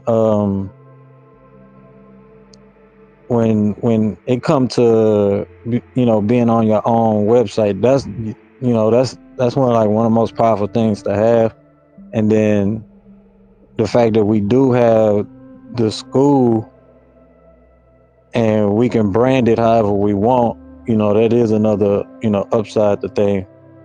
But you was giving me ideas. I'm like, yeah, because and being able to make that a brand of delivering spiritual education and the way it's structured, especially for like, because like you saying, open source is pretty much the future. You know what I'm saying? And we build a big enough brand to really, structure the things how we want them to be looking. That I think I get what you're saying. Yeah, rough idea. well, yeah, well, I mean, for, like, especially like I was saying, like what you mentioned about the school, and uh and you said something about some type of tutorials. So I'm like, yeah, because with us having our own school, like, you know, it's a university type structure. So people could create their own courses and things like that. Uh, and that's what I guess what the council side would be, bringing people on to be teachers and stuff like that. You know what I'm saying? Because then they'll be able to teach their own courses. But like you saying, having your data on your own platform versus like it being on YouTube and you know Facebook and all that stuff. Or just, yeah, like, I mean, I'm using Google as a blog, but originally that was because I thought it would be there, kind of like how a Facebook legacy account would be there. But then with the whole changes, with the whole, I think it's like you only have 2 years that once your Gmail account goes out, then I'm sure that your website will go out also if your email goes out. I don't know if that's true or not. I don't know how that's interlinked. So it's just been one of those kind of thought processes. I know that there's websites that you can be able to buy and pay for, but that doesn't mean that it's only gonna last for as long as your subscription is gonna be there. So I mean, I don't know. Like, this might change. There might be a website that you can purchase that will last 100 years or something. Um, Maybe that's something that's a business right there to start, and then start making some money from. Who knows? Yeah, you want to do that? You gonna need your own stuff. Right? You gonna need servers for that. Um, it can be done though. You got companies that do that. They got data that they can store for at least the next 50 plus years.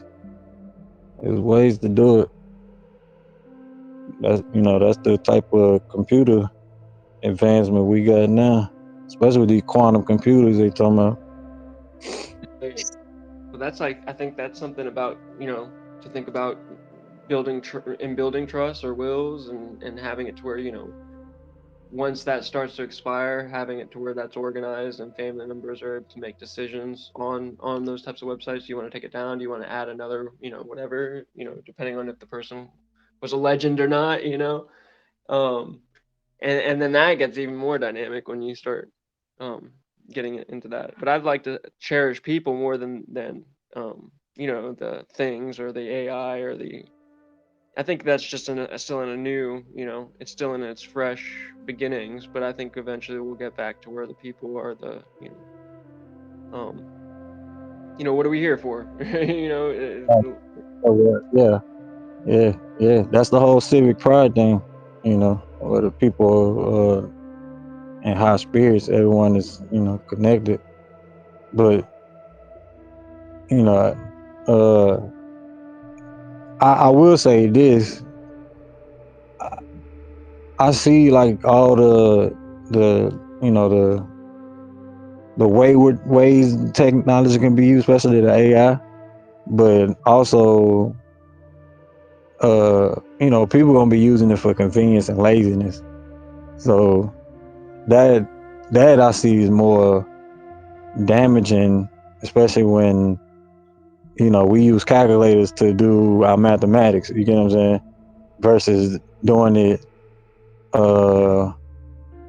with your own thought.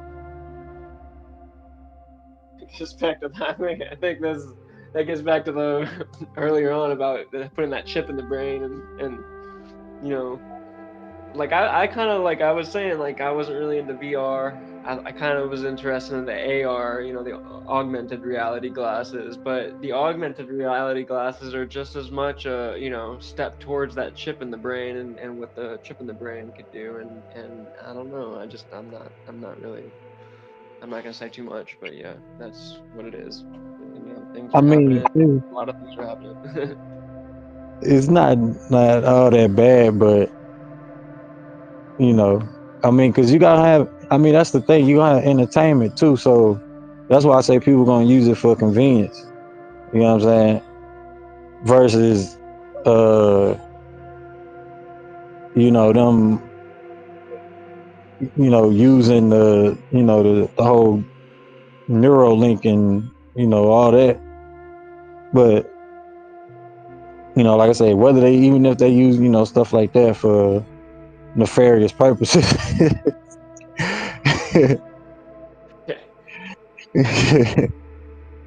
think the VR, I just don't like the whole sensory like being completely blocked out where you can't see or hear, and then the neurochip is an inverted, same view on that, and that's just like the AR is kind of that in between, and people who are able to make their decisions how extreme they want to go, either or, people are.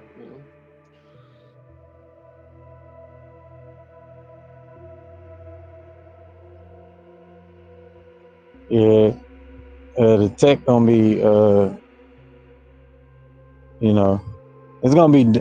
Well, I'm saying, as far as like what's gonna be damaging the people is the fact that they're gonna be lazy. You know what I mean? Like back in the day, a lot of the stuff that we do now, microwave and all that, you know, uh,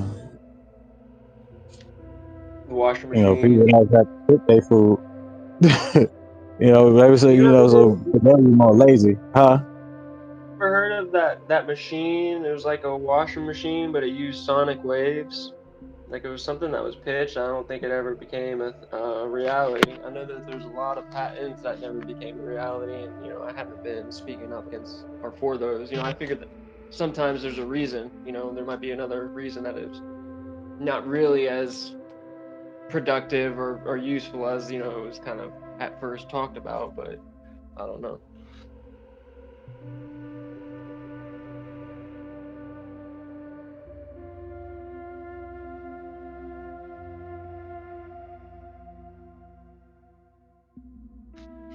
Because Yeah, the sonic washing machine though, that does sound like that makes sense, but I don't know if it'll rip apart the fabric too much over time or something. I don't know. I feel like there's a lot of like patents that maybe could be looked at again, and I don't know if they're just under wraps or I don't know how that whole patent service operates. You know, there's a whole world there that I don't know much about. Well, I mean the IP. I mean it's a part of IP, but you know that's the whole thing about inventions. I mean, a lot of people invent things, but don't directly own the patent to them. You know, that'd be a lot of the main issue. But you I know, think I get what you're saying. Yeah. especially when you got like people that they got companies that own people's IP. So you know, especially when it comes to patents, yeah, like, mm-mm.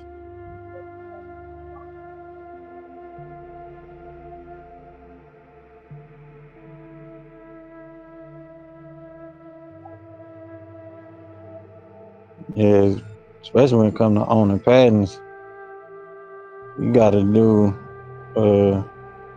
you know, your own asset protection. But you know that's an expensive thing. So especially when you're talking like major, like especially like inventions I didn't seen, like, mm.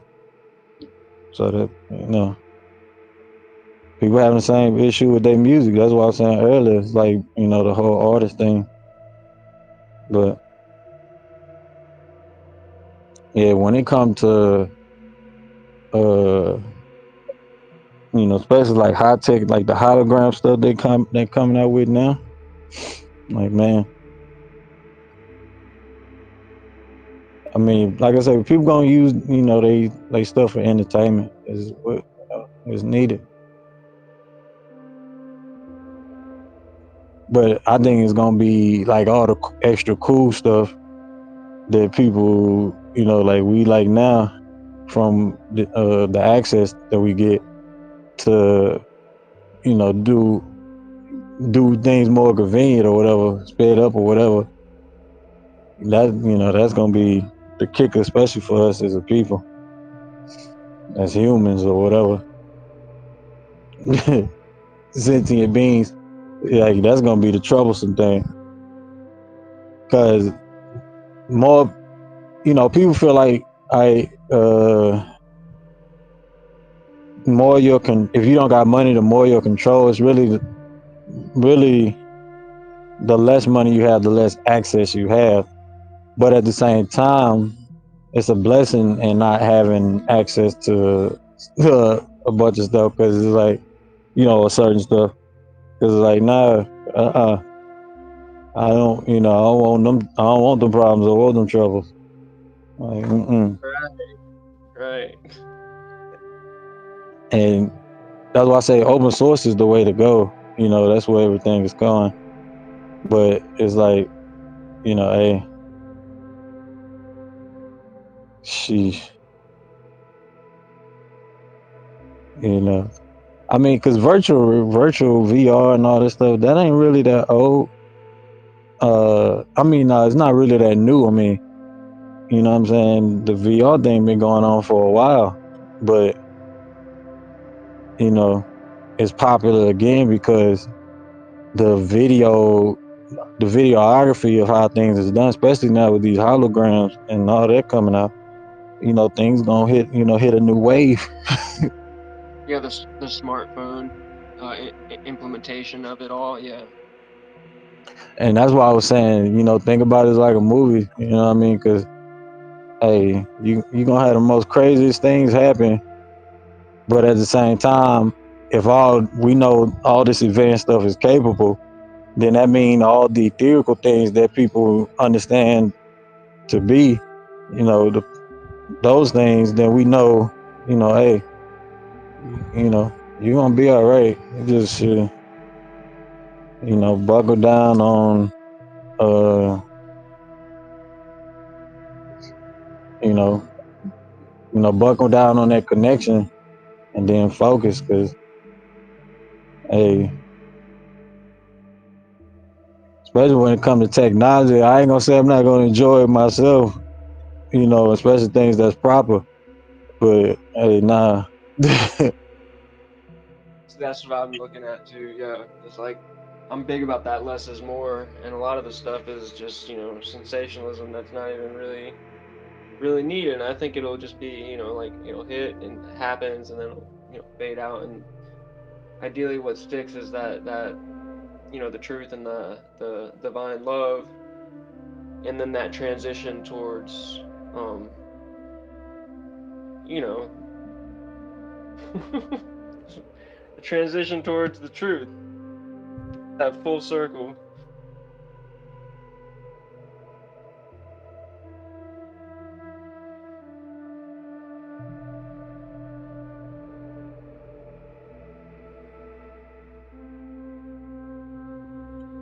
I Yeah. really like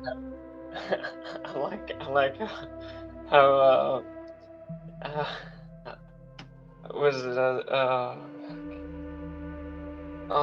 it's getting late. I'm trying to think of his name right now. Zodok, what is it? Idris, there we go. How Idris be popping in here and be saying stuff. And yeah, pardon the body. Peace. Yeah, I'm just getting another point. I'm just trying to say something. Nah, no, you good. But yeah, you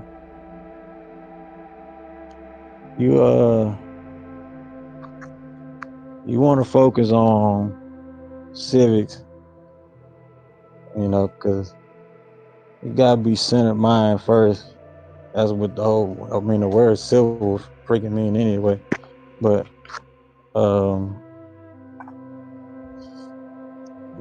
hey,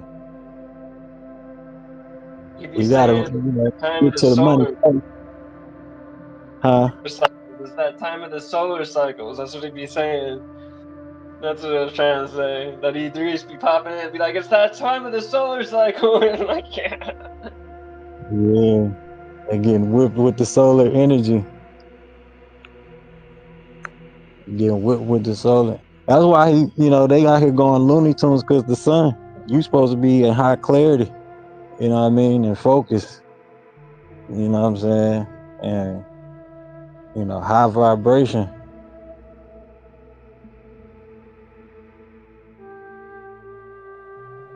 But I was trying to stay till 10:30.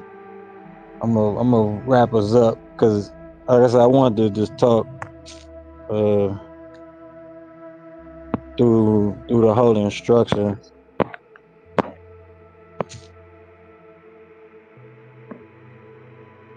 And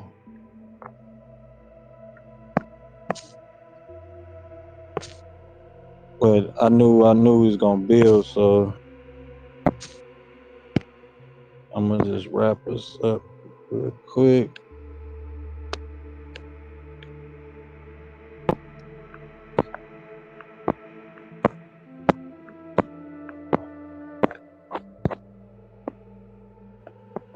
Close out with the literature. We're gonna pray and call it a night. But yeah, I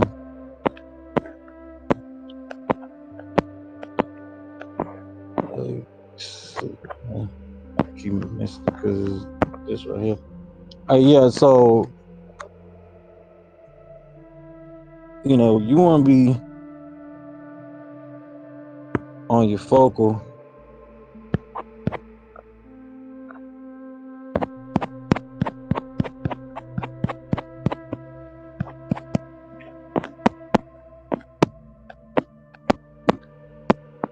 You want to be on your focal point.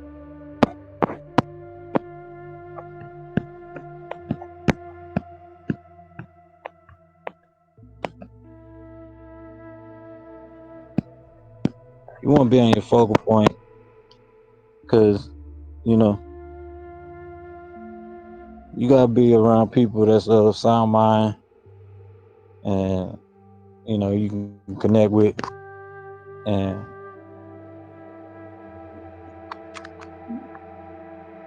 build a community. Because you know, uh, you know, you can get a lot of money by yourself, but you know, you get a lot more money with other people, especially them paying you money. So, you know, and you connected with more people that's getting money and flipping money, and you know, y'all build that's and you learn how to protect your assets, you know, but all the, you know, other crap, and you know, especially with like we had, you know, went down you know, down techno lane,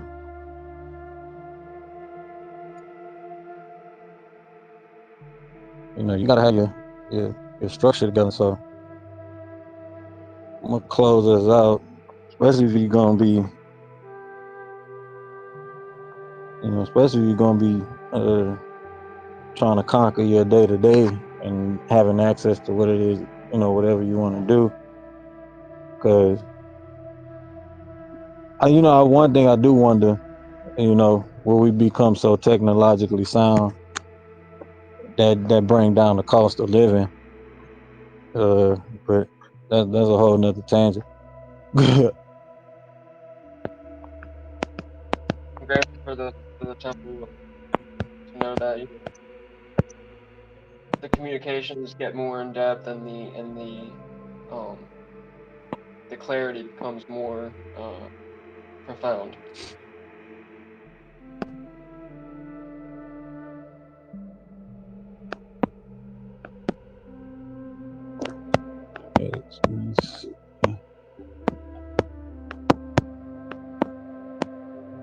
Yeah, we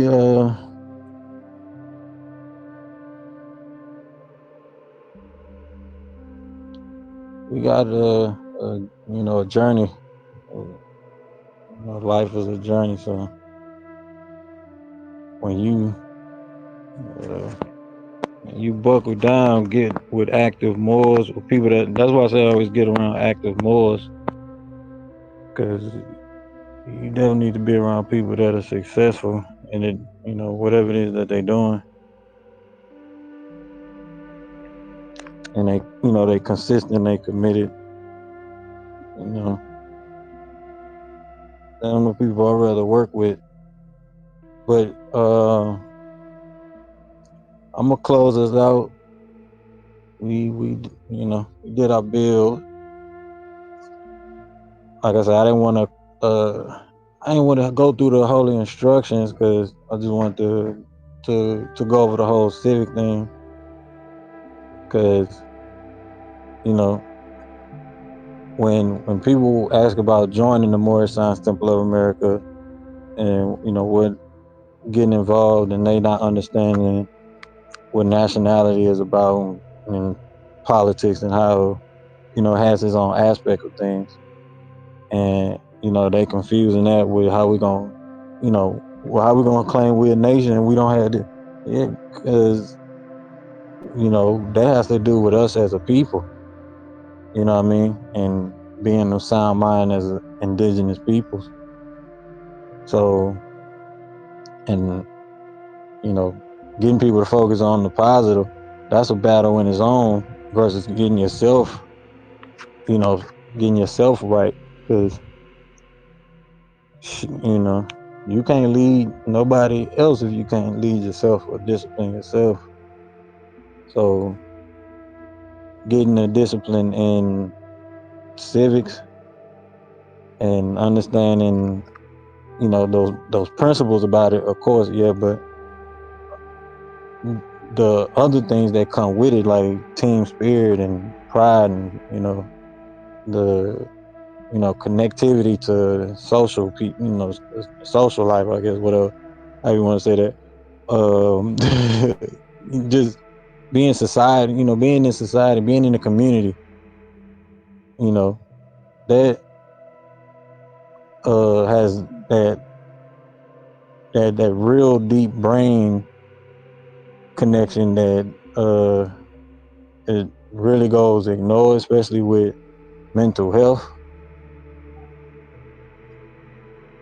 And you know, people don't want to talk about the whole mental health thing, especially with just the crap people spew in their head with the whole self-talk thing. Hey,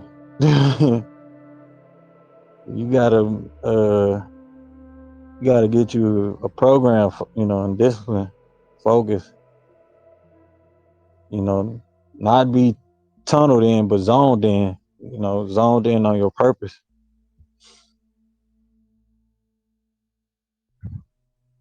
And you gotta find that. So that's where the whole faith thing come in. But faith, and us talking about civics and having understanding that sovereign citizen ain't about this and that and the third. It's about us coming together, being connected as a people. And hey, well, what can I do? Because I'm in this slump and I need help, and I need to be able to take care of my financial obligations, my day-to-day obligations. And what do we have to offer, as a movement to our people and community, unless we creating it ourselves, especially, you know, uh, building the ecosystem around your community. You're going to have to understand civics, man, and, how people operate, and then you got to have the technology to do it. So it's going to take somebody learning some practice and executing that practice, you know. So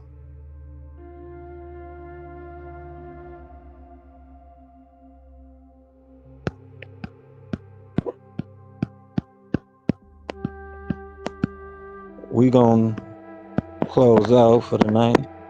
I know I said that 1,000 times, but the message is get disciplined. You know, uh, I just wanted to build, have a discussion, and we close out. But the civics is key, especially for Moors to be teaching. So we gotta really buckle down with that. But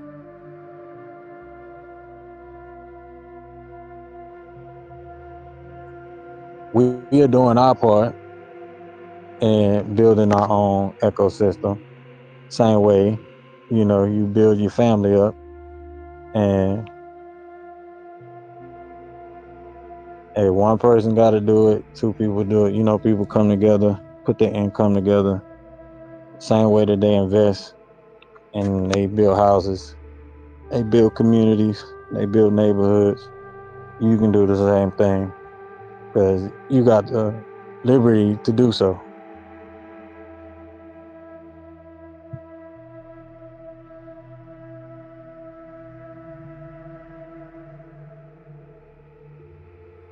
I do. And putting your focus on building your community. Somebody got to do the work, Jack.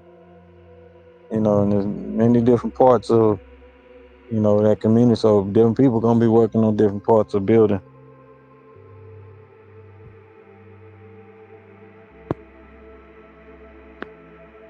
So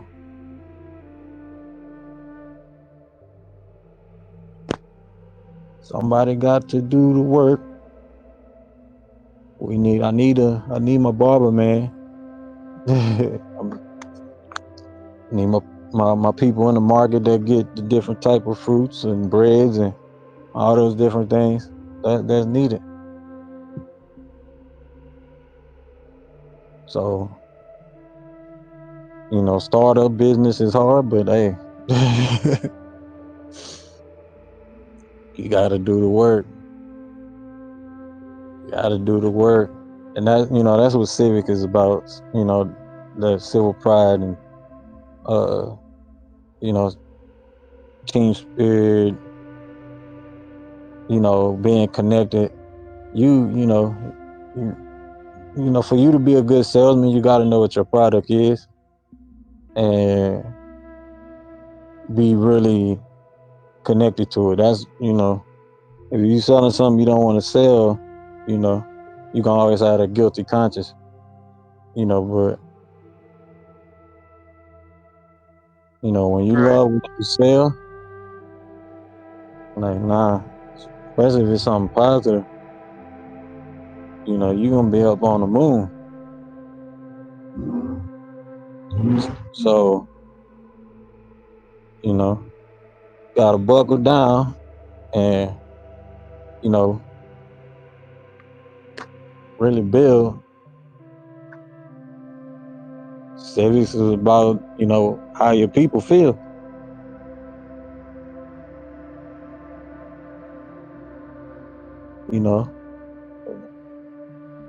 If you have a messed up connection with the people in society, then you're gonna have a messed up messed up society.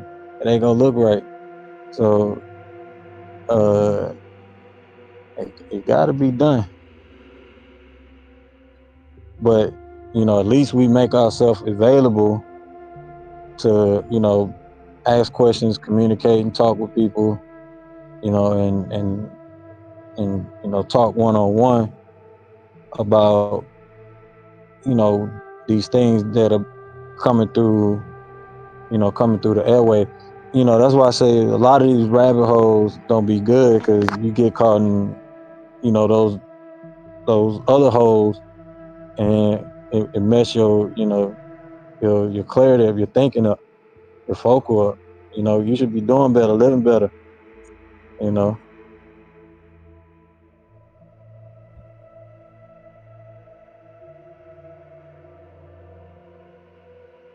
And seeing that for yourself, within yourself, like,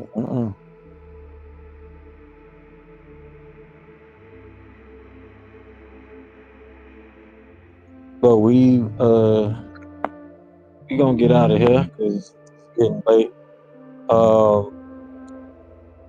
Gonna close out with the warning. The Prophet warns all Muslims, and this is to be read in each temple service and temple meeting. The Prophet warns all peacemakers and Muslims. I hereby inform all members that they must end all radical speeches while at work, in their homes, or on the streets. We are for peace and not destruction. Stop flashing your card at Europeans. It causes confusion. Remember, your card is for your salvation. Failure to obey these orders will be of severe consequence. We are for love, truth, peace, freedom, and justice. And when these principles are violated, justice must then take its course. Any member or group of members who hold malicious feelings toward the temple or the prophet, or violate the divine covenant of the Moorish movement, will receive their reward from Allah for their unjust deeds. All true Moors will and must obey the laws laid down to them by their prophet. If they lose confidence in their prophet, they should turn in their card and button, cease wearing their turban and fez, and return to the state where I, the prophet, found you. This is a holy and divine movement founded by the prophet Noble Ali. And if the prophet is not right, the temple is not right. The prophet therefore is sending out the divine plea to all Moorish Americans that they do their part in protecting their prophet and the temple. This is an everlasting movement founded by the prophet through the will of Allah to redeem his people from their sinful ways. True peace. Noble Ali. You gotta have a center point. What was that? No, I was just saying you gotta have a center point. That was just my conclusion to what we just the warning for tonight. You gotta have a center point. The prophet is the center point to the temple. You get what I'm saying? He set the example. You gotta find your center point.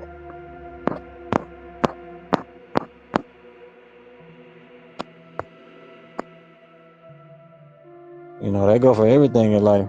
You gotta find the example of greatness around you always. Especially if that's the path you're gonna tread down. You're gonna tread down, do it great. Feel good about it. Do the work. Especially when you do something right, you get it right. You took a while doing it, you put all your faith and your sweat equity in it, and it come out. Oh yeah, you be happy. You be on top. You feel liberated. You feel connected. So you gotta keep striving toward that. You got to find your center point. That's what allows you to do that.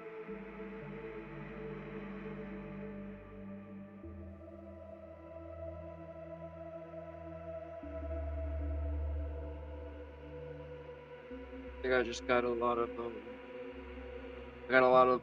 stuff I gotta get organized. And I think by doing that, it'll bring me there a little bit closer. I appreciate that.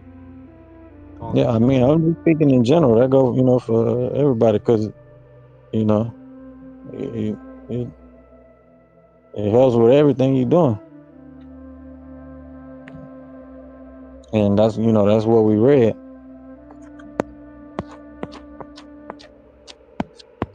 Like I said, the prophet is the center point for the temple.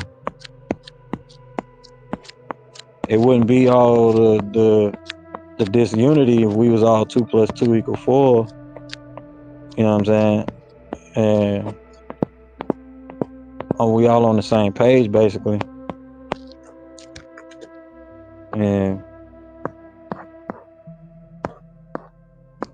hey, everybody was motivated with, uh, not necessarily like a universal income type thing, but just being able to flourish doing what it is that they love. If they understood that they could actually do that, and that's accomplishable, then It really you know, is. This is a lot of it's just simple. Just you build this and you let this do its thing.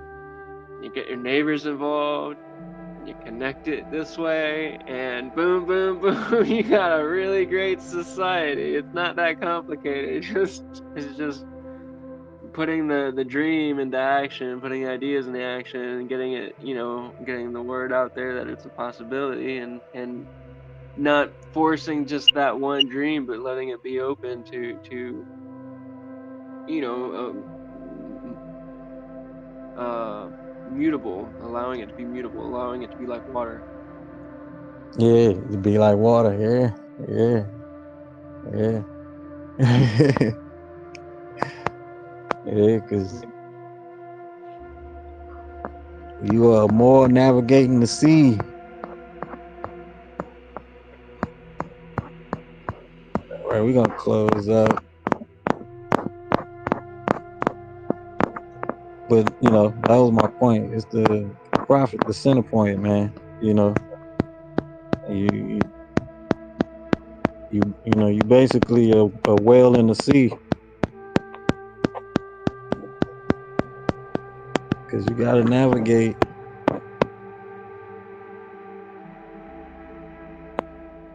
But like I said, that's the point. We teach you how to navigate, especially through the ethers of life. I was on a warning and then I had moved. Go over this last warning.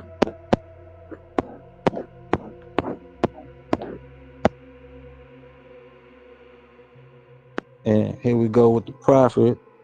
You know,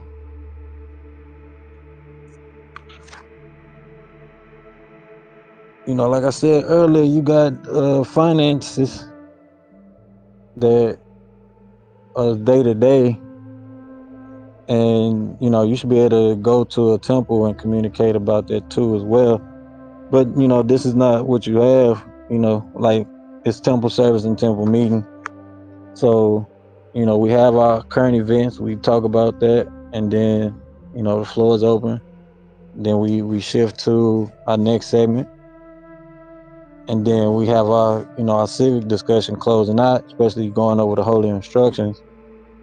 But we know the holy instructions, but having that discussion, hey, this is what's blocking this, because this is where the motivational speakers come in. This is where the motivational speakers come in. Your positive people around you, people that want to see you succeed. That's what this is about. That's why the prophet say he unlocked the secret of the other creeds, because that's all it is, man. People that come together that got a positive mind frame, and they put all that positivity together, and they use it for manifestation. You know what I'm saying? That's just it. Simple.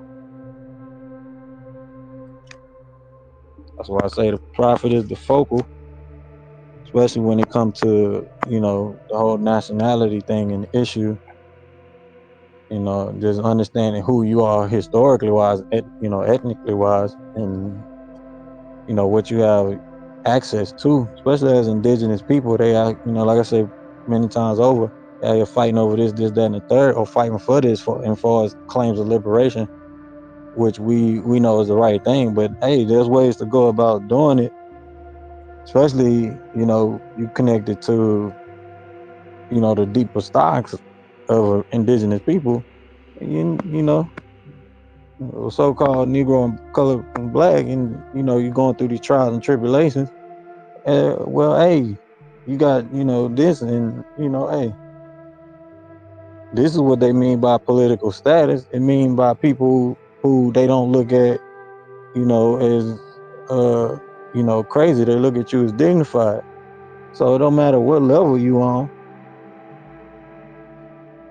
Hey, you got plenty of wealthy black men, so-called Negro, black and colored, that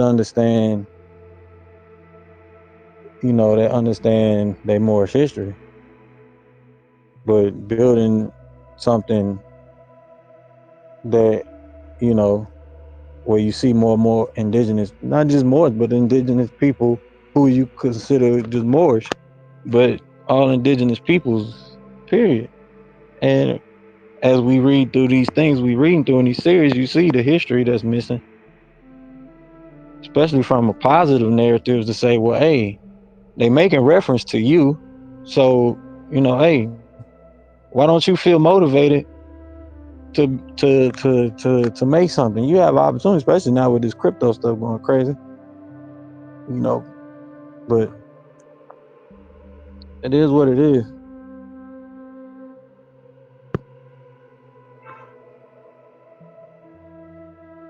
You can do, what it is, whatever you want to do. But we gotta understand. We gotta focus first. What are we focused on? Especially when we know the main issue that keep people from doing something, and that's focusing on, currency. None of these corporate empires you see today wouldn't be there if they wouldn't, working toward building that company and leaving it as a legacy. It's just simple and plain. So, same thing with us and having a focal point. You know, you can't be worried about all the wounds and dooms and glooms when you worried about your divine purpose in life. You know, get yourself centered with that. Then go worry about being a janitor and this, that, and the third. You know, that's different than uh, the financial thing. But the profit not right, then the temple not right, and you are the temple. So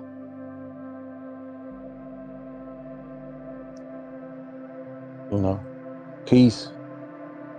It's just simple principles. The prophet ain't painting divine dream. The divine, as we read in the Circle 700 Quran, like we read today, is what you see in front of you, the tree, grass. You can touch it, you can feel it. So hey,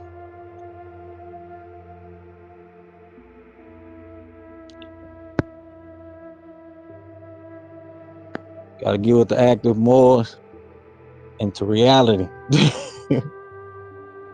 Well, and, I also and like focus.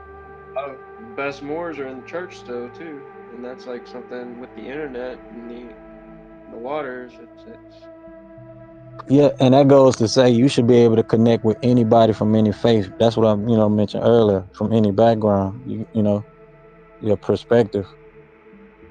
So once you understand that is what our political status is, and you have all these opportunities at hand when it comes to that political status, but it has to be explained to you properly. And hey, it's not about what your faith is. We follow Islamicism, the principles of peace. Peace is, it can't be peaceful if I ain't respect. You're not respecting that person's uh beliefs, backgrounds, and things like that. That's the first ground rule. So you know this is why it's a crazy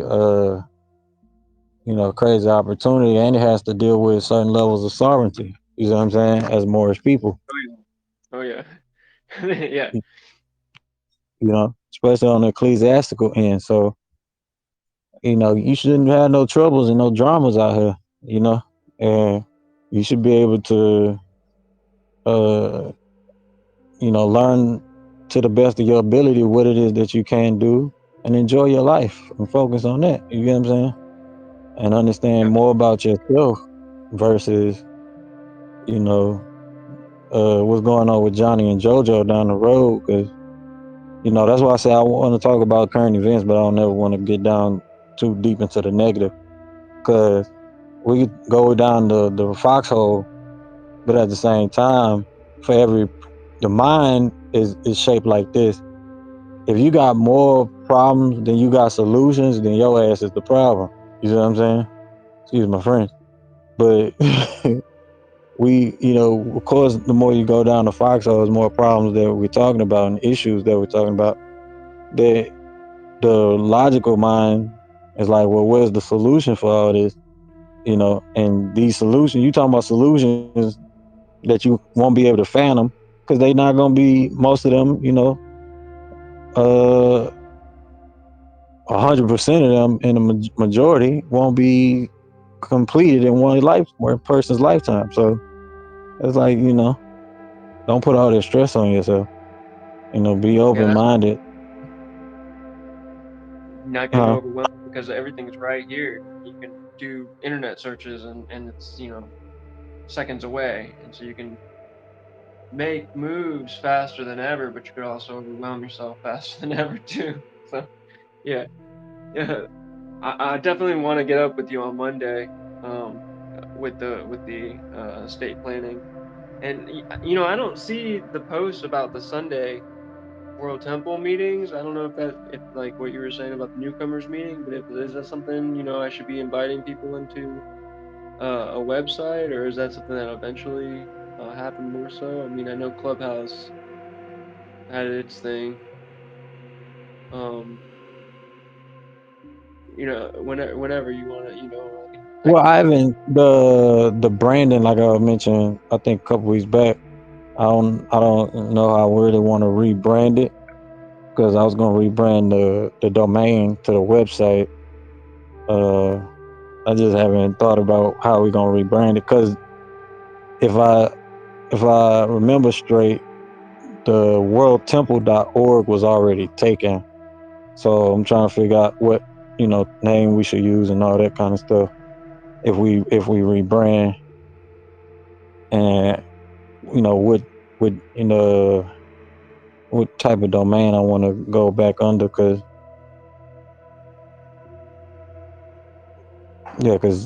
I want to make sure we got a marketable domain, but uh you, that's hey, that's why we got work to do. But Right, that's the that's why I same thing. say, but that's also why I say don't get frustrated with everything, because uh especially when it comes to like things that you have to do. That's why I went in about the whole sovereignty thing, because they want you to learn this and learn that, and you won't even learn the basic principle thing of, like, I need to be able to live life first. Like Right. focus on. Get to the next 90 days. Right now, I'm like on a 90-day sprint, and I don't want to be tripping over myself. And so I really appreciate everything that was said tonight. So Yeah, you want to be focused on life, and hey, uh,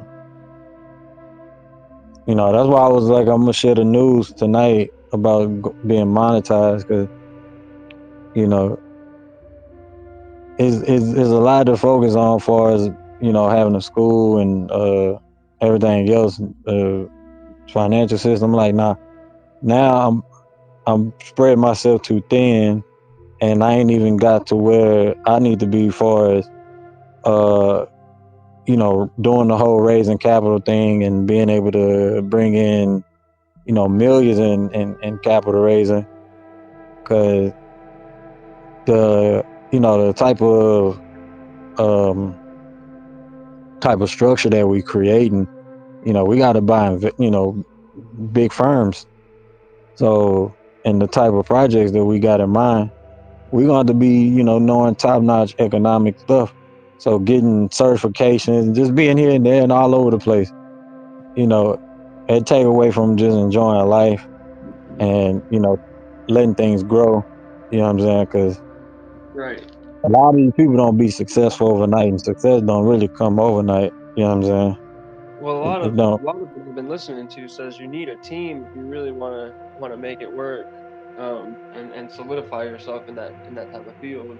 It's one thing to just like buy a business and then run it like a manager, and it's another thing to get into these deals where you're buying it up, but you're not really putting any type of heart investment into it. So it's just about the money, and that's not my intention when it comes to these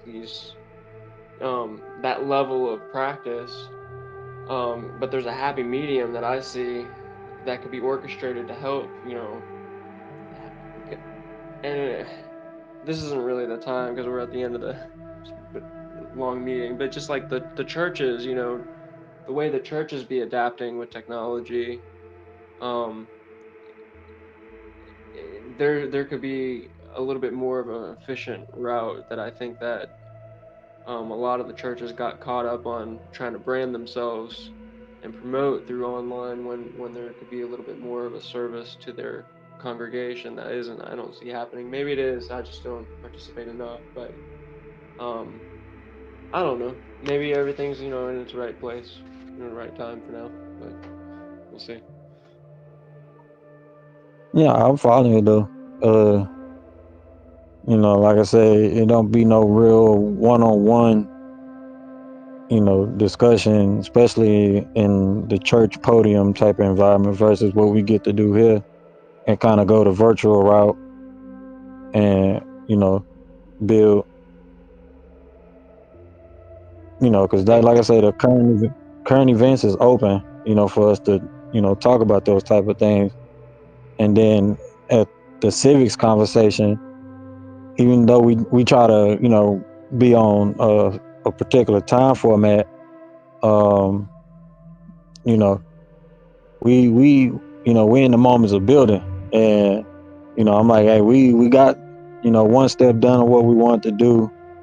And hey, now that can open up some things where I can do you know a bunch of more for what needs to be done.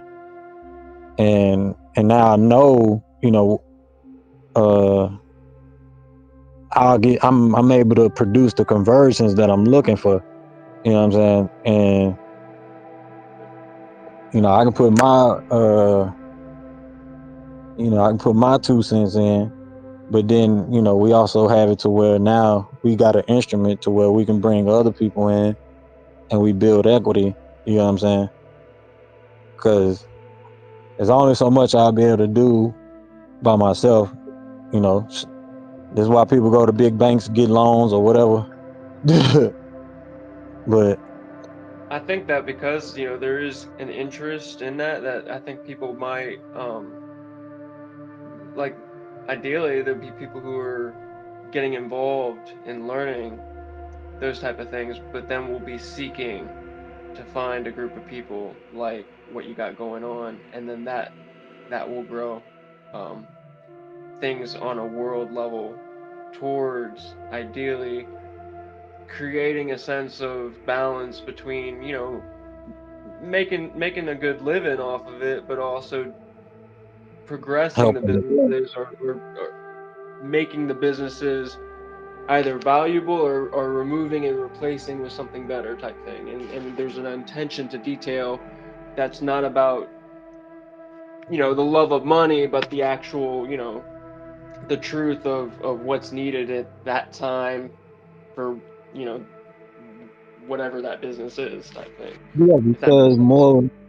more people, uh, especially in business, more people, uh, more people owning businesses, and more production in the economy. That's just period. But from how I'm thinking about it is from the perspective of more people that's positive minded, right? And they got their heart set on helping people. More people that like that's owning businesses, the more peace you have in the world. You know what I mean? The more help you have in the world, more charity you have, philanthropy, real philanthropy. You know what I'm saying? And you're communicating about, well, what's been the problem in the past? Was it resources? Was there a better way to do it that we can, be able to fabricate, like, through hemp polymers?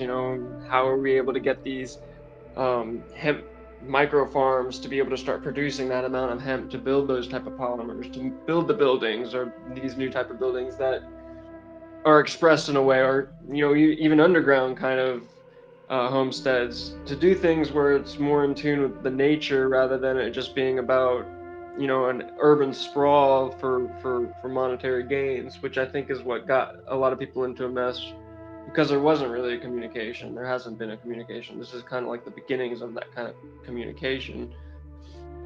Is what I'm seeing. So yeah, it's it's definitely a long journey of a project, if that's the idea, or part of the growing of an idea. Yeah, because I mean, the prophet wanted people to build cities and townships. So you look at it as like, okay, well, who started projects? Who created companies? Who got construction companies? Who really came with neighborhoods? And you don't find too many Moorish people at all that's doing things like that. You know what I'm saying? Especially being out there and it's marketable. You know what I mean? Quick and convenient to find.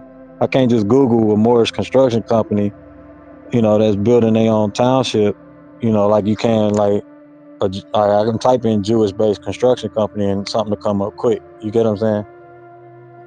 So, and that goes for indigenous people as well. I was just watching a clip on the news this past week about something going on with the tribes, and uh, the one of the tribes was Blackfeet, and it's like they having trouble in their communities because for a lot of the jobs they be needing on the reservations, they not there. And the things that they be needing in the community, it's like dang, That's East and Coast, right? I Virginia. was like up north a little bit, Minnesota, but it's like crazy because when you think about it, it's like you got a lot of people that's scarce, and you got all the controversy behind the culture, the knowledge, and the progenitor of it and the aspect of it. You know, it got recognized by the governments across multiple states. So you're looking at uh, a cultural representation of us as Americanized people through a faith-based, uh, way connected to your faith and your culture of peace. Man, you crazy. You ain't gonna be associated with that, and bringing honor to bringing honor in your works, in your deeds. Yeah, you crazy.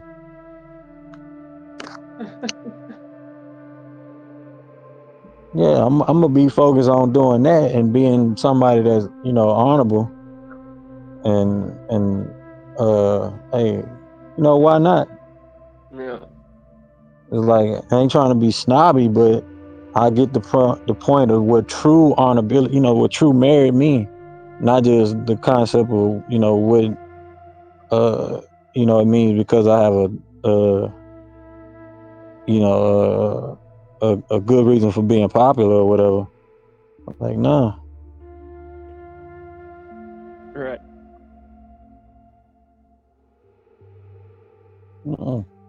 So I'm focus on, accomplishing what need to be done. But at the same time, hey,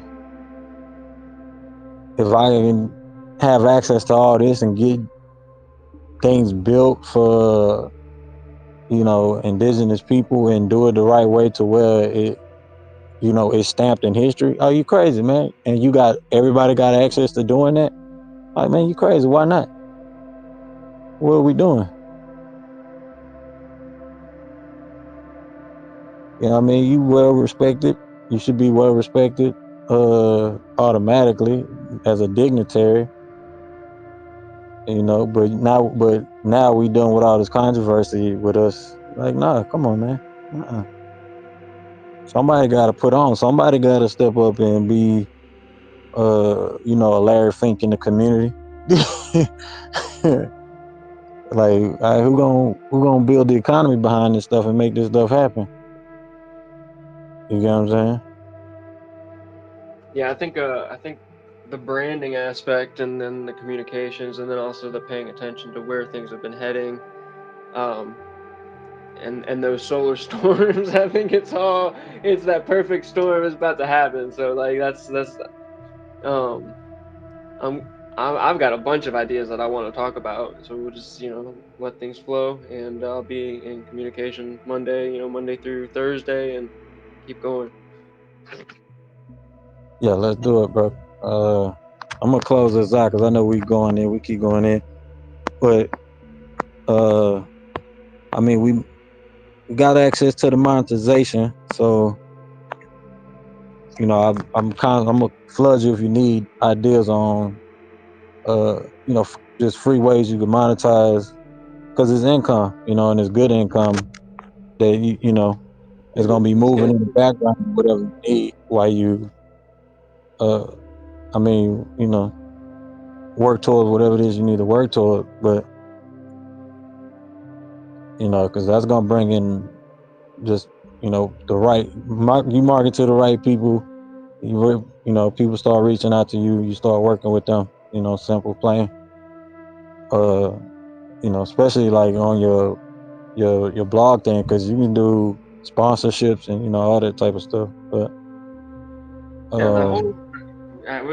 We'll talk more. Yeah, cool. yeah, I was gonna say, but we'll get together Monday about the rest of that stuff offline. But yeah, I wanted to build, like you were saying earlier, the churches don't really get to do that one on one and really build, from ground level up. And then we doing this digitally, like I said, I don't mind it being not that many people in here, because even if we get to the point is, a couple hundred people in here at one time, you might hear me speak less, where I just come on and do the sermon, and that's it. You know what I'm saying? Because you got more people in the function, so the more more structure it got to be. But I think the churches, and then if the churches have a real big disconnect with the herbal and the homeopathic, and that can really go off on a tangent in and of itself too. So if there is a way for the churches to integrate, with the virtual side of things, and then implement that kind of truth to the equation, I think things will become more balanced out in the long run. Food for thought. yeah, yeah. I mean, that's one of the things, like I said, especially during current events, we could go in on. But yeah, because I mean, we understand the medicine and the benefits that it have. Then you have, of course, you got all the cons or whatever, 50 reasons why people say you shouldn't do this, do that. But hey, Yeah. understanding the not just the, I guess, the mystical connections to things. But when it comes to herb, we understand that herb is healing, and it's different ways and forms to use it. So um, It's better you than the know, capitalistic thing going on with the for yeah, profit that's what I was business. saying That's earlier, Mike. We can lead the wave on helping the pro because it only happens if somebody push toward it and you make it a strong enough presence, just like Bitcoin. You know, but if you want to create the the the process to where, like I was saying earlier, what if the cost of living gets so low that everybody could easily defeat poverty.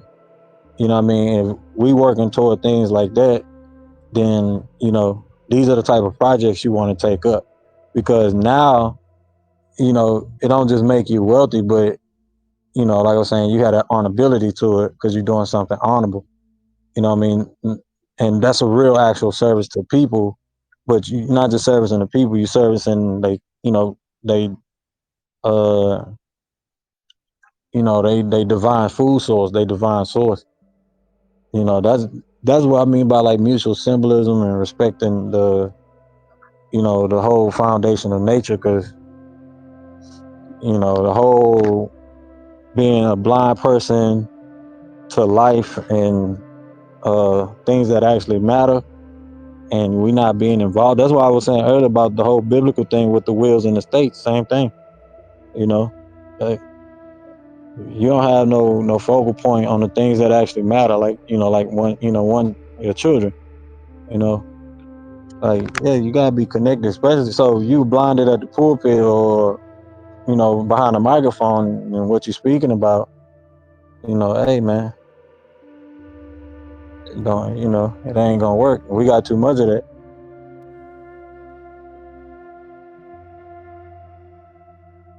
We got too much of that. Like we said earlier, blind leading the blind.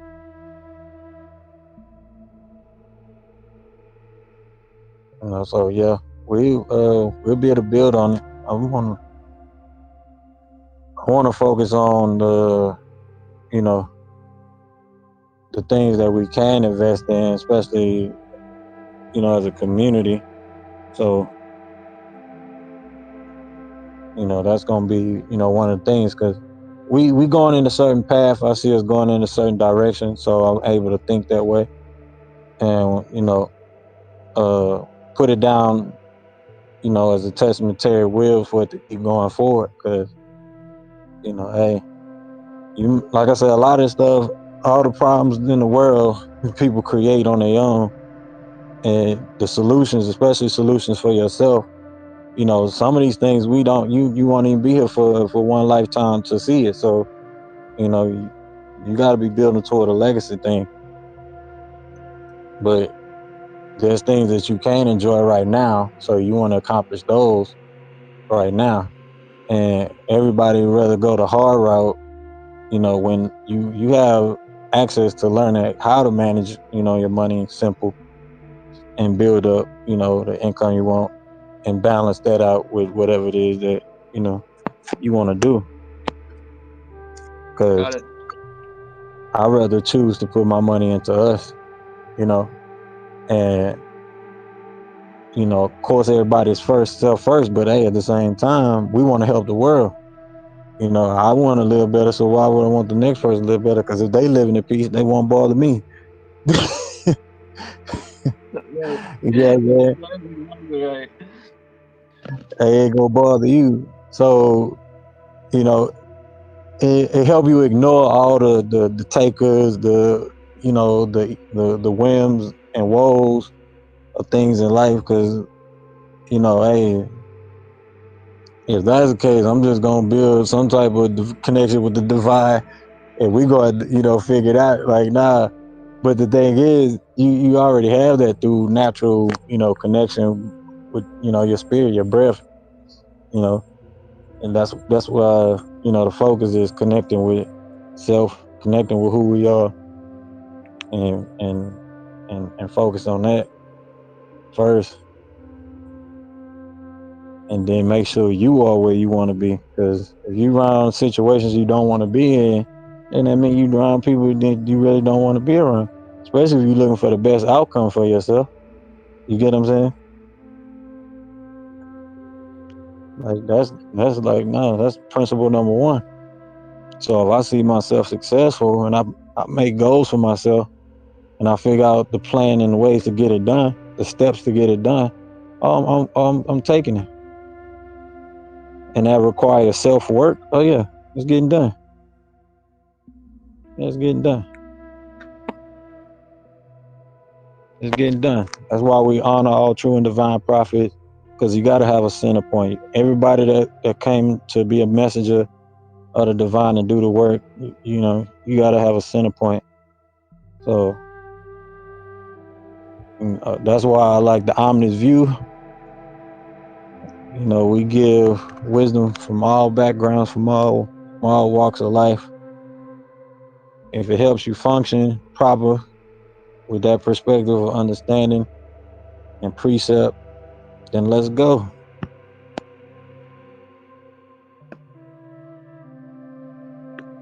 Let's go.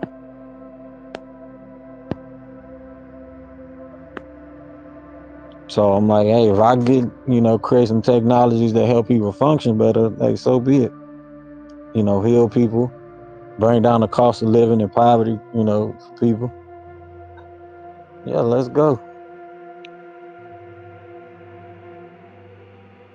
You know, or I can get myself, you know, for most people, get myself involved in things where I can have just one stream of income. Yeah.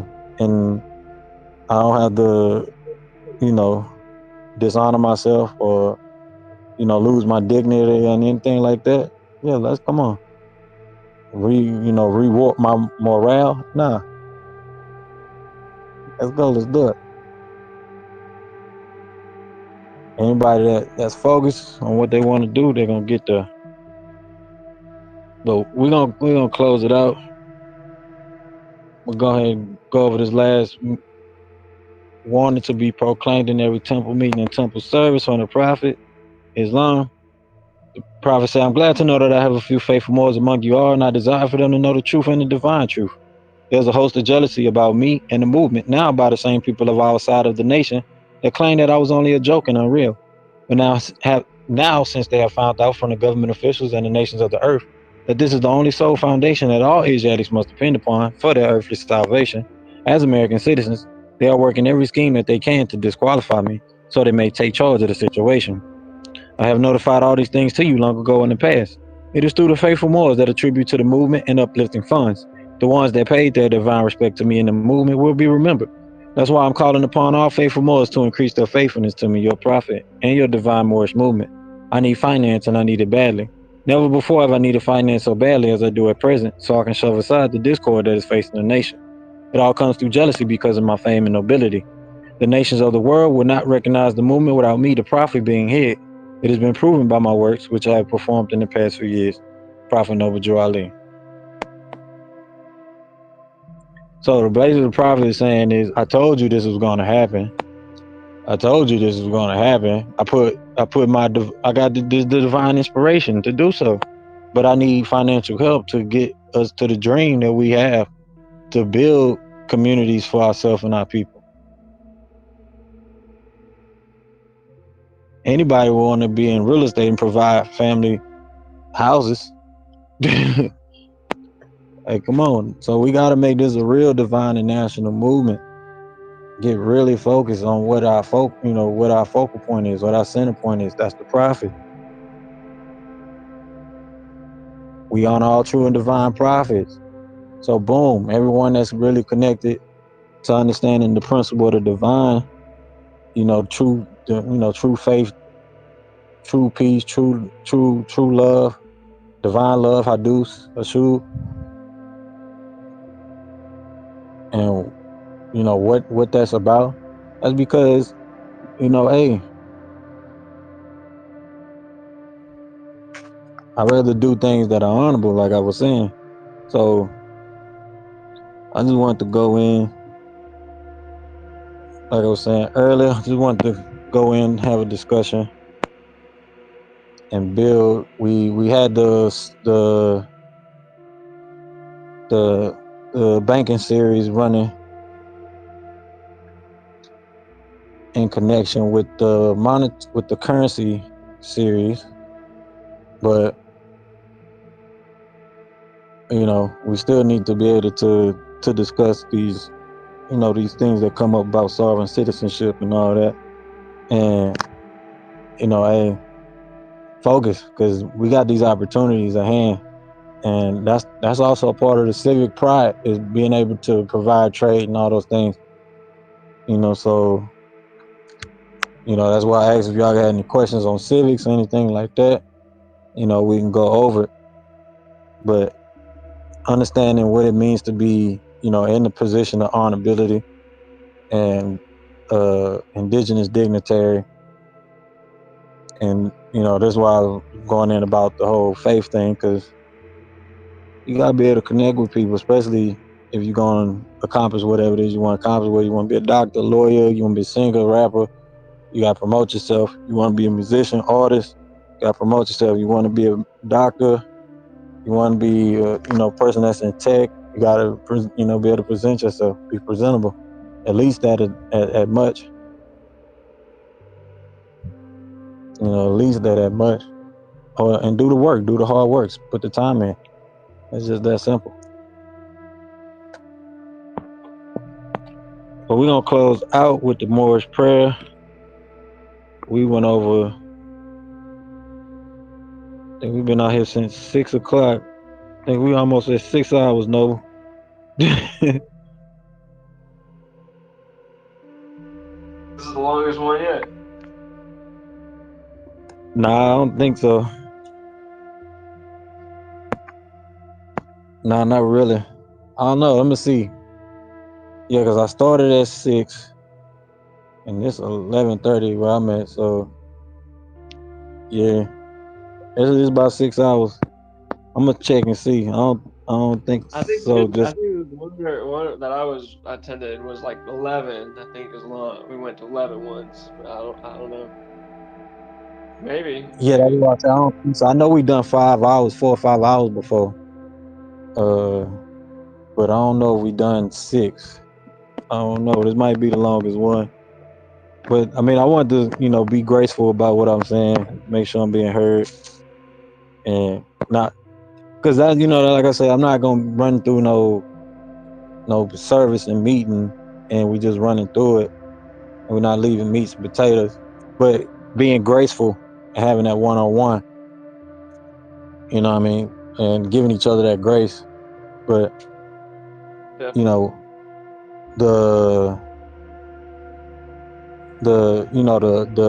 the opportunity to communicate, like I say, and express yourself, and not be put on front center stage, even though we still, we're recording and let people listen to it. But the point is, hey, relationships is built on relating with people. So if you don't learn to relate, that become an issue for people. But just communicating with people, period, and hearing where they're coming from, and we talk about things that interest the people. Hey, because civics is about civic pride. You can't build civic pride if your team can't get along. That's team chemistry. So you got to build that, that chemistry. Get through the awkward moments. Build with the team. So you learn that. You learn how to not just uh build up a family that most people don't get the instructions and don't know what the heck they be doing. You get to build up chemistry. And I think that's what missing a lot. With missing a lot, not just in families, but organizations, and pretty much everything we do. Understanding the chemical nature and the ebbs and flows of things, and how how they're supposed to come to a balance. And like I said, find your center, and that's what the prophet is for us. Is the center and the leader of the best examples. That's pretty much it. Being an example. Same thing with Prophet Muhammad. But we're gonna close it out. We are branch temple number 24 of the Moorish Science Temple of America. I'm gonna go over our Moorish prayer. We're gonna close out for tonight. But you gotta get better with communicating. Like I said, being marketable, being presentable, and the the work that we got at hand.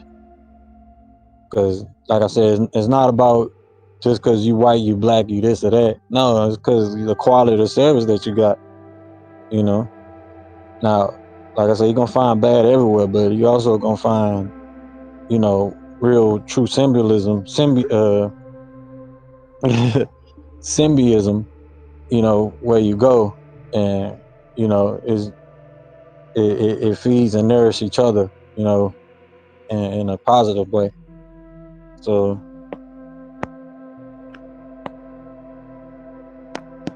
being a part of the order is the order of the day. And nationality is the order of the day. And knowing your hood, knowing who you are, being prideful about your nationhood.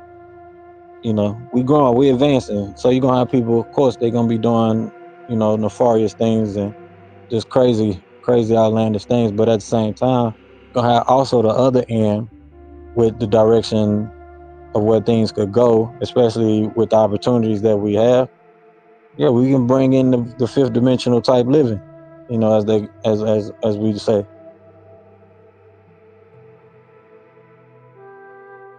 So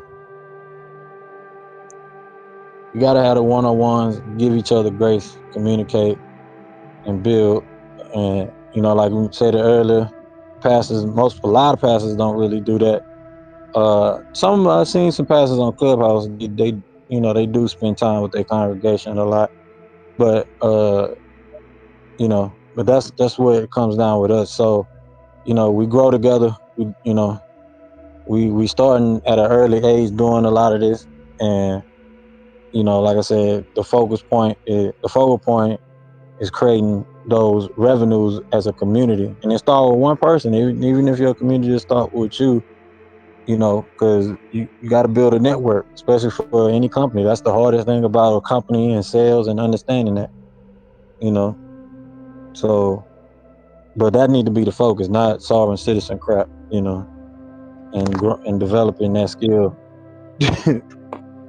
and You developing get that people to skill. start working together in a flowing manner, then you start getting a current that starts to charge something, and ideally it's not charging, you know, in a negative direction. True being Yeah, yeah. ground in there.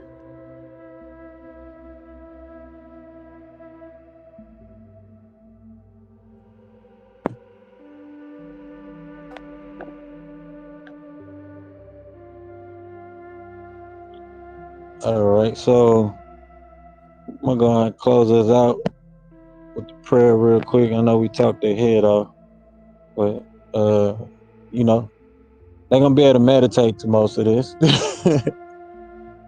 Be able to meditate in the background of most of it.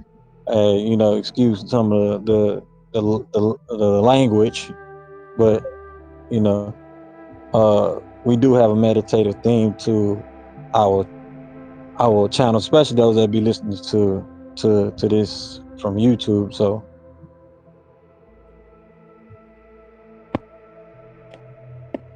all right, you know how I go, facing the east, feet at a 45-degree angle, 2 fingers up, 5 fingers up. Allah, the Father of the universe, the Father of love, truth, peace, freedom, and justice.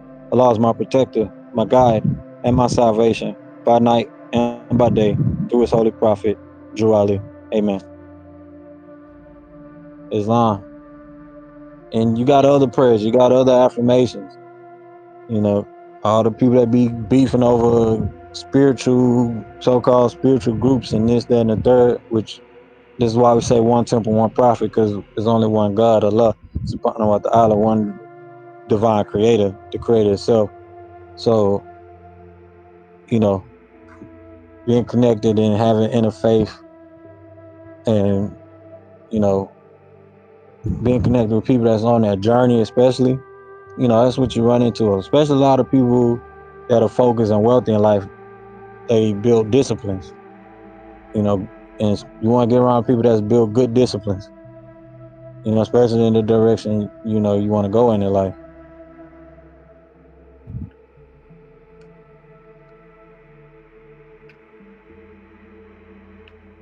But we're going to get out of here.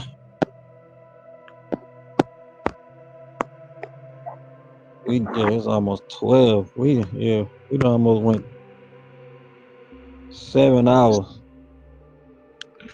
I'm gonna play this back. I'm gonna let listen. I'm gonna have to listen to this. Good. But yeah, I mean, sometimes we done went 5 hours, 6 hours. Sometimes. This is gathering 90. So there's definitely that transitional piece,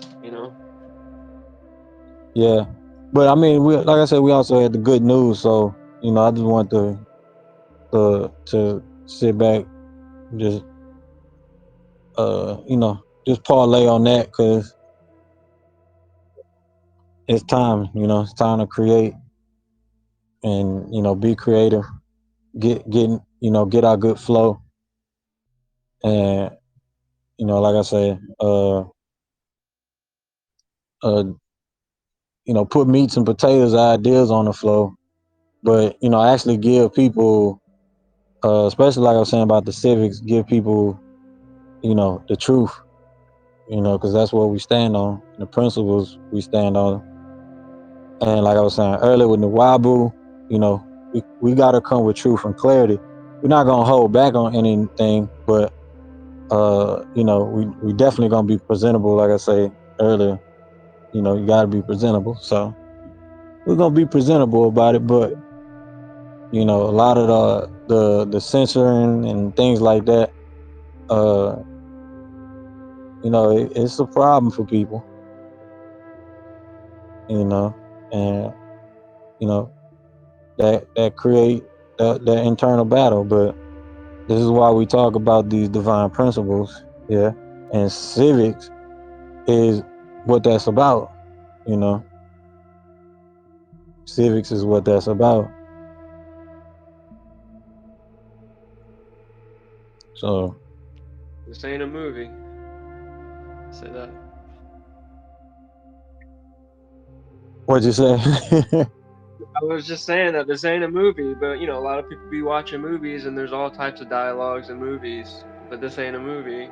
Well, it has range, and that's something that I think people neglect is that, range is important because, with range allows for things to function a little bit better than they have in the past because people are afraid of, the range. And a lot of times I think it gets stuck in movies. I don't know. I don't need to go on a tangent, but yeah.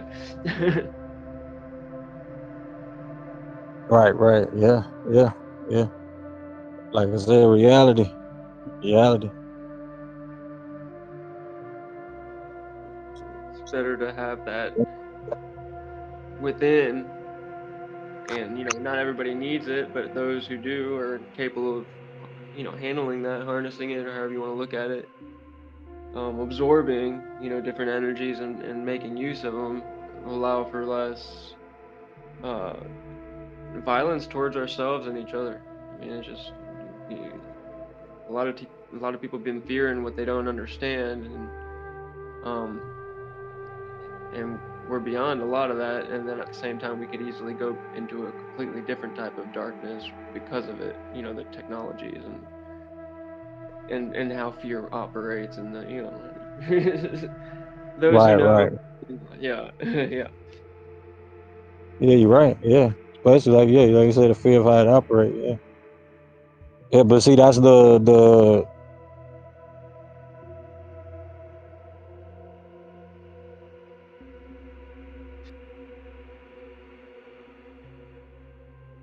We inside one another's heads with the tech. I don't know if you're speaking, but it's cut off. I think it's that time.